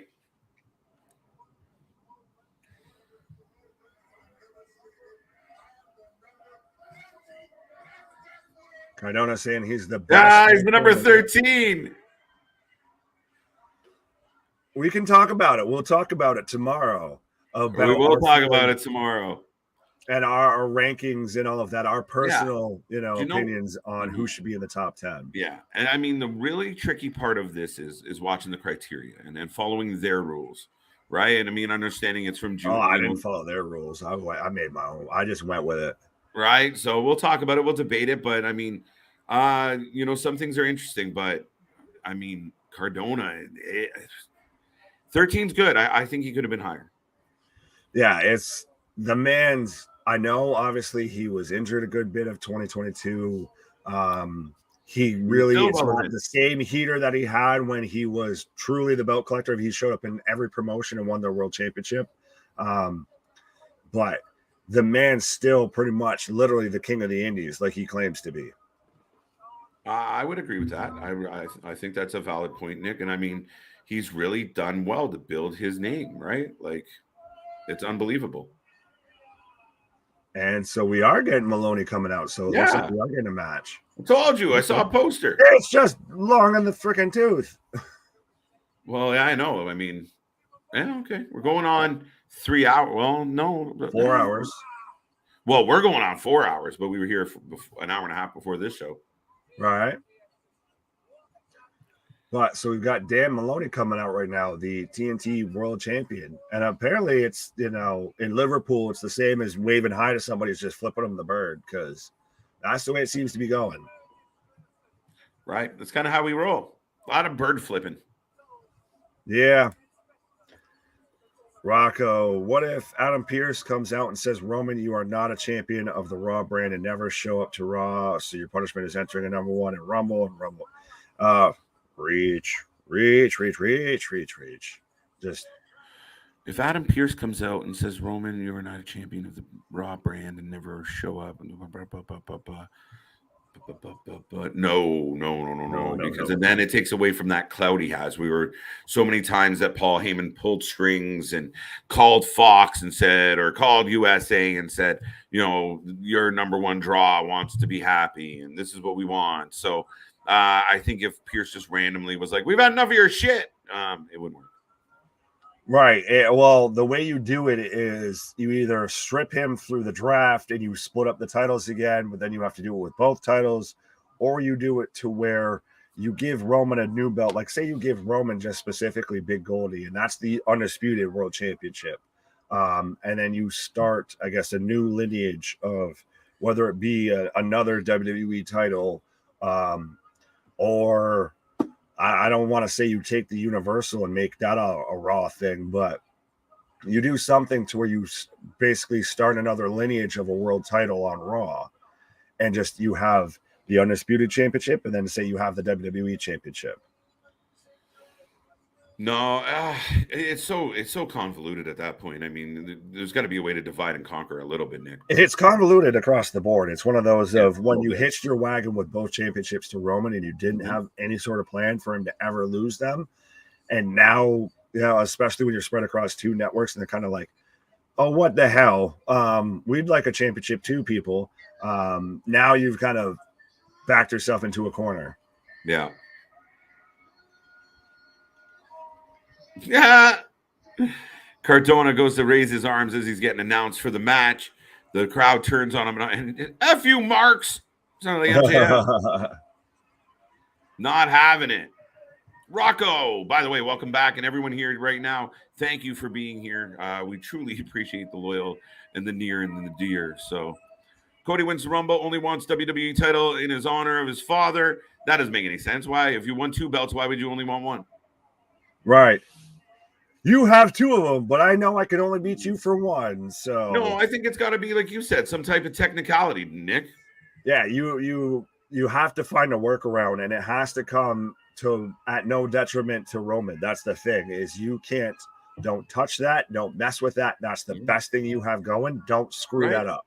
You just put it in like you do like a pre-tape where Heyman comes up on the screen and he says, ladies and gentlemen, explains who he is as he always does, and then says, my tribal chief is utterly disappointed that due to the draft, because no man could beat my client, they will be removing the blah, blah, blah title, sending it back to Raw. He will continue to be a proud champion here on SmackDown. Right. He's still the true undisputed. Yeah. That, to me, is one of the easier ways to finagle your way out of it. And Cardona's already back up at the top of the stage because we've gotten ding, ding, ding on this match. So, folks, if you're following along, who do you have in this match? Dan Maloney or Matt Cardona? But Cardona is very much right now looking like he's got to psych himself up and be ready for this match and to deal with the environment. He's got the earmuffs going on right now.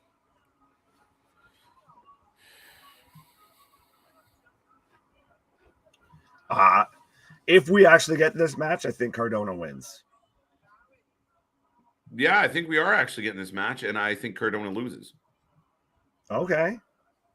Well, because right now we've just still gotten a lot of pomp and circumstance. We've got both men taunting on the turnbuckles. Well, you're so skeptical about this match actually taking place. Because we just saw a video package for 2023.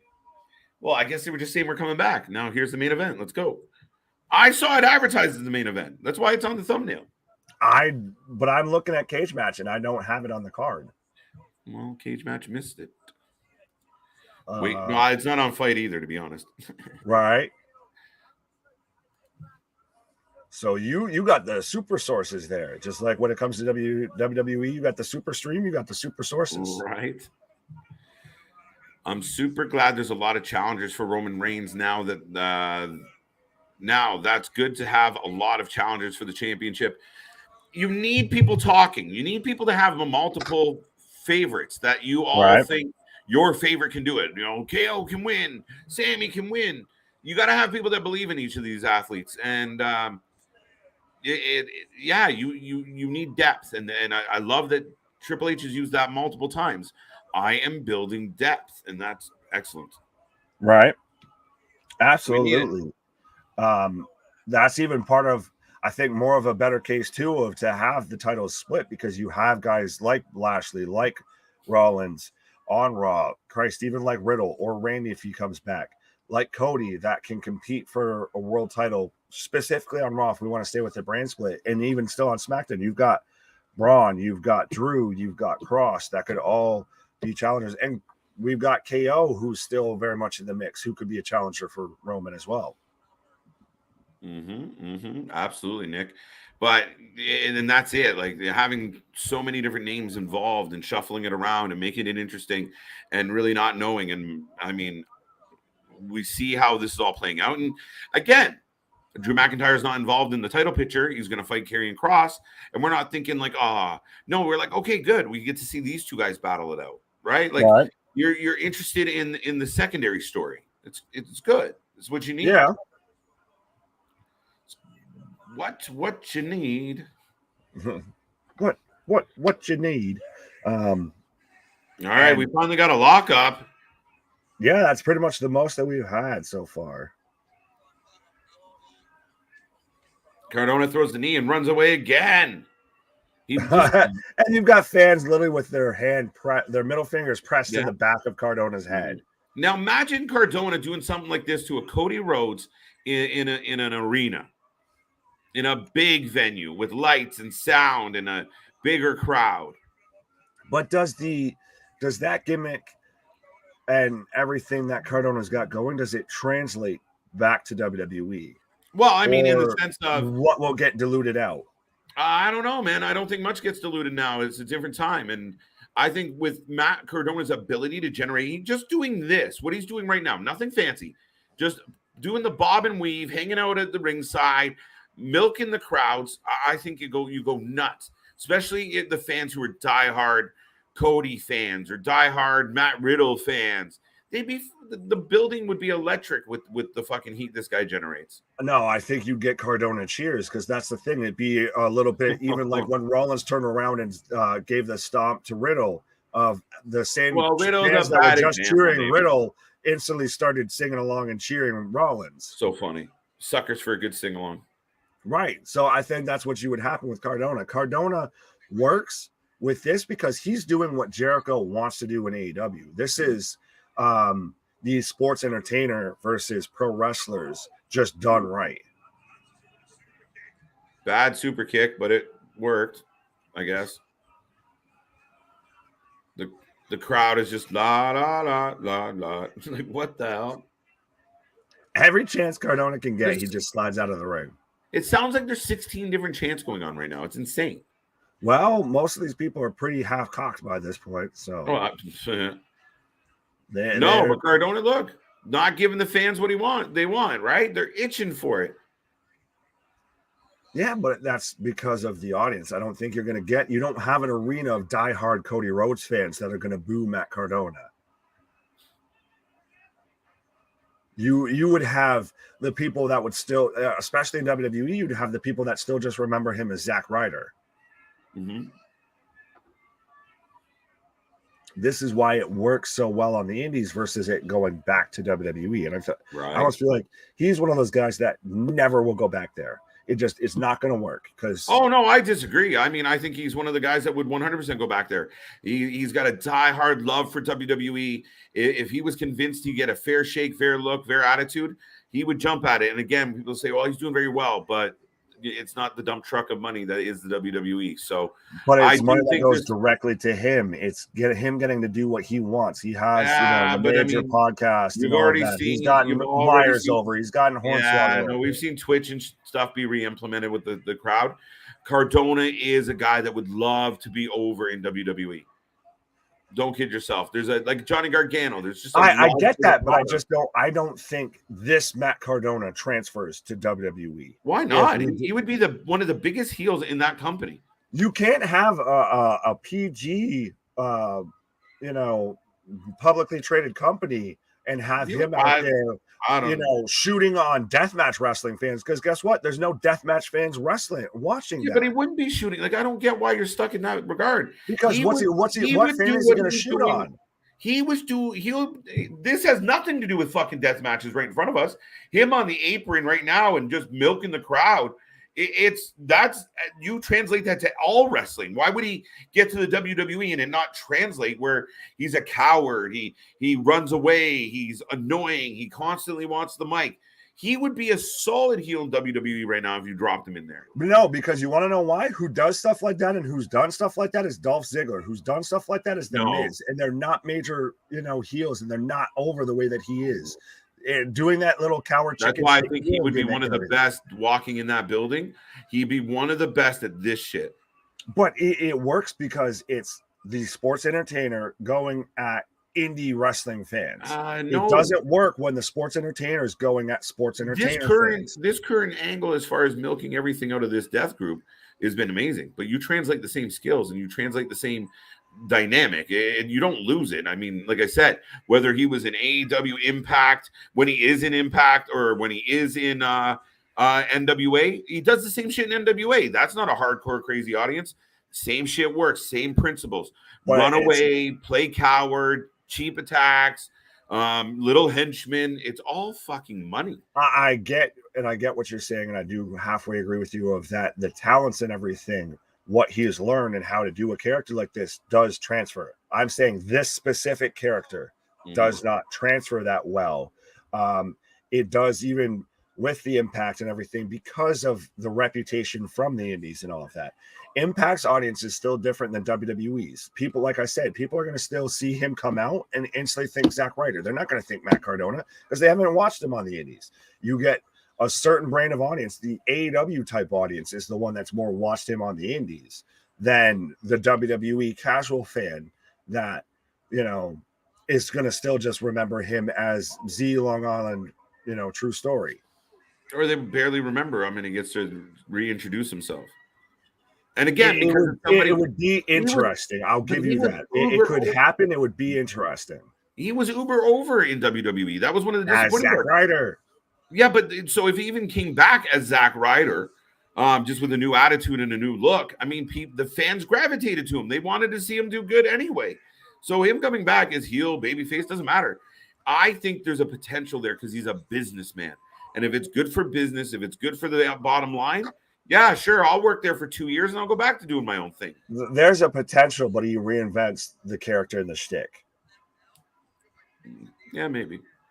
That's the way I feel on it. And we're now halfway getting some action. We get a step up in Seguri. Do 5 top guys versus the Bloodline in Survivor Series. If they do a War Games, those 5 guys win, and those 5 compete for ladder match contract. That's that's a bit over the top. That's some Tony Khan. It's a lot. You maybe do it of you do, you know. I don't say if they all have titles, like the Bloodline all has titles, you do everyone that would be challenging for that title as a team. So say if it's Imperium. So you get Gunther versus Roman, you get Eichner or Da Vinci and Marcel Ludwig versus the Usos. You get someone to face Solo. And if you want, I guess, still go with Sammy, you get Sammy, I guess we'll go with the 24/7 title because it's the most irrelevant title in WWE outside of the women's tag belts. So give it to Sammy. It'd be even funnier if they give him that. So then picture that team, though, if you'd have probably like Ricochet, Imperium, and then like R-Truth. No, that's a rough no, but I mean, it would still be funny to have Sammy and R-Truth in there. But right. No, I mean, we talked about Imperium. Maybe Wolf comes back. Maybe there's some other tricks up their sleeve. Now we've other possibilities. What if it's AJ and the Good Brothers? What if it's who else were we talking about? There's another faction that I'm missing right now. The Brawling Brutes, maybe? Brawling Brutes, who just won the #1 contender for the title, tag title. Facts. So, shit. I mean, what if it's the Brawler Brutes and they find another Irish dude? They bring back Finley. I don't know what to tell you. No, they get the good Irish fighter, Rick O'Shea. And then I guess for a 5th, you get JD McDonough. Not bad. Not bad show. So, I mean, Sheamus versus Roman would be a good match. I'd be there for that one. The action is picking up here, Nick. Double knees blocked, and Cardona is down. Yep, he's selling the forearm. He's selling that arm. Had injury history before, especially on that arm. Oh, now he's playing hurt. I do like that. He's literally like within arm's reach, like the people in the front row. Like there's no. It's a little close, but I mean, I see what you're saying. Right, but it's a different vibe. It's a different feel. Yeah. Oh, we got the X going up. So if you're look. you get the actual X going up, then that means that it's a legitimate injury. Yeah, I don't buy it. I don't buy it. This is what we're gonna get, and then we're gonna get to this is all building up. That's why I was so skeptical about this match. Bullshit. Oh! as he throws an elbow with that. So shit. Working everybody is Cardona. All right, we kind of saw that coming there. Oh yeah, got to keep it kayfabe though. Got to keep it. Good play, but again, good heel work. Right. I like it. He's solid. But that's the thing is that's what people are missing when it comes to like what he does as a heel, what MJF does as a heel. It's the old school. It's go back and watch 80s wrestling. Go back and watch 70s wrestling. This is exactly you were a bad guy. This is exactly what people do. You cheated. You choked. You were a dick. You were supposed to be. You live the gimmick. You act like an asshole. All these like these wrestling matches of just like, well, I'm happy we wrestled each other. I mean, it only gets you so far, and it's spot booking. It's how many times do people turn heel and face, or how many people are just excited to be there versus trying to actually sell it like I'm going to go out there and kick your ass, or like I know I'm the top guy and you ain't going to beat me, and I'm going to do anything in my power to make sure I leave here with a win. Yeah, motherfucking right. Cardona wipes his ass with his t-shirt and just throws it in the crowd and flips him off. What is your favorite match on this card on GCW, Nick and KJ? Oh, the 6-man. It was complete anarchy, but it was a hell of a entertaining show. Allie Katch, just because you got to see her? I mean, yeah. I mean, the ladies gave us a good job, and I'm a big fan of Allie, so that was nice. But job. Blake, what's that? Nothing. But yeah, for me, I think I'm gonna go with what do you call it? I don't know what match. Blake Christian. The opening match was the top match. I like that match a lot. Well, if you're gonna have one. What was the third match again? We got the 6-man. Third match. So we had. I'll run through the card since we've got the unadvertised match, but we had Joey Janela versus Gene Munny. That was a good match. That's contention. We had Effy versus Monet, which just happened. That was actually a really good match. The triple threat. But it's interesting that Effy wasn't involved with the finish. No, I don't. I think it protects somebody that's doing well. So they have two local. Yeah, have them try and at least break it up. At least act like you're there. He got pancaked. We had Tony Deppen versus Mike DeReiss. That was man like DeReiss. Sorry, DeReiss's Pieces. And we had Jordan Oliver and Nick Wayne versus the Kings of the North. That was a really good match too. Not bad. Right. And then we had Allie Katch versus Lizzy Evo. Uh-huh. And you know what? Mm-hmm. That death match was kind of chaotic. I'll give you that too. I like it. Yeah. And we had Robbie X versus Blake Christian, which is the match you were talking about before. I like that match a lot. It was a good way to start the show. And then we had the 6-man tag team death match between Big Joe, Clint Margera, and Drew Parker versus Alex Colon, Jimmy Lloyd, and John Wayne Murdoch. So very much a who's who of the death match kind of wrestling. Heavy hitters, right? Undeniable heavy hitters. I got both men on their knees right now. That's what she said. Cardona is pleading and begging. Oh, super kick. Big drop kick. 1, 2 count. I would love to see the Bloodline versus Imperium in War Games. That would be awesome. I really do want them to bring War Games to Survivor Series. Bring it to the main roster. Let NXT have the traditional 5-on-5 Survivor Series. Like have say Ilya, Braun, Tyler Bate, and fucking the Creed brothers as one team versus another team of 5 heels. Say that's your main event of NXT's version of Survivor Series, whatever you want to call it. It's possible. There you go. Right?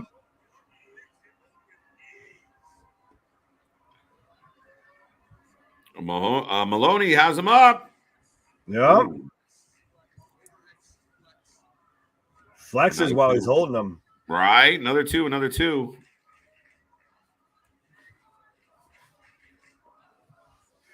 Don't work too hard. No, I don't know what they're saying.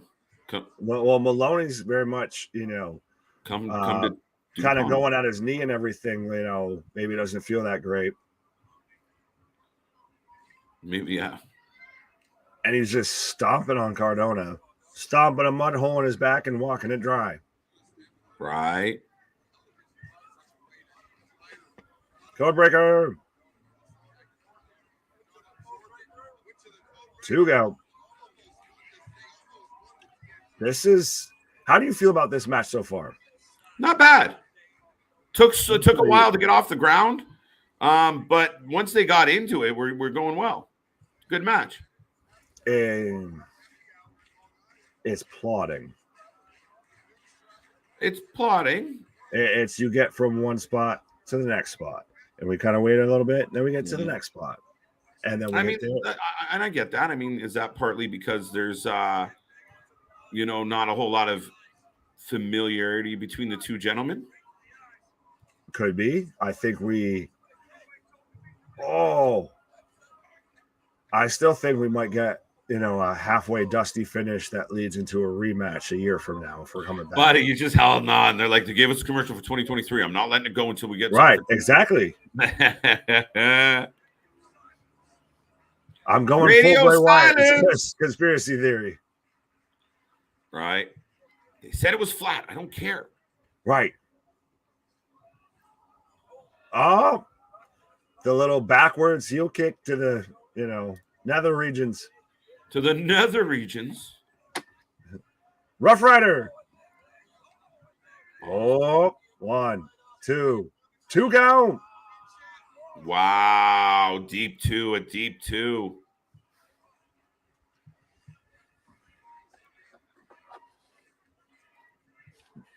This has been a lot of false finishes. Well, that's the thing. It's really either man could win this match. You're not really set that either one's truly walking out of here. No. I memean, that's the tough shot here, right? Like, you're like, fuck, I don't know. It could go either way. Right. I mean, again, you keep in mind, the one guy in this ring is, the local world champion. And again, as a courtesy generally going into a territory, you're not going to beat their champion on the way out, generally. But also, I guess I'll put it this way: if you're going to get TNT over and get them more recognition and more known, spears him on the going for the belt spot for two. But Matt Cardona is a guy that if he's walking around with your belt, it's going to get attention. Oh yeah, but I don't know, dude. From across the pond and stuff, and again, I'll get you some attention. But where does it go? What do you do with it? I don't see it happening. But I've been wrong before. Not often, but it happens. Well, generally about things to do with Bray Wyatt, just for the record. Yeah. That's why I was saying I'm in that Bray Wyatt conspiracy theory right mode of like, no, they gave us this, so it has to be this. Yeah, I heard it. Now give it to me. Right. Pause. Low. Roll up. 2 go. Another kick out. Yeah. If somebody's doing a running tally of false finishes in this match, I think you're well past double digits by now. We're getting up there. This is a really good match, Nick. It's interesting. And like I said, it's which way do you go with it? That's the biggest compelling point about this. Well, I mean, just on a base level of two guys going at it, false finishes, near falls, good back and forth. It's been how much does the false finish become too much? Oh, well, now you're just being fucking cynical. I don't think it's been too much in this match at all. It's been enjoyable. No? Well, it'd be one thing if you had a good. Is there like a personal thing between you and Cardona? No, I'm a big fan of Cardona. To me, it's one of those of I feel like if there was just more between this match, instead of, we've had 4 low blows back to back to back to back. Wow. That it's a bit of rinse, repeat of, all right, how many times am I going to see the same thing? They literally did a sequence in here that I thought my fucking stream skipped and just they replayed it. It's just they did it twice in a row. Right. Oh, that's a badass finisher, though. Jesus Christ. Wow. Yeah, there you go. So he basically picks him up for the Dominator and then turns it into a pile driver. Wow. Drilled him. Can spike that man, planted him. And so Maloney picks up the 1, 2, 3. So the announcer has lost his goddamn throat. Well, it's the hometown boy. It's the home promotion, went over Matt Cardona. So this is probably the biggest moment for TNT. And that's what I'm saying. Like, to me, that win right there is more beneficial to your brand, to your company, to the notoriety than Matt Cardona actually walking out with the belt. Right. Well, yeah, my take on it. I feel I get you. It's one of those you could go either way with it. It's 2 sides of the same coin. Technically, not really, but okay. Maybe. Who knows? What?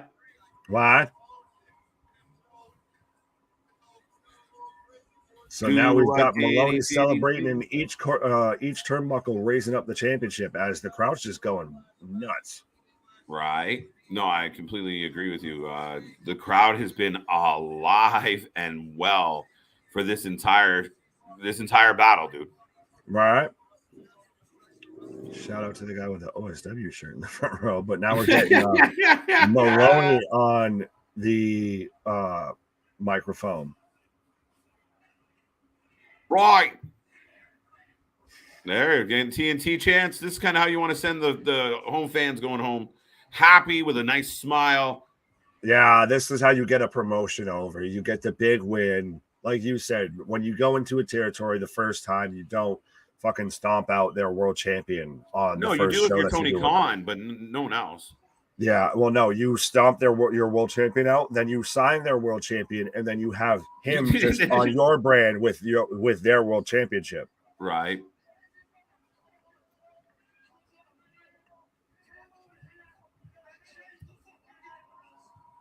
There you go. Some crazy mofos came over here and changed the game for us. So nice tie-in. Right, well, I do like it. It's admitting that, they did give him a bit of a rub. Exactly.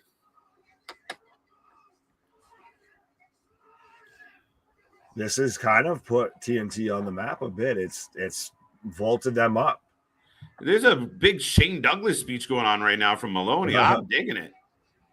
I'd like to apologize to absolutely nobody. That was the best ever. What? All right. They can all kiss my ass. Right.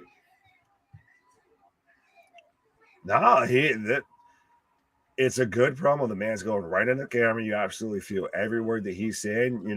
You can tell this is, means a lot to him. And that's how we're going out, folks. That's it. Is Maloney holding up the TNT Championship right at the start of the entrance ramp as, the smoke goes off. And the ring announcer making his way back out. Oh, shit. Lordy. I want to see Damage Control versus Toxic Attraction coming soon. If Zack Ryder comes back, he will be kicked in the nuts by Eve Torres and Kane, putting him in a wheelchair and then throwing him off. Okay. Yeah. Do you remember? Governors don't do that. Damn. Right. Where's Ron Simmons? Dan. Who won the match? Dan. Who would win, Oscar or Shirai? Oscar. Dan.